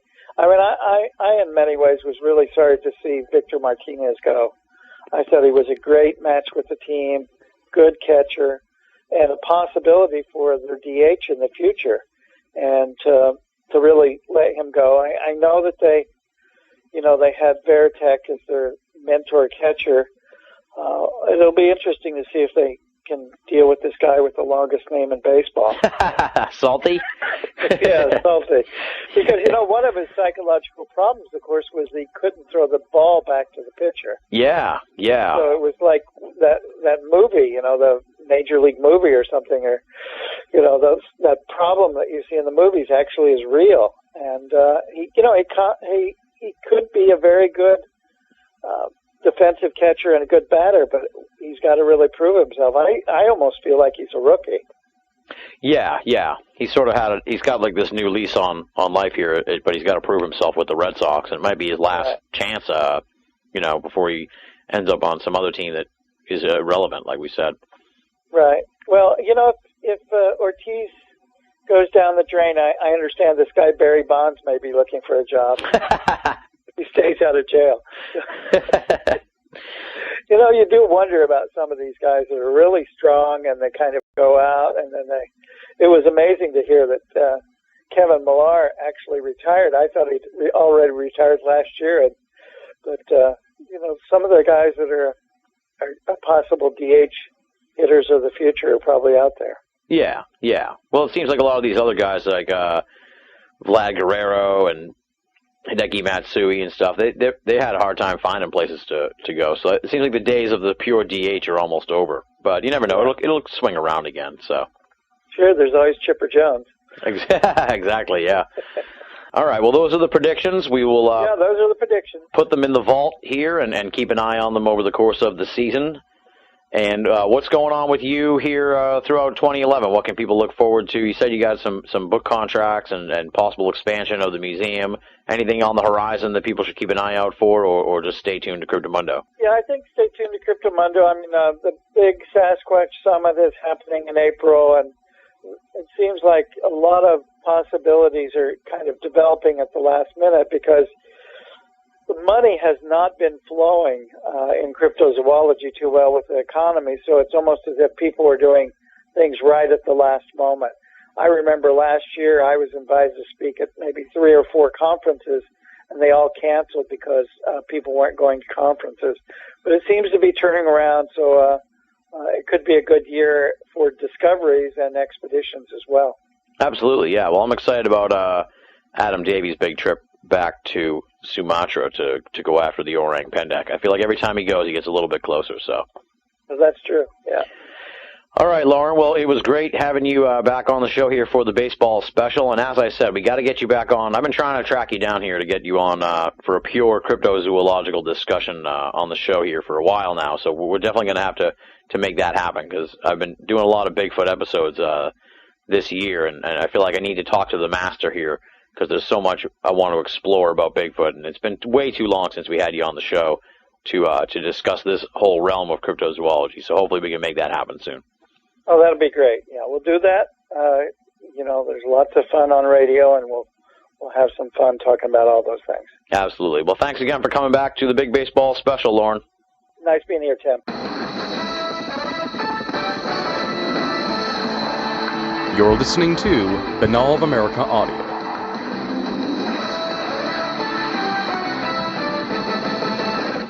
Ladies and gentlemen, welcome to the next segment here on the BOA Audio Baseball Special for 2011.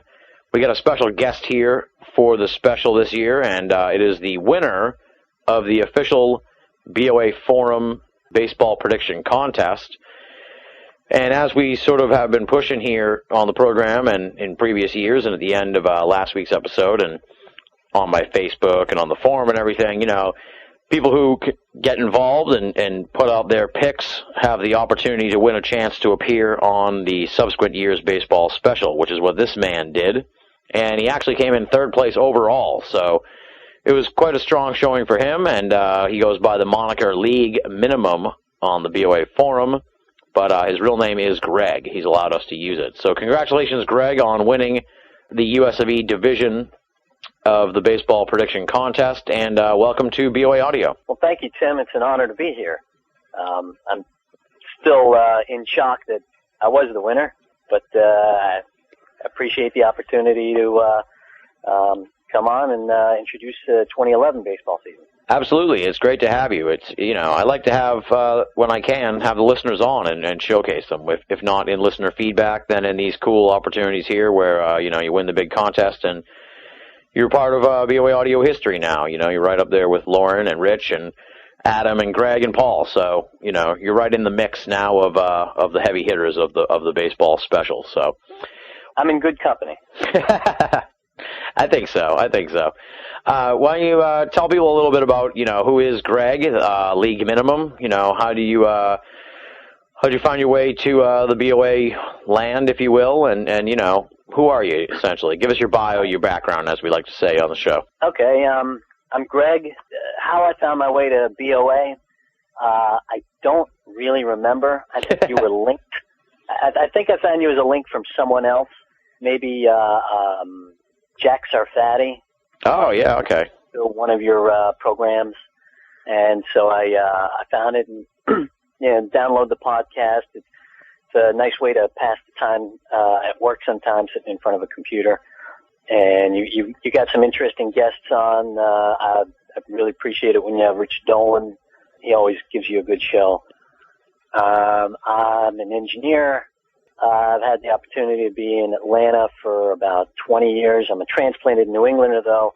My heart is with the Red Sox, but I've been watching the Braves in person for 20 years, so I've been able to follow both teams.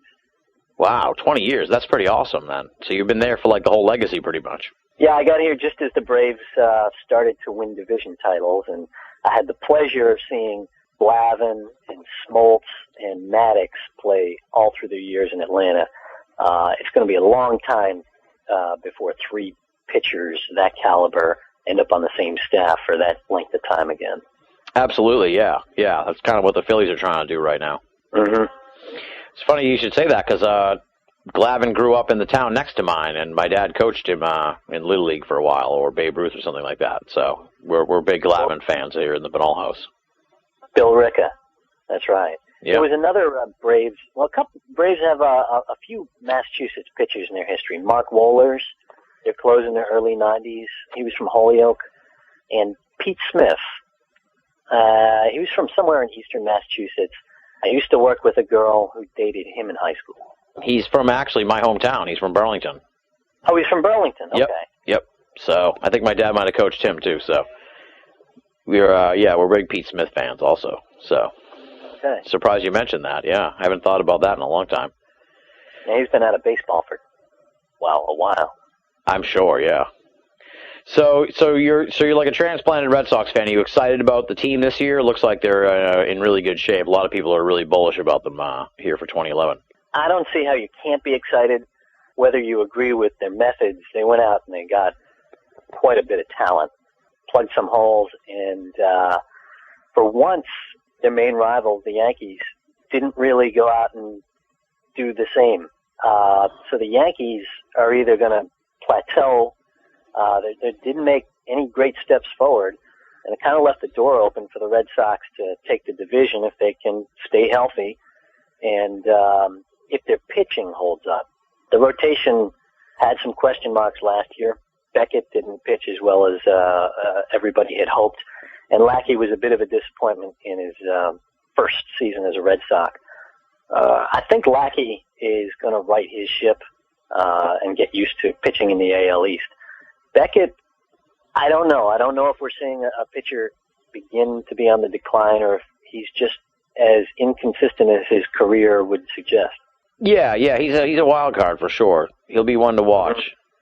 Yeah, sometimes he's really good, and sometimes he's frustratingly bad. So we'll see. And he's getting older. He's surprisingly getting older. You think he's still kind of young, but he's actually not that young anymore. So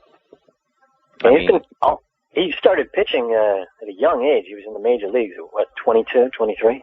Something like that, yeah. I think he's been in the majors for like 8 years maybe now. Because he's been with the Red Sox. I think this is like his fourth season, maybe his fifth. So he's been around a while.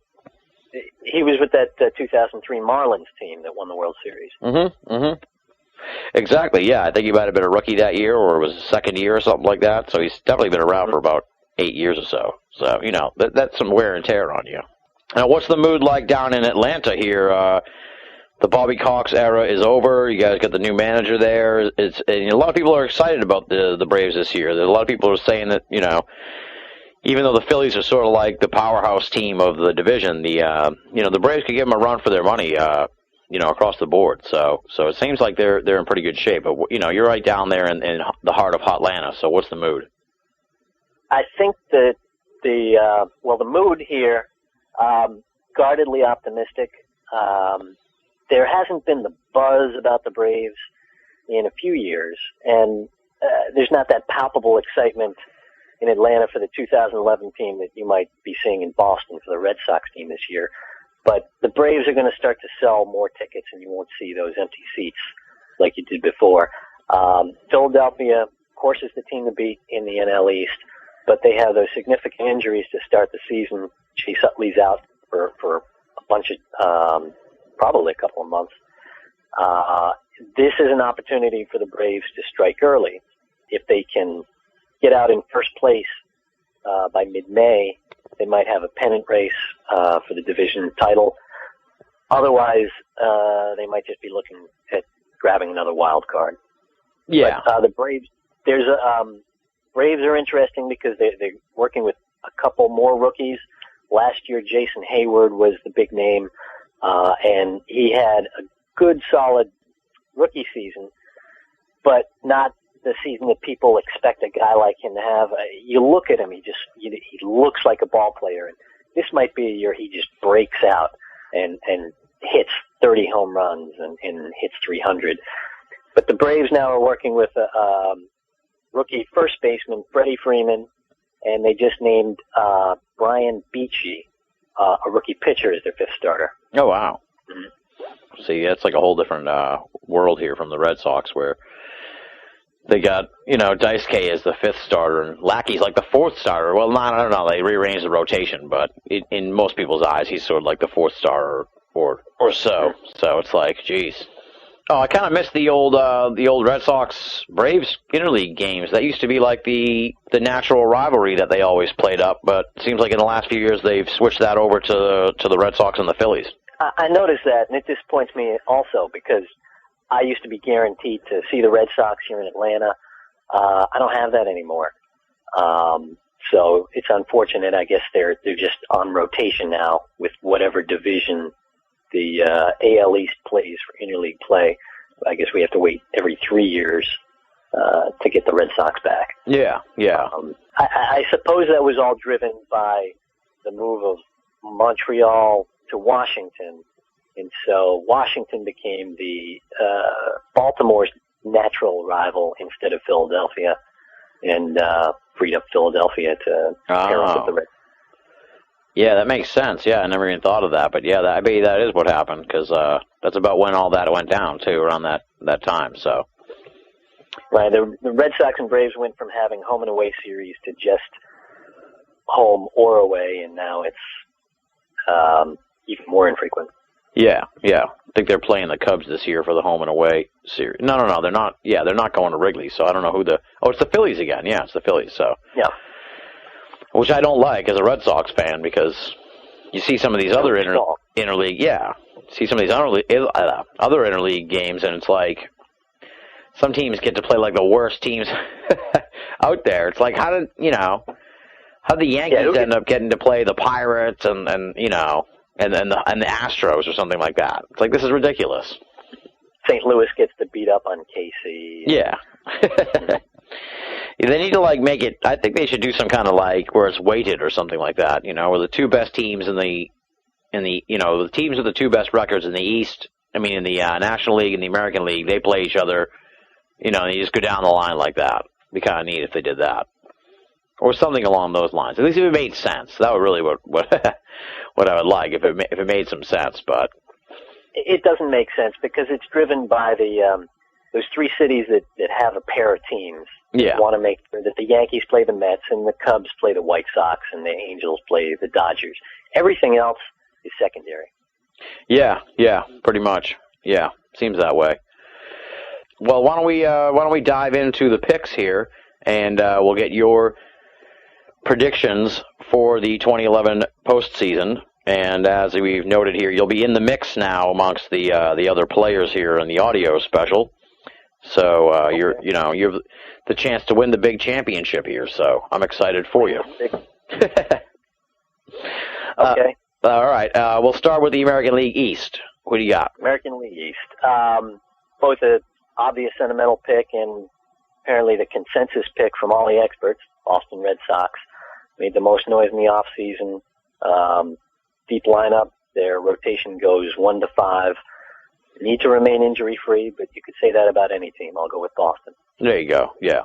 Yeah. I was just talking about this with Lauren. It seems like it's going to be a slightly tougher division than even it has been in a while in the AL East, so hopefully they'll do all right. But I feel like the Orioles are going to be this plucky pain in the ass all season, and you can't count out the Rays, and I presume that the Blue Jays are going to have some improvement with the new manager, so it'll be a tough division again this year. I really hope that the Orioles do make some noise, in spite of Buck Showalter and his comments earlier this spring training. They really need a little bit of excitement down in Baltimore. It's a proud baseball city, and their management hasn't treated that team very well in the last 15 years. I definitely agree with that. All right, the AL Central, who you got? I will go with the Chicago White Sox. You could go with the White Sox. You could go with Minnesota. Minnesota always seems to end up with the division title every year or every other year. They did that last year, and of course, very predictably, went out quietly in the postseason. Maybe it's time for them to step aside and go with the White Sox and Ozzie Guillen and Ozzie Guillen's mouth and give them to a division title. I'm hearing he might be on the hot seat, so I bet if they don't get off to a good start, I could imagine him getting the boot. So we'll see though. Yeah, he could be manager of the year, or he could be the first manager fired. Yeah. That seems to be the case with him a lot with his antics. Mm-hmm. All right, the American League West. Who you got? American League West. Texas was the surprise last year, making it to the World Series. They don't have Cliff Lee anymore, and Oakland, after a drought of a few years, seems to have put together a fairly solid starting rotation. The other two teams in the West don't see a lot of contention coming out of Anaheim or Seattle, Los Angeles, whatever they call them now. I'm going to go with Oakland. Nice, Oakland. Okay, little dark horse candidate here. I like that. Yeah. I agree with you though. They're sort of hovering right on the cusp right now. So I think they'll be a dark horse contender for sure. If they can find a way to score some runs. Yeah.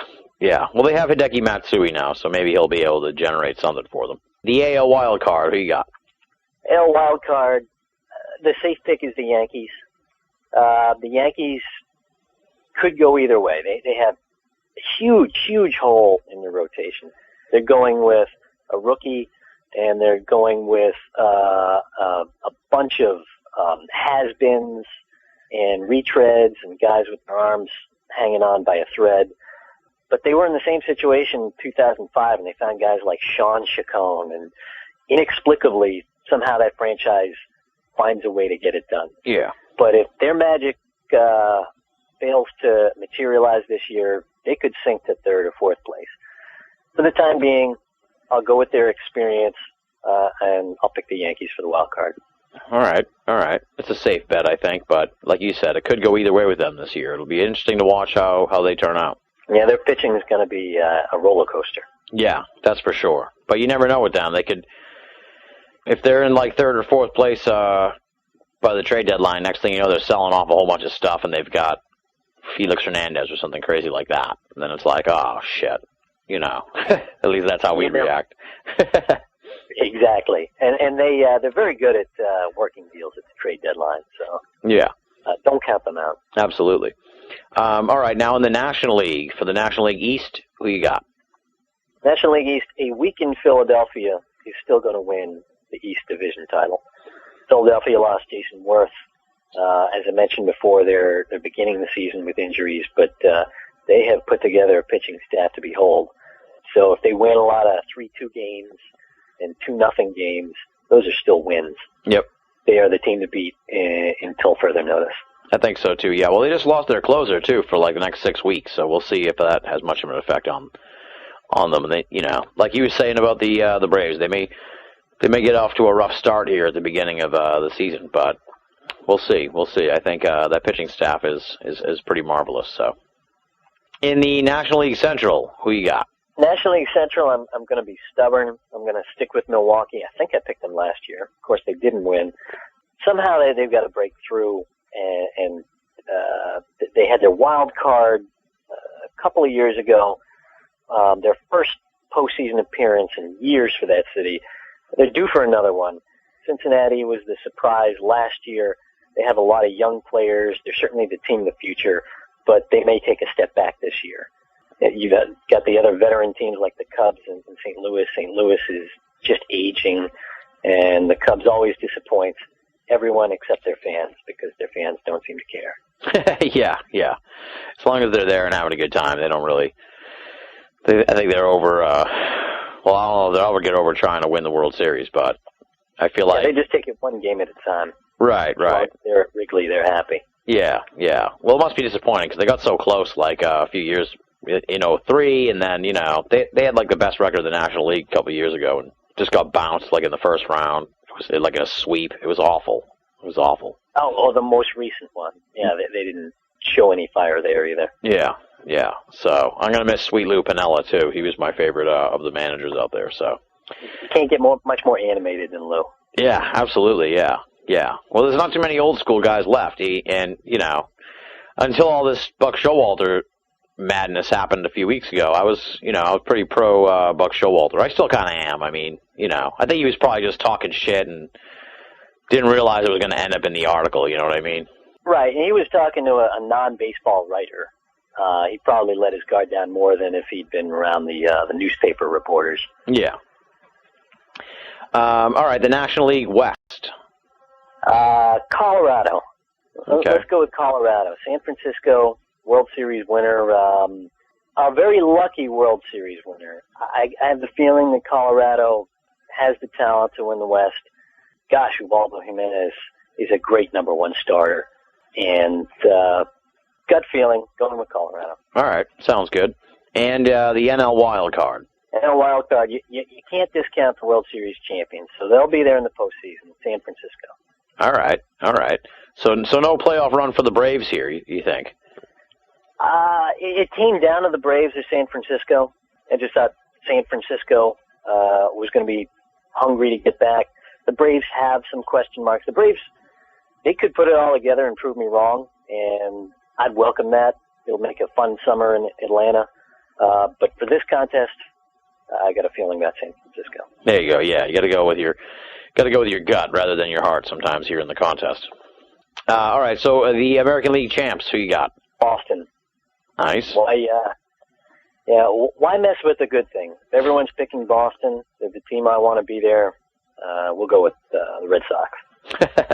All right, sounds good. And the National League champs? I'm going to continue to be boring and pick the obvious chalk choice, and that'd be Philadelphia. There you go, yeah. It seems like it's been that way across the board. I don't think I've had anybody yet pick anybody but Philly, so we're all going to be hurting bad if... Right. Either win together or sink as a team. Yeah, well, I think that's what happened last year, because all the numbers were really down, and it was like Phillies across the board pretty much. So we all got screwed when the Giants won. So that's what seems to happen. And for the World Series champs, who you got? Let's go with Boston again. Nice.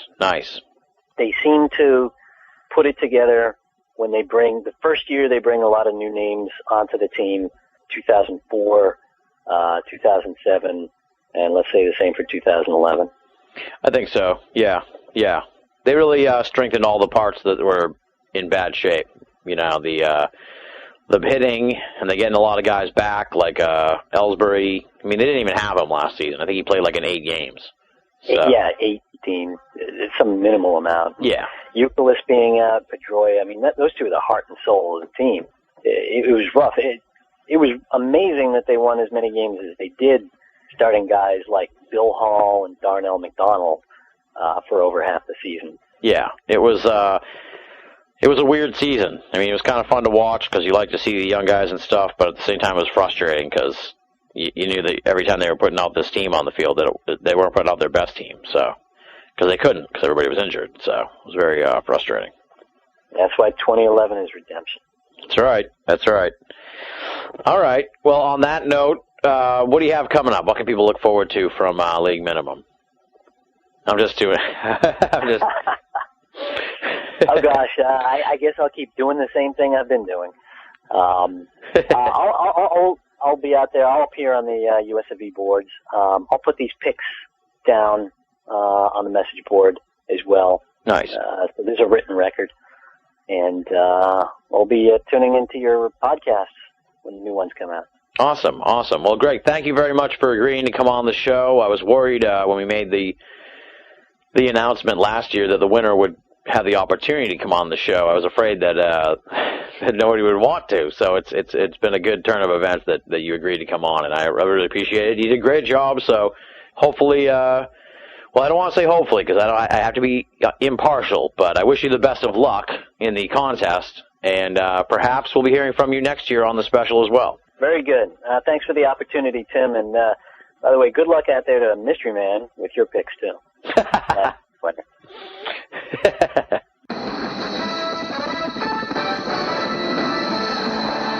You're listening to Banal of America Audio.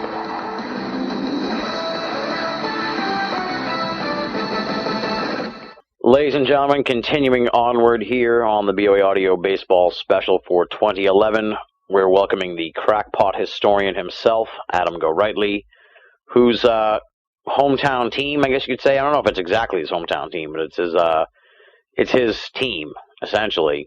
The San Francisco Giants. They won the whole thing last year, so he is still basking. I love it.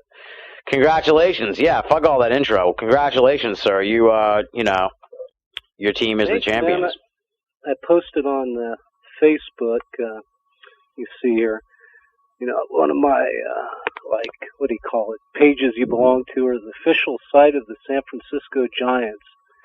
And they put up a post about the first game, and I posted, through the sheer force of my personality, I willed the 2010 Giants to glory. It was me. Wow. I helped them get over the hump. Wow. You know, focus, passion, and energy.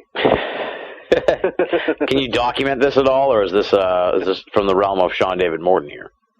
The psychic power, the will to power. So, all right. So you guys must be pretty psyched out there that you won the championship. Do you think they're going to repeat this year? Not to jump to predictions, but you know that's obviously the big question everybody asks. Well, that's a long shot, man. But they do going into this season. They have a better team. So yeah, that's a possibility. All right. A lot of things got to happen, you know. They got to get lucky and get on a roll and all that stuff. But they definitely have more firepower, more run production this year. So I predict them. Well, we won't get into the predictions yet, or will we? No, not yet. Not yet. This has got you written all over it. The Mets stayed in a Pittsburgh hotel that also hosted a convention of people dressed up as furry creatures. Oh, no. Is this Wilbot's worst nightmare? No, it's worse than my worst nightmare. My worst nightmare is mascots. Look at that. But you know what? Mascots get paid. These people paid to stay in a hotel and look like animals. What are they thinking, Bob? All right, let me tell you something. This is here's the real story here. You're listening to Banal of America Audio. In 40 years worth of being on the road, traveling around this great land of ours, checking into countless hotels of all stripes, here's what I've learned. There's a frightening amount of subcultures out there, Mike, and they all have conventions. Yeah, but you've never seen these people. I just want to understand one thing. I've never seen them. Stay away from me. Thank you very much.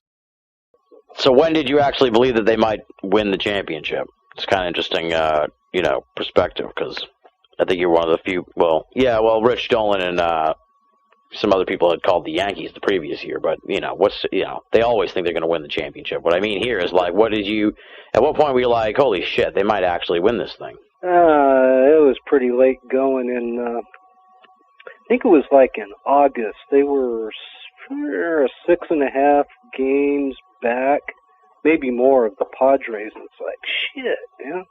You know, these guys got a great pitching staff, but they couldn't beat the Padres. At one time, the record against the Padres, they had like 1 win out of 10 games. The Padres had their number, you know.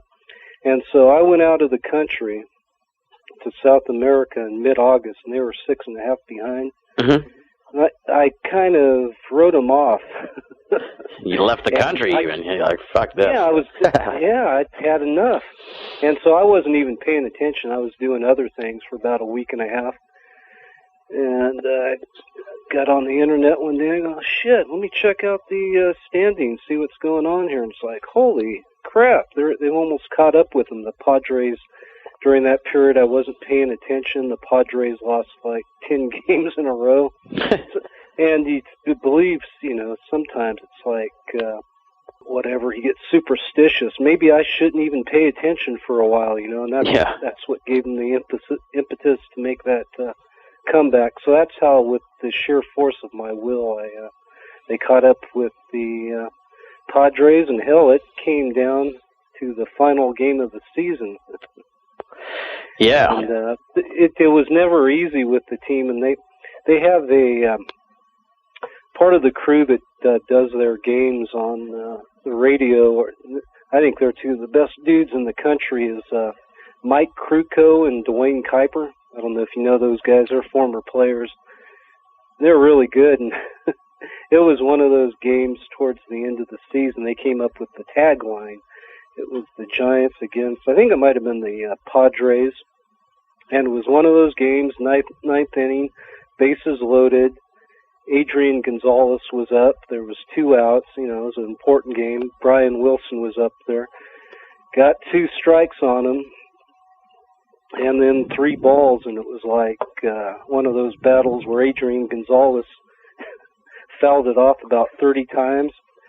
Yeah. You're just dying listening to it, and that's when Kruko came up with the tagline after the game was over. He goes, Giants baseball, torture! And so, I knew they had a good team, but I think in that Philadelphia series, I knew, these guys got some mojo going now, and they're confident, and everybody seems to be clicking. So, it was in the division, series that, or the pennant series that I felt, they got a good chance of doing this. Now, did you attend the parade, or were you still in Maine at that time? After going to that frickin' thing we did in Salem, you want to deal with that many damn people? I'm a couple hours away, but I'll be damned if I'm going into San Francisco. I don't even know. They must have had 500,000 people on the streets, maybe more. That's insane. Would have been like Salem all over again for you. Yeah, exactly. No, I don't need that. But I am this year going to my first game at AT&T. We got tickets for July 18th against Greg Bishop's Los Angeles Dodgers. Oh, nice. That's the first game I've been to that parking. I used to go to Candlestick back in the day. So, looking forward to it. As a hated rival of the Dodgers, you must really be rubbing it in. You must really be happy to see the Dodgers fans pretty upset that you guys have won. Oh, of course. What else can you say? You know that guy Chris Russo? Vaguely, I think. Yeah, the sportscaster? Something like that? Yeah, he's an East Coast guy, but he's a Giants fan. And he has this incredibly funny rant he did a few years ago. I don't know if you've ever heard it. You have to try to find it. It's probably on the net, where just going, just one time, win me a World Series. And he goes on this crazy rant. Well, he finally got his one time. There is kind of I hear a group of hardcore San Francisco Giant fans back on the East Coast. In fact, there's a bar somewhere there in New York where it's dedicated to the Giants. Of course, they came from New York, so those ties are still there, but a lot of those old-timer hardcore guys about died off by now. So the team, they make any changes here in the off-season, or are they sticking with the central core? I know Edgar Renteria, did he leave? Yeah, I think he left, right? Yeah, they didn't sign Renteria, but to replace him, they got Tejada, Miguel Tejada. Oh, okay. Right? Yeah, he's good. Formerly of the A's and Orioles. Maybe probably more better hitting out of Tejada, even though Renneria is a clutch dude. So that was the main thing. But they got one of the big stories is Pablo Sandoval has lost like 48 pounds. Oh, wow. Kung Fu Panda? And, is that, what did they call him? Mm-hmm. Nice. Yeah. A couple of years ago, he hit 330. So going into last season, that 330 was his rookie season. But he always kind of had a problem with his weight. And going into last season, he was dialed in as their main hitter in the 3-hole there, as they say. But his off-season regimen, they wanted him to lose some weight because that was becoming an issue. But he didn't going into last season. He got a divorce and kind of had a crummy season. He did a little bit in the postseason, but they told him, hey, dude, if you want to stay on the team and have a career, you need to lose some weight because it's becoming an issue. So during the off season, like I said, he lost something like 48 pounds. Oh, looks wow. like a new man, and he's just kicking ass during the Cactus League. So that's going to be an addition there. Then they got this young stud besides Posey. They didn't have Posey starting the season last year. There's another guy called Brandon Belt, who I think they're going to do what they did with Posey. They won't bring him up immediately, but he's in their plans for the future at first base, and he's been tearing it up. He's been the most productive here in spring training, and everybody's raving about this guy. He's like, could be another Posey type. And so I suspect he'll come in at some point in the season, so that's an upgrade there. Then, basically the rest of they didn't make any other changes besides that. Didn't lose anybody on the pitching staff, so that's why I'm saying, yeah, that's big. Yeah, they got a stronger team this year, and they could repeat. It's possible. I mean, it's hard. It's a long shot. You got, like anything, you got injuries and all that stuff that always play into it, so you never know. Yeah, it's a very long season. It's very long. It's a marathon. Indeed. Yeah, well, I was just thinking as you were talking about it and everything, it's just funny how when we first started this special, like 4 years ago or something like that, we were kind of laughing about how futile the team was and everything. So, things can turn around for anybody, I guess, in a few years. Yeah, part of it, I always liked Brian Sabian. Yeah. He's the GM there. And he was known, when they were competing earlier on in the decade, he had a magic touch of making late season moves and putting a good team together. He never quite got over the hump with Bonds. Then there was some decisions made there in the years they stunk that he didn't have a say, like the Zito thing. Yeah. The former owner, that was kind of his deal. So I think Sabian was just waiting for his time, and they changed ownership, and he basically showed what he can do. I think he's one of the best GMs. And they got a hell of a good manager too. I felt when they got Bochy, they got a good dude, and that proved to be true. Well, I love the guy who does the TV commentary. He used to do the ESPN ones, but he doesn't do them anymore. It's like a fat little bald guy. Oh, John Miller. Yeah, he's great. Yeah, he's another one of the Giants. I think have the best broadcasting team with Krupp and Kipe, and John Miller's that guy's tremendous. He's famous for, if there's a rain delay or something, he's got these incredibly great stories. You don't hear that stuff on the ESPN. It's only the radio. He's funny as hell in these great stories and does these imitations of different sports people. He's really good. He's the best. John Miller. He got last year voted into the Hall of Fame. Oh, really? Yeah. Oh, wow. But he was inducted with, I guess every year they do broadcasters and stuff. Yeah, it's called the Fred Firth or something award for broadcasting. So, all the great ones, and Miller is one of those. I guess they induct one a year.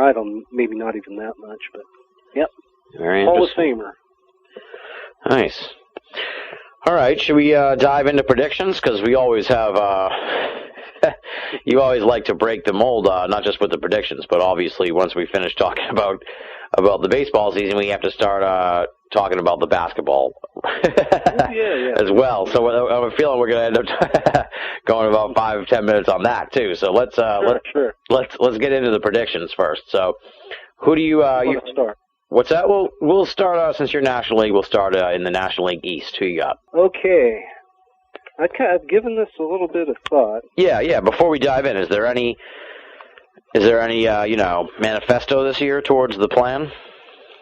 No, there's no. In the past I had like the Costanza method, and then one year I picked teams that were in last place. Yeah, and then first place. One about how much they paid the teams, and you just sort of a mix last year like that. Yeah, that was last year, and that almost worked out for me. Oh yeah, I should mention too. You've been campaigning here to win some kind of award. I mean, I don't know, just because you didn't even pick the Giants to go all the way. That makes it so much more difficult for me.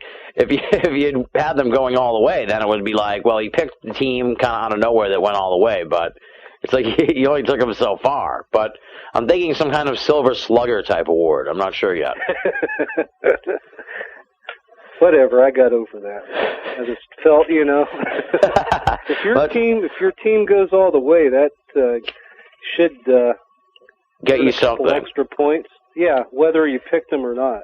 All right, well, that's what I'm. All right, Silver Slugger. Then you're gonna get. Well, maybe we'll name it after you as well. So it'll be the Adam Go Rightly Silver Slugger. There you go. Yeah. All right. So what do you have for this year? Your predictions. We'll start in the National League East. Well, I may be on some of these. I'll be doing a little wacky method. In the East, I got a feeling it's going to be either Philadelphia or Atlanta. And everybody thinks Philadelphia, with all the pitching they got, is going to be the team the favorite to. Win the World Series. Of course, they've had this rash of injuries lately, and I feel like there's kind of there might be a negative dark cloud over the Phillies. So I'm not sure. It could be Phillies or Atlanta, but what I'm gonna do is toss a coin. Oh. And I'll say heads Philly and tails Atlanta, and let's see. Heads Philadelphia. All right. So we'll take the Phillies there in the East. Okay. Interesting methodology this year. It's sort of like you're going with your gut, but you're also pulling in some kind of metaphysical lifeline. Mm-hmm. I like it. And also playing the odds, So in the Central, I'm going with the Chicago Cubs. All right. Nice. Okay. Don't ask me why. It'll make sense later. In the West, I think the wild card's going to come out of the West. Interesting. All right. And I think the two teams there are the Giants and the Colorado Rockies. Okay. The Rockies always seem to have a good team, and they got some, they got some offense there. So, but I'm not. Once again, I'm going to flip the coin, and heads will win the division, and so I'll say San Francisco heads, or San Francisco heads and Colorado tails, and we'll see who wins here. Okay, we're going to have Colorado winning the division with the Giants as the wild card. All right. This is spooky, this whole... I love it. All right, so the American League East, who you got? The Red Sox. Seems the popular choice this year, for sure. Yeah, with Carl Crawfish and Adrian Gonzalez, and my sources tell me their pitching staff is pretty good. That's what you said. So yeah. We'll go with the Red Sox. All right, the American League Central. We're going with the Chicago White Sox, just because Ozzie, again, is such a bitchin' dude. All right. The American League West. Oakland A's. All right. Is there much of a rivalry between Oakland and San Francisco, or is that just sort of a more a geographic rivalry. If Oakland starts winning some games, maybe not really, but people try to make you think that to sell tickets. They're playing they just had a little series here, spring training series, and so it's always fun when those teams play, because it's that Bay Bridge thing. Yeah, that's what I mean. I need to think about this a little bit here about the wild card. Okay, let's go with Oakland, and then for the wild card, this is going out on a limb. I'm going to take the Baltimore Orioles. Wow. Kudos. Every year, isn't it? Somebody comes out of nowhere, so somebody's got to get lucky. Why not me? Exactly. Why not now? Why not now? Why not me? Why not the Orioles? Well, that's stunning. I like that. Okay, so all right, wow. The Baltimore Orioles are going to shock the world. All right, who do you have in the for the American? We'll go with National League first. Who do you have in the National League to win the whole thing? Well, this is where we go into the coin toss thing again. Mm-hmm. And I have two scenarios for the World Series. One is going to be a Windy City World Series with the Chicago Cubs and the White Sox. That's one scenario. Nice. Or a Bay Bridge Series with the San Francisco Giants and the Oakland A's. Wow. So let's go. Heads will be the Giants and the A's, and the tails will be the two Chicago teams. So come on, Giants. Yes. It's going to be the Giants and the A's. And the A's. Wow. And for the whole thing, who's winning it all? Well, I better go with the Giants, because if I don't pick them this time and they win, then... you'll be a double Silver Slugger Award winner. Yeah. Wow. Well, some bold predictions there, but I like it. I like that. I'm impressed. Go out on a limb a little bit, Well, everybody took Philly to win the National League, so I ended up taking up the Braves. I decided to go out on a limb and kind of like what you did with the Orioles there, back a dark horse to sort of get the magic going at the right time. And I feel like the Phillies are a flawed team, even though they have all that great pitching. Well, check it out. If you look at the history of these deals where they bring in these pitchers. Yeah, I saw that stat. Yeah. A lot of times it don't pan out, especially if they're older. If you got a young staff like the A's, have a pretty good young up-and-coming staff, and of course the Giants do. When they start getting into their 30s, they usually, unless they're on steroids like whoever, Clemens or those guys, they have longer careers, but usually when they get into their 30s, mid-30s, then they're not as productive. Yeah. And so I think that's the Achilles, one of them, and they've had all these rash injuries. They lost Jason Worth. Utley's out now. I don't know if they got that much offense. Yeah, they're spotty. All right. Giants all the way here over Oakland. Interesting. I like it. I had to come up with something. Yeah, okay. Well, now that we have you here, obviously, for the baseball special, it's time for our secret additional conversation, which, of course, revolves around the NBA and the basketball season. We're just about at the start of playoffs. And your beloved LA Lakers aren't looking too good, pal. Actually, they're kind of on fire, aren't they? What do you mean secret? This isn't very secretive we're talking about. Well, it's tucked away in the baseball special, this weird little pocket of basketball discussion. Here's my thoughts going into the All-Star break. And before that, I thought the finals would be even though the Lakers weren't doing all that great then, I thought the finals would be the Celtics and the Lakers again. And I felt the Celtics had a bit of an edge at that time because they had the best record. at that time. Yeah. And but then after that silly trade that Danny Ainge made,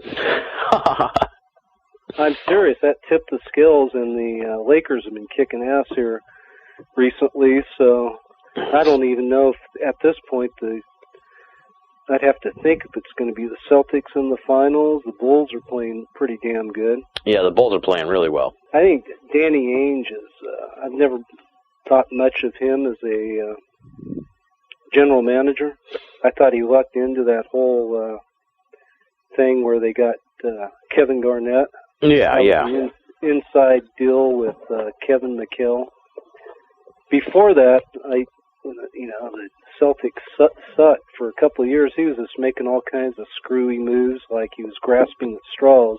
Then he got that dropped in his lap. It's like, oh, he's a genius, you know. No, I don't think so. And I don't know. What do you think about that Kendrick Perkins trade? I'm kind of disappointed in it, and I don't really. These new guys haven't gelled very well with the team. So the thing they had where they could hang with the Lakers, you know, by having that inside presence, some guys who were mean, rough, and dirty. Yeah. And so they lost that. Exactly. They So lost quite a bit of that. And you still have Kevin Garnett, but he's not quite where he was when they won the championship. the big debate here is whether they're falling into the same thing they did last year, which is just cruise now into the playoffs. Because that's what everybody said, you know. It was like no one gave them a chance last year, and then they just turned it on in the playoffs and went all the way to, you know, very close to winning. You don't do that on purpose. Yeah, I know. You kind of, like the Lakers, I mean, they do that too, but going into the playoffs, you want to be clicking on, you know, yeah, all cylinders. Well, we'll see. Well, how do you think the Heat are going to do? I don't think they're quite there yet. I don't think they're going to make it in the finals. It'll be the Celtics or the Bulls. I feel like the playoffs are very difficult. The one thing I don't like about the NBA sometimes is just that I feel like they should shorten the season or something, because the playoffs are so long. They call it the second season, and that's true, because it's like it's too long, but it's like they're not going to shorten the season. It's all revenue. Yeah. Yeah. With the Heat, the changes in the playoffs, you know, they just the strategies. That's true. The Heat can turn it up when they're kind of in an up-tempo, open court thing. Those guys can go to work. But when you get into the playoffs with the Lakers and the Celtics, they're going to slow it down. Yeah. And pack it in. Then those guys need to hit shots, and you see what happens. You know, with LeBron this season, so they need more. They don't quite have the inside presence, I think, to go all the way, but who knows? Yeah. They're definitely talented, though I hate them. Well, I was really looking forward to rubbing it in when the Celtics were so close to winning in that Game 7. Oh, yeah. I was really looking forward to it. I was watching the game, you know, halftime. I'm calling Go Rightly as soon as I get home. No, that's, I thought, shit, they had that game in the bag. Yeah, it's all very, Perkins, you know, he went down in that Game 6, and when they lost him, it just messed everything up. Kind of what's happening now. They need to readjust to, they need Shaq back, really. That's the big problem. Mm-hmm. I think they've been holding him out. That's what I think, too, yeah. Yeah, they're going to bring him back a couple weeks before the playoffs start. Then he'll be ready to go. And he was really good this season, at the beginning of the season, so I have a feeling he might be the spark they need. Yeah, maybe. You know you want to see Shaq face off against Kobe one time in the finals. Oh, yeah. No, I've been surprised. That guy's amazing for, I think he's like 38. Who would have thunk that he'd even be around and being productive, you know? Maybe he's on roids, too. That's possible. I suspect that about the NBA. They don't really ever talk about it, but you'd think, like, I swear that LeBron James has to be on. steroids. There's been a few players. I mean, for the most part, the way the game is, you don't want to be all buffed up and muscle bound. But if you're an inside player, like the guys that have stood out to me, maybe on roids, were maybe Shaq. Yeah, he's a monster. He was always big, but he got bigger as he got older. Karl Malone, that guy was chiseled. Yeah. Somebody like Alonzo Mourning, he had kidney problems later in his career, and a lot of people went, Yeah. And LeBron, he's a freak. I should have asked referee about it. I didn't think to ask about steroids. I would suspect a low percentage of the players are on something. Not like, baseball was in its heyday or football. Yeah. Well, we'll see what happens, Go Riley. We'll see what happens. Because if it's Celtics-Lakers, maybe I'll bring you back on the show so we can debate it. I will, if the Celtics and the Lakers make it into the championship, I guarantee a Lakers victory, or I will shave my head. I was waiting for that because you wagered the head shaving, and I accepted it, and then you backed out of it. And if you had won, I would have had to shave my head if you had just stayed in the bet. I shouldn't have said anything. I got scared, man. I was terrified, but I agreed to it. I had a lot to drink for a couple days, and then I was like, you know what? I'm doing it. I'll shave my head if they lose. I was so fired up, and then you were like, no, you're crazy. What are you, some kind of asshole? Well, I started to have doubts, and I didn't want to have to shave my head. So chickened out. All right, tell you what, if there's a rematch this year, then we should definitely do a hair match. I'll do it. Well, let's think about that. All right. Oh, here he goes already. Oh, man. All right, well, I forgot that everyone's listening, so we should wrap it up here. So thanks for. Oh wait, what's going on in Go Rightly world? What's the latest from you? Books. I know you're working on a movie, and you got all kinds of stuff cooking. So update folks on what you've been working on. I do got a lot of stuff. I'm working with a couple different publishers on a whole bunch of book projects, and. You all have to wait and see. I don't want to start talking about specifically what they are, because you feel like you will jinx projects, and some of them, one of the publisher doesn't want me to talk about, because it's going to be some pretty unique stuff. Some of it is my own things I've written, and some of the projects deal with unpublished manuscripts by certain famous authors who have passed on, and so there's really several projects I'm working on. Be pretty interesting stuff. So got that going on. I got my latest book is the Who's Who of the Manson Family, which is kind of a companion volume to The Shadow over Santa Susana, and that's been released first as a Kindle book, but pretty soon here we'll have a hard copy edition. That's through FijiPress.com. Nice. And I'm working on a few projects with those guys there. Then the movie projects, there's a couple of them. One I've written the soundtrack for. It's called The New Prophet by an Australian filmmaker. It's kind of a sci-fi occult film. The filmmaker's name is Samuel Fielder, and the music for that soundtrack is also on a CD I have available called Transmissions from a Dying Planet, which you can get on Amazon. Some of my own music. Then also working with Mr. Fielder on this documentary, which we filmed towards the end of last year out in California, Southern California, and some of it on the central coast of California, with a whole host of different paranormal researchers, conspiracy researchers. And we went to some unique locales out there like the Integratron and Salvation Mountain and interviewed a whole host of people and kind of hung out.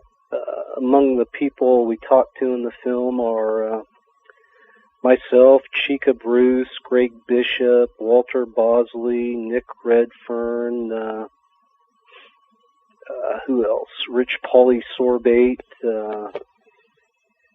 among others. I think we interviewed a total of like 23 people. Oh, wow. So should be a pretty interesting film. I think we filmed over like 30 hours, so the director now he's in the editing phase where you try to take 30 hours of stuff and whittle it down to like a 90-minute documentary.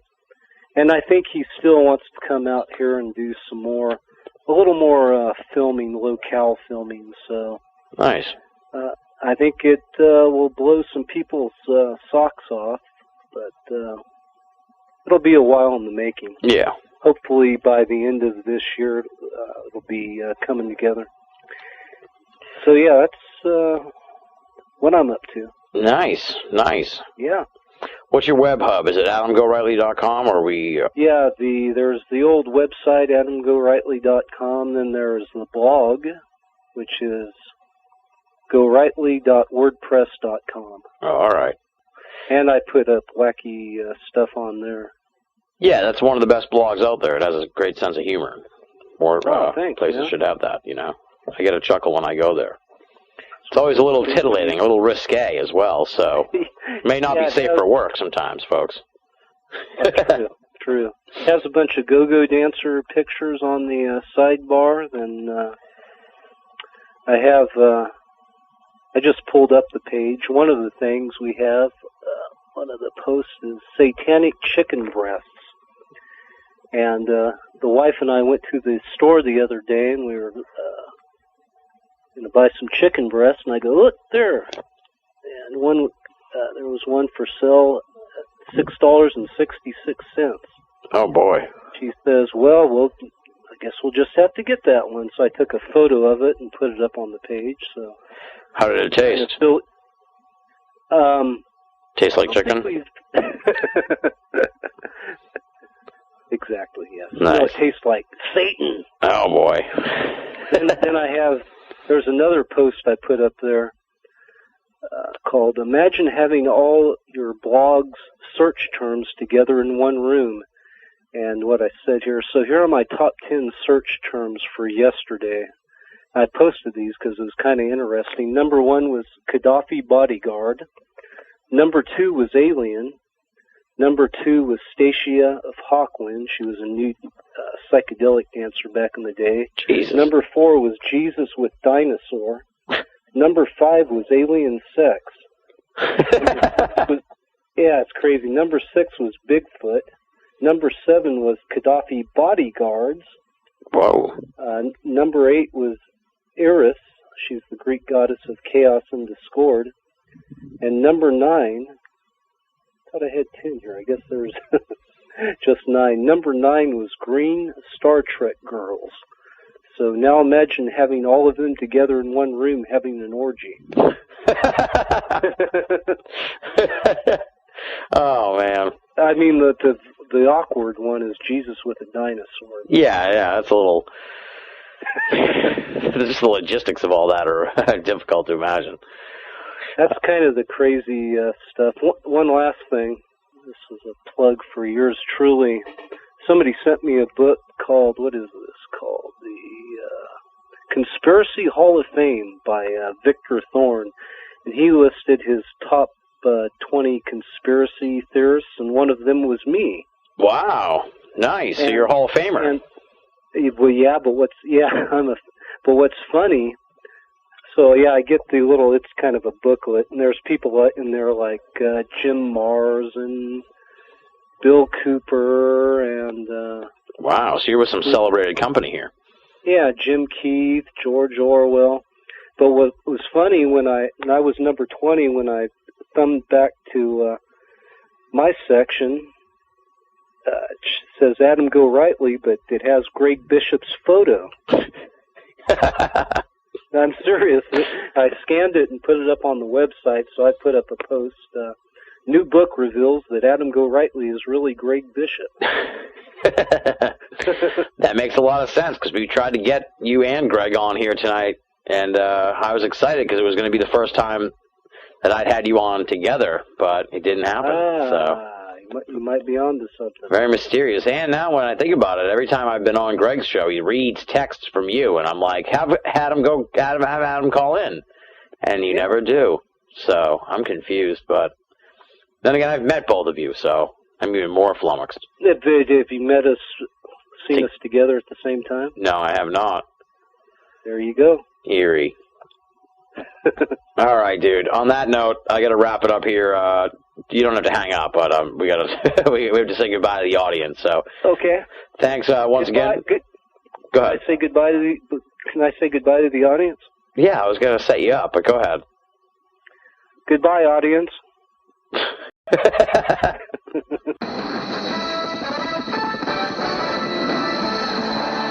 You're listening to Banal of America Audio.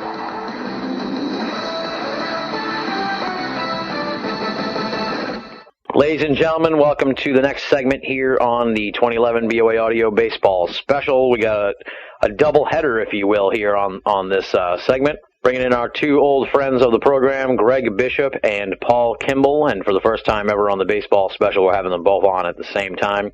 I thought I'd mix it up a little bit and get a little dialogue going. So welcome back to the program, Greg and Paul. Thanks, Tim. Thanks, Tim. Hello, Greg. Hello, Paul. Hello, Tim. There you go. All in the family. We're ready to go. Awesome. Well, let's begin here with opening days technically tomorrow, although the people listening will be tuning in next week. So, Greg, you were saying you've broken down and got the tickets. You're going to opening day tomorrow night? Yeah, that idiot Frank McCourt and his stupid wife and the Dodgers. I don't know. But I like watching baseball, and we went and got a very small ticket package so we could get opening day. So we're going to opening day, night, whatever the hell it is, twilight tomorrow at 5 o'clock against the Giants so we can see the Giants mop the floor with the new Dodgers. Now, what do you mean new Dodgers? Are they... Well, there's some new people on there. I mean, it's not totally retooled. Well, they have a new manager, too, right? Yeah, I think that was the main thing, is having Madeline in there, who's never managed before. Well, he has, I guess, as a fill-in, and screwed up royally a couple times while he was filling in. I don't think he's going to be a disaster, but it's the first year for him, so, what can you expect out of that? I don't think he has a strong hand that Torrey had, but we'll see. I'm sure Torrey's sitting there on the phone every time something goes wrong, and Mattingly freaks out and pees his pants. He'll call Torrey and ask him what to do. What was the big mistake he made? Didn't he make some kind of lineup mistake or something like that? I think that's one thing he did, but the other thing he did is he went out to the mound twice. That was it, yeah. Yeah, then you have to pull the pitcher. That's like the rule. Yeah. He went out there, and then he stepped off the mound, and then somebody said something to him, and he stepped back on, and I think they were playing San Francisco. I can't remember, but the other manager said, "Oh, wait a second," and they had to pull the pitcher. I kind of like little things like that, because I'd never seen that before until a few years ago. It happened. There was a fight, actually. Yeah, that was it. The manager had gone out to the mound to talk to the pitcher. Then later in the inning, there was a fight, so he ran out onto the field then. Then it was like, oh, you've gone out twice. Now you have to... Well, then he did it twice, because the other time he just went to talk to the pitcher, walked off the mound, took his foot off the dirt of the mound, and then turned around and went back to the dirt of the mound, and that was called a double visit to the mound. It was just that little thing. But he broke the rule. That's baseball. He wasn't thinking about it. So, it was a very public display of rookiness as a manager, but he probably won't do that again. He's probably goes over it in his head every time.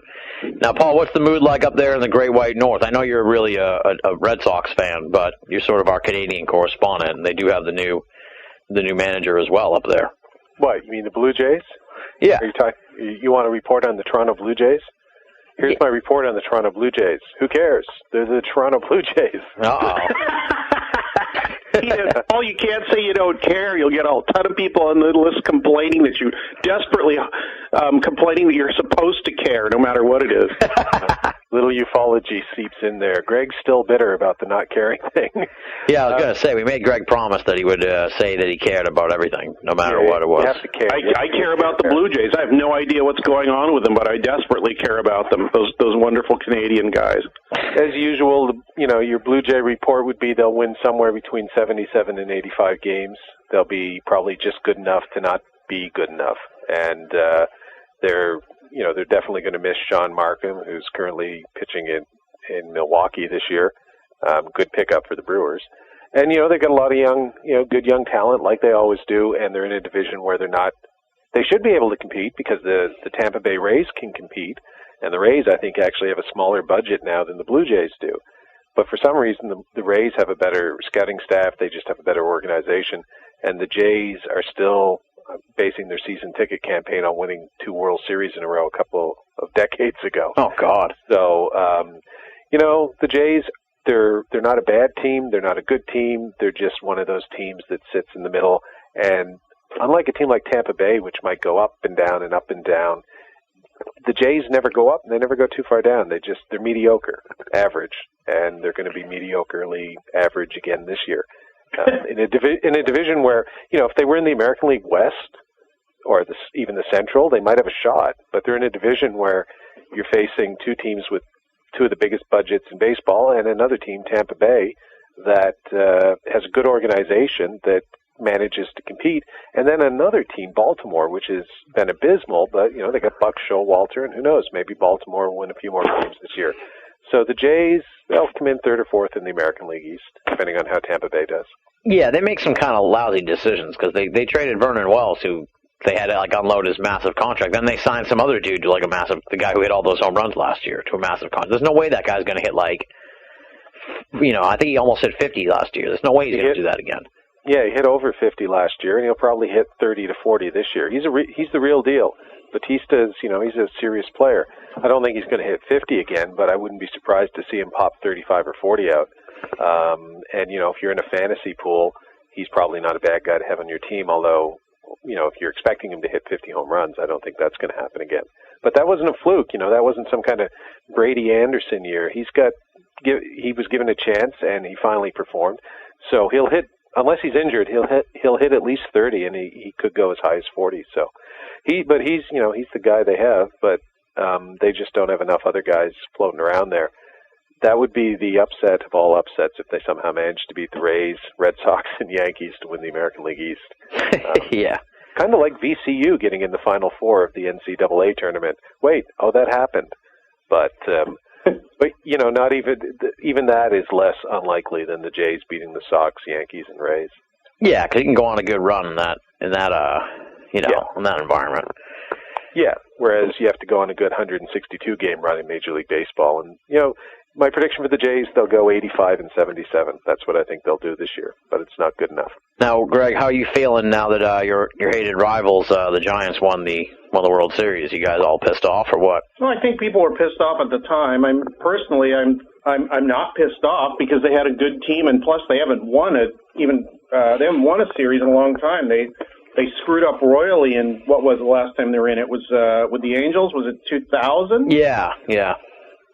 Yeah, they made a lot of really stupid mistakes with their stupid manager then. So I think they were due, and I will not fight with Go Rightly about it, even though I know he wants to. Come on, Greg. The truth is you just don't care, right? I just don't care about it. I do. I care desperately about it. Well, I was giving Adam a lot of crap because he wanted some kind of extra award or something because his team won, but he didn't even pick them to go all the way. He just picked them to win the National League. So I was a little torn on how to handle that. So we gave him the Adam Gorelli Silver Slugger Award. Did you just create that? Yeah. Yeah, we just created that. So just to make him happy. Yeah, well, I felt like his insane style of picks actually almost paid off if he had just gone all the way with it. Yeah, well, a stopped clock is right twice a day too. So I think I'm going to call that the stopped clock method. The other, he's put something up on Facebook about the Giants going, going to go all the way or something again this year. And I said, you might be right with that Buster Pansy guy they have. Oh no. Meow. Anything. I can make fun of him because it's Go Rightly, but the guy is a good person to build a team around. He is, as Paul says, the real deal. This Buster Posey, yeah, he's good. Yeah, everybody's you just can't help but root for the guy because he's young and he's kicking ass. Indeed, absolutely. Now, Paul, you must be very excited about the Red Sox this year. Yeah, as excited as I can get about a team that has a budget twice the size of Canada's, national debt. So I still love the Red Sox. I'm still a diehard Red Sox fan, but there are times when I think it's more, just what I grew up with and not necessarily what they are now. The giant corporate machine that has become the Boston Red Sox. Yeah. I think they could probably use a year or two of just going 69 and 93, and I'd be happier. Because, I miss the plucky Red Sox. Now they just go out and they say, you know what, we can actually outbid the Yankees. Well, okay, you know what, when you can outbid the Yankees, you've become the Yankees. So, yeah, there's an identity crisis there of sorts with that whole thing, for sure. Yeah, but, having said that, a little bit of ennui or existential doubt, yeah, sure, it's exciting. They got a good pitching staff from the looks of it. And Gonzalez is obviously a great pickup, and their lineup is stacked. I mean, on paper, there's no team in the major leagues that looks as good as the Boston Red Sox. And in the old days, that meant a guaranteed third place finish. But in the new era, I think that probably means a guaranteed first place finish in the East, and then see what happens in the playoffs. So, despite all my kibitzing about the Red Sox and their giant corporate identity and everything and the money, it's going to be fun. They'll be fun to watch, and that's good. Yeah, well, it was tough last year because they had all those injuries and everything. It was like watching the farm team a lot of times. The ratings went down really down the tubes and shit. So it was kind of a crisis year. But you know what? If somebody came to me and said, "Look, here's your choice between you can go see the Boston Red Sox play seeing the Sox play in Fenway would be great, so I won't say that. But let's say that I'm visiting Greg in California, and I have a choice. I can either go see one of two games at Anaheim. I can see the Red Sox play the Angels, or I could see the Kansas City Royals play the Angels. I'm just picking the Royals. I'd go see the Royals play the Angels. You know why? Something about the Red Sox in Fenway, I'd love to watch them live. But on the road, some of these smaller teams with younger players, they're plucky. Like the Pirates. The Pirates are horrible. They're just horrible. But there's something charming about their horribleness that I enjoy watching on television. So I might be the only guy on the planet that would enjoy a Cleveland Indians Pittsburgh Pirates doubleheader. Or, the Kansas City Royals mano a mano tonight with Houston. Okay, actually, you know what? I couldn't do that, but I can do Pittsburgh and Cleveland. So Houston actually looks vaguely sort of okay. Okay, didn't they kind of get high last year and just drop out of it near about the middle to the end? I thought they were terrible from the beginning. I think they went like the longest team to go without a win at the beginning of the season. Right. Yeah. Yeah, they look pretty terrible this year too. They're 11-23 in spring training, so. That doesn't mean anything. Ha ha ha. No, it doesn't. But it doesn't mean anything if you're the Boston Red Sox and you're 11-23. Right. But if you're the Houston Astros and you're 11-23, yeah, that means something. It means you're as bad this year as you were last year. By the way, Greg, the Dodgers are 13-21 in spring training. Yes, I know. Yeah. I was at pains to see them. I think they won like 5 in a row in about the third week, and then that was about it, And then they started off spring training by losing like 8 games or something. It was pathetic, and it was frightening, and it's still frightening. And I think they'll come in if they get in the middle of the pack in the West, they'll be lucky. So you say you got a package. What games are you going to? Any particularly good ones? They got any good interleague games this year? Yeah, they got some. What I've done in the past is kind of go with the 25 games. It used to be like 27 games, but people were getting pissed and they were worried about the team, as well they should be. So they bumped it down to a 25-game package, but we couldn't even afford that because of my job situation. So we got the one where they pick the games for you, which is, I guess, okay. At least we got opening day. See, we probably more care about just going to baseball rather than if something exciting is going to happen with a particular team. However, Giants opening day, Giants on Sunday after opening day, Cardinals on April 17th, Braves on the 19th. We got the Brewers, Marlins, Reds are coming, who probably have a chance. I got Astros. Detroit, there's one interleague we're going to. That'll be good. Angels, Mets, Rockies, who I am predicting are going to make it high in the standings. D-backs, Phillies. Paul, you're going to be in here house sitting for us, right? Yes. I have tickets to 2 games when we're gone, which you are perfectly welcome to. Oh, nice. Who's playing? Yeah. I'll go anyway, but who's playing? Let's see. We're leaving on the 21st, so we got Saturday, May 28th with the Marlins. There you go with your plucky young teams, yeah. Sure. And the 30th with the Rockies. So you get a super team and a pretty good team. Yeah, no, count me in. Fantastic. Nice. Make it down to the stadium somehow or get somebody to take you. They're yours. Yeah, my brother might actually be coming out to join me because I was thinking, look, Jim come out, we'll watch a couple of games. The idea of going to see the Angels and the Dodgers play anyway, so that would be ideal. Plus, he can rent a car. So right, because Paul is by international law is not allowed to rent a car anymore. Yeah, that's true. That's not true, is it? No, not really. I was gonna say. You never know. You never know with Kimball. So those tickets are here for you as a thank you for taking care of our insane cat. Now she's pretty mellow. Yeah, I dig your cat. Maybe I was just in Albuquerque and I was trying to buy an Albuquerque Isotopes hat and the damn place was closed on Sunday. Their gift shop. However, there was a game going on. Like, why is the gift shop closed on a game day? I think it was spring train. Minor leagues have spring training, right? I don't know. Well, there was a game going on because I heard people cheering and I heard an announcer. Well, maybe it was Monster Trucks and I couldn't see, but I think it was an actual baseball game. The Dodger Stadium had over the spring had like 50 tons of dirt dumped on top of the grass, on top of some plastic, so they could do motocross and crap like that.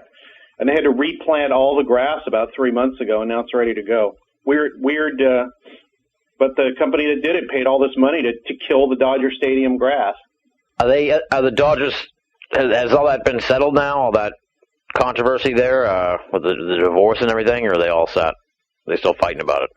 I think they're still fighting about it, but I think the biggest blows have already been struck. Now they're just arguing over who gets what.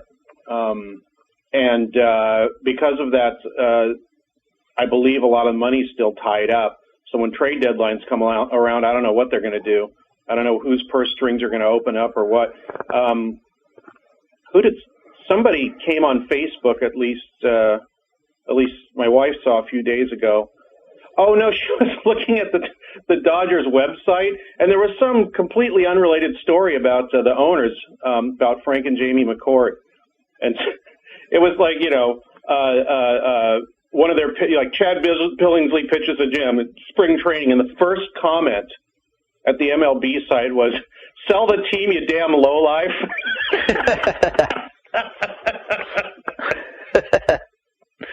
Oh, man. I think the news came out after the special last year, but you must have heard that whole story about how they paid some, like, psychic genius, or for lack of a better term, some psychic in Massachusetts. I think it's some, like, Russian psychic. Yeah. To, like, put mojo on the team or some damn thing. So weird. Funny, you think about that, it's like, oh, God, those it's like baseball players are the most superstitious people in the world. Why not the owners? That's true. I'm not superstitious. When I play softball, I have to go through a routine and do all these weird things, and I didn't plan it. I've just gotten all superstitious about it. I don't know why. I don't know. So yeah, are the owners immune? Probably not. I'm sure there's a lot of other stories like that would horrify a lot of the fans, even more than a divorce sucking all the money out of the team and keeping it in the toilet.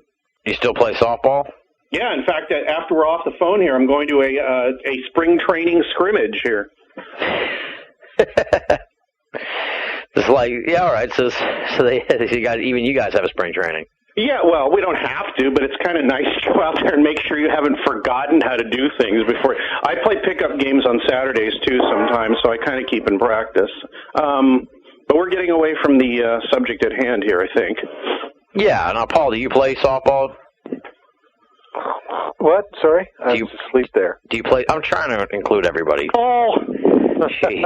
I fell asleep. You're saying you don't care, is that what you said? You're just saying you don't care about me and my softball. He did come out to one of my games, though. He was really cool about that. And then he came out and pitched for about 15 minutes, and I caught for him, and he was pretty good. Wow.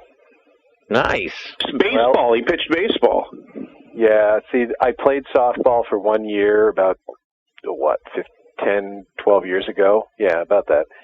And it's 15 years ago now. And it was, fine. But you know what? I played baseball when I was a kid, and so softball doesn't really interest me too much. So, when Greg and we went out to this park, and it's amazing. I can throw a ball.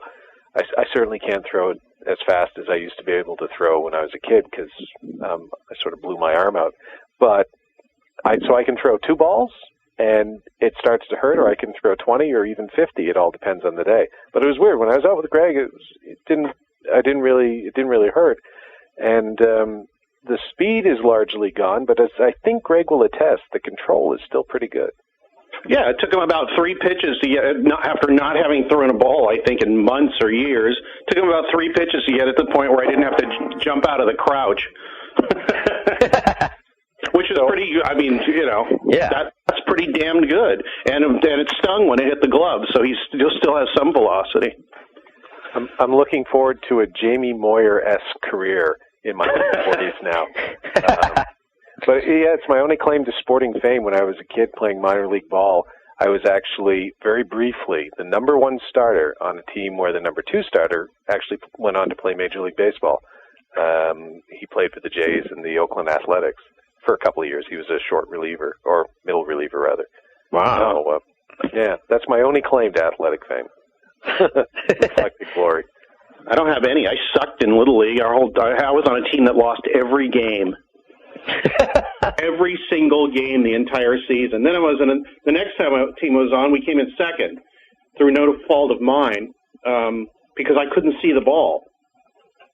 Why, you need glasses or something? They needed glasses, and I didn't know it. They put me out in left field because where do you put people that suck? So they put me out in left field about once every 3 or 4 games. I'd hear all this yelling. And I'd be looking around, and about 5 feet when the ball was about 5 feet from me, I'd see it, and it'd smack me in the face. And I didn't know, and I couldn't see the ball when I was batting, so it just looked like I sucked. And then about 4 or 5 years later, we find out I needed glasses. Because when you can't see, you don't know you can't see. Yeah, because you're like a little kid, too. Yeah, that makes sense. I think that's the way everything is. So, yeah, I had to find it in softball to realize that I had at least, an average to slightly better than average athletic ability so that I could actually play on a team and not suck. So it was kind of a revelation for me that I could play an actual game with a ball and a bat and not stink at it. And that was about the same time I became interested in baseball, which was like 15 years ago. Nice. All right, well, it's time to put your money where your mouth is because it's prediction time. Are you boys ready? Yeah. Greg goes first.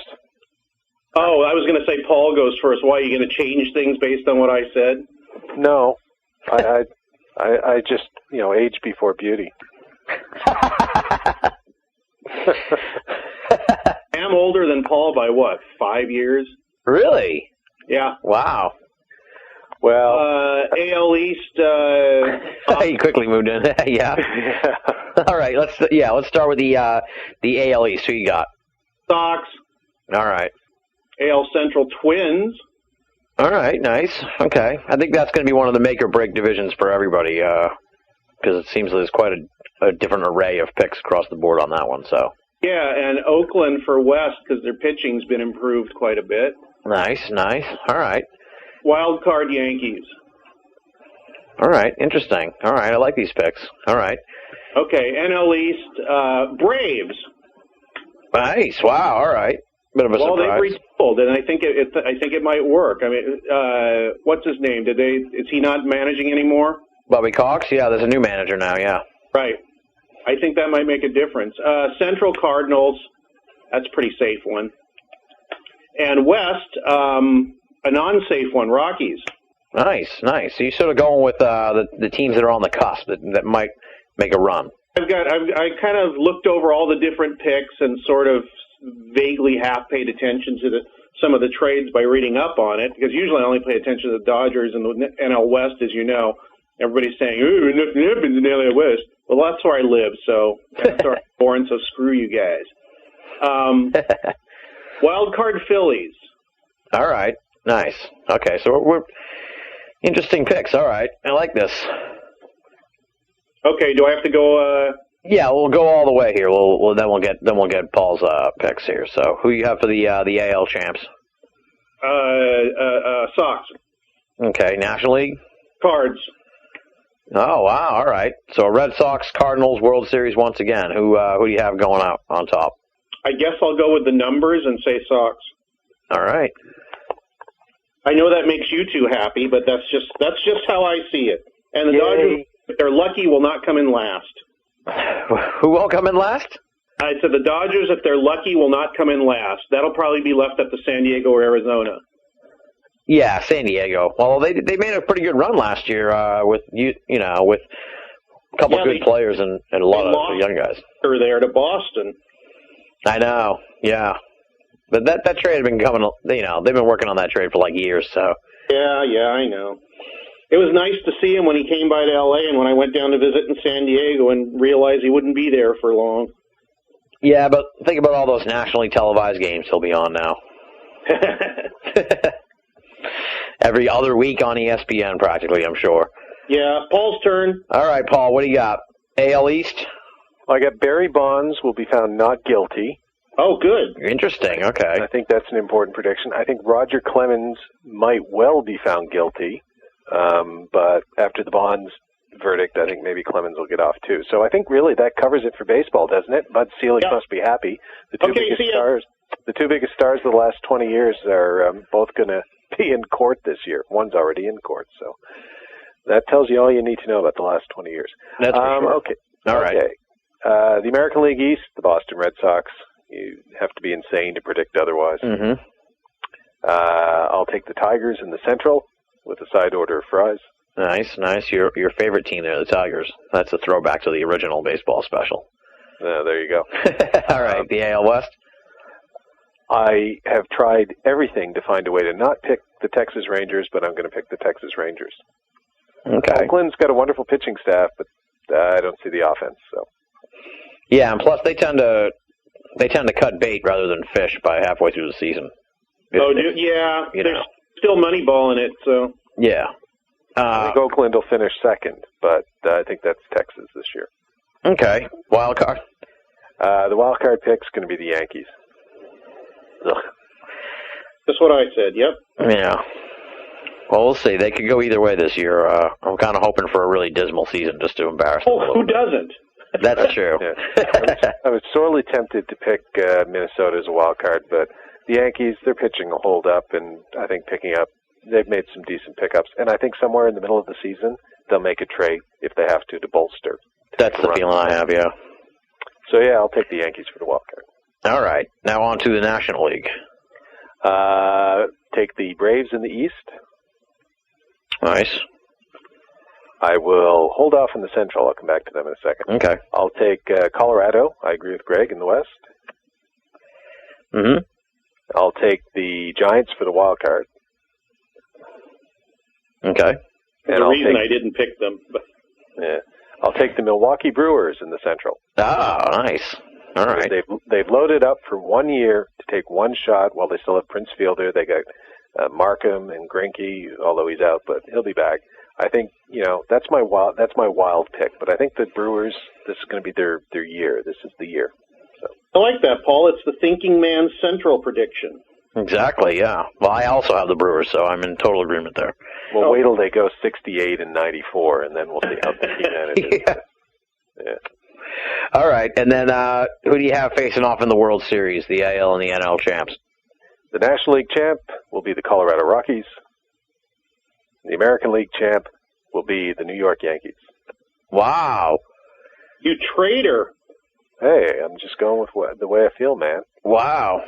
I'm more just impressed by the gutsy pick. I think the Yankees have one run. This is it. This is the last year before they probably have to start really rebuilding the franchise. But Sabathia and Hughes in a short series, Mariano Rivera with one last hurrah. Plus they've got, tons of backup for him in the bullpen. And I think the lineup will hold up. And in a short series, a 7-game series, I think they're better than the Red Sox. Interesting. Okay. All right. And the World Series champion will be the Colorado Rockies. Wow. All right. Interesting. Okay. Well, that'll be nice to see after the last couple of years ago. Yeah. They just rolled over. Well, it's good to see a little diversity here in these picks from the both of you guys. It was getting pretty standard here. I had to sort of break from the pack myself. I took the Braves to win the National League championship. So. Oh, okay. I just feel like. What's that? What are the other predictions? Can you mention them on the show? Yeah, I can mention them. Like predominantly Philly. I think everybody so far up until Go Riley picked Philly. So. Oh, I have Paul did it. I think mostly with his analysis, and I did it partially with analysis and partially with inspiration and emotion. So that's kind of how I did it. I sort of went by the feel of it, I guess you could say. Yeah, I think I took more of a. I don't know, maybe a like somebody, a fan or a player analyzing, as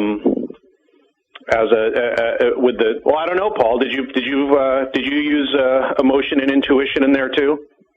I used a dartboard because I had. That can be affected by emotion and intuition if you believe certain people. I had such a miserable raft of picks last year that I thought, you know what? Last year I picked the Seattle Mariners. So this year my Seattle pick is probably the Milwaukee Brewers, but I really think they're going to do it. And the Phillies, I don't think they're going to make the playoffs. Although that everything looks good on paper, but they've got injuries. They don't have Jason Worth anymore. And you know what? Lee, Oswald, and Halladay are all over 30. And at some point, they get a lot of innings on those arms. So I'm not sure all three of them are going to make it through the season in one piece. If they do, out I am. I didn't even know Worth had left. Yeah, he's DC. Gone. He's in DC with the Nationals. There's a career move for you. Yeah. But take the money and run. So yeah, that's my gutsy thing. I don't even think the Phillies make the playoffs this year, and then somehow Philadelphia implodes as a city and disappears off the map. What happened to Philadelphia? I don't know. The Flyers lost the Stanley Cup, and the Phillies didn't make the Major League Baseball playoffs, so the city doesn't exist anymore. Celebrations in Pittsburgh, footage at 6. And the whole time Paul was doing his predictions, I oiled my glove for this season. Wow. It really is a baseball special. Yes. You don't want to know what I was oiling while you were making your predictions, Greg. I knew you were going to say that. I was leaving the door wide open for you, and you walked right through. Thank you. There you go. You set him up, I'll hit him out. Yeah. When in doubt, leave the door open. Kimball will come through with some kind of filthy double entendre. Indeed. It's the what's next for you part now, so we'll start with you, Greg. What's next for you? Anything crazy coming up here in 2011? I know you're going to be at Leslie Fest at the end of April, the Wake Up Now conference. Yeah. I don't know. I think it's one of those things. I get this feeling that it's the last one I'm going to speak at for quite a while. So what I'm going to do is complain about ufology and say how much it's terrible. Nice. And instead of just whining, make some I think reasoned suggestions as to how it can change. Even to the point of just stopping certain things for a while, like don't study abductions for. I already said this. Don't forget abductions for 5 or 10 years if you can. that kind of stuff. Also, I'm in the middle, at Paul's suggestion, actually, who gave me a little pep talk when I lost my job here. I am retooling the Radio Mysterioso site almost as we speak.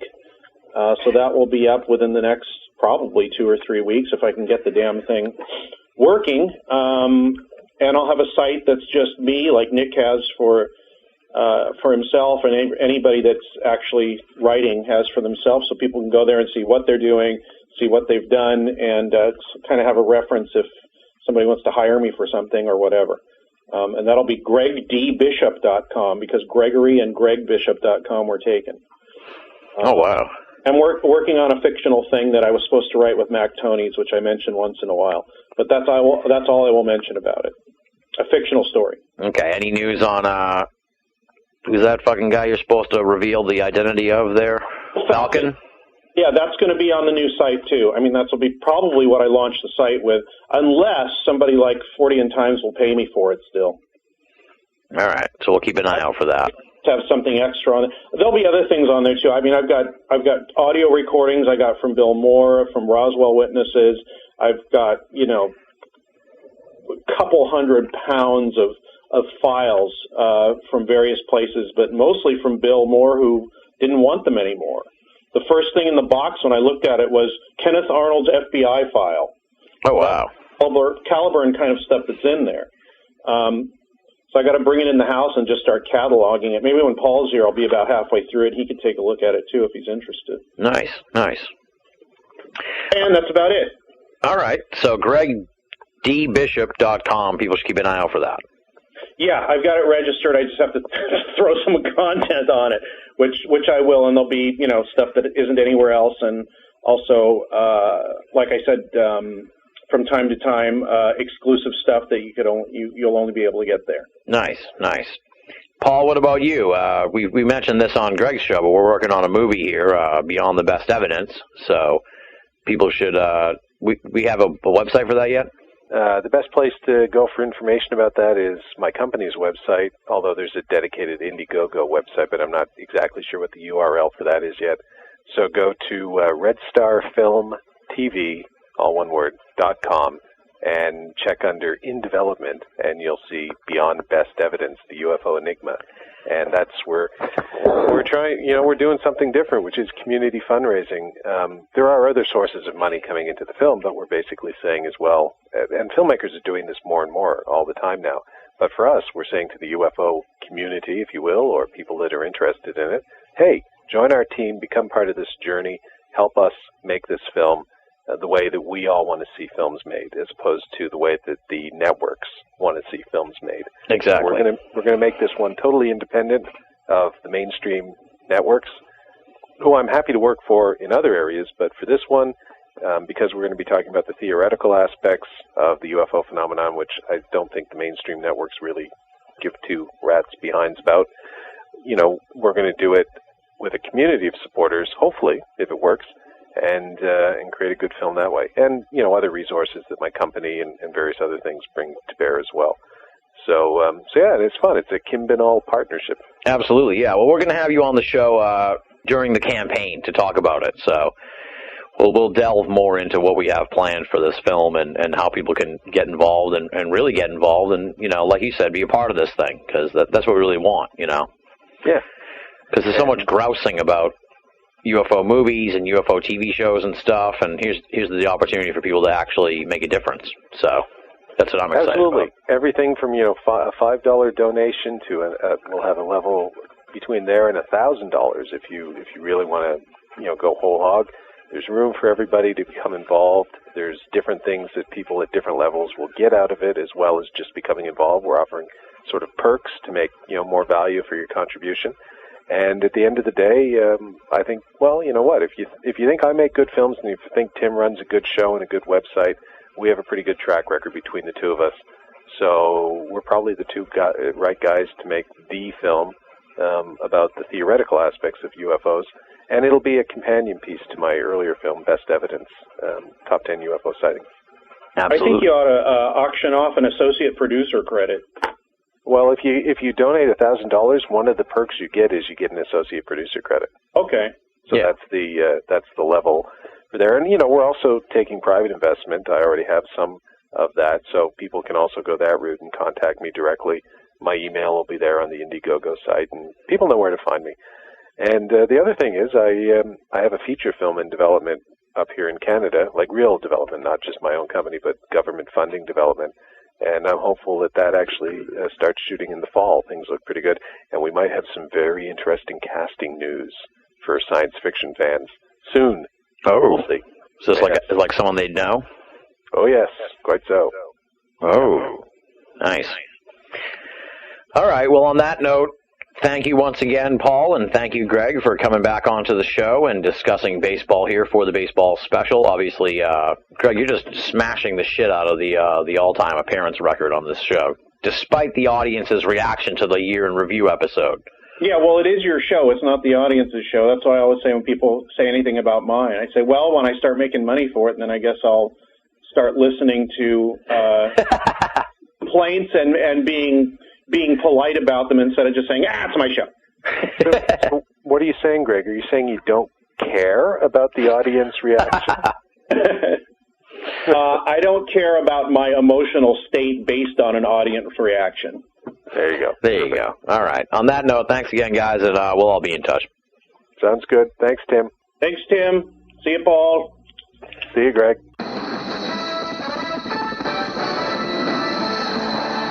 You're listening to Banal of America Audio.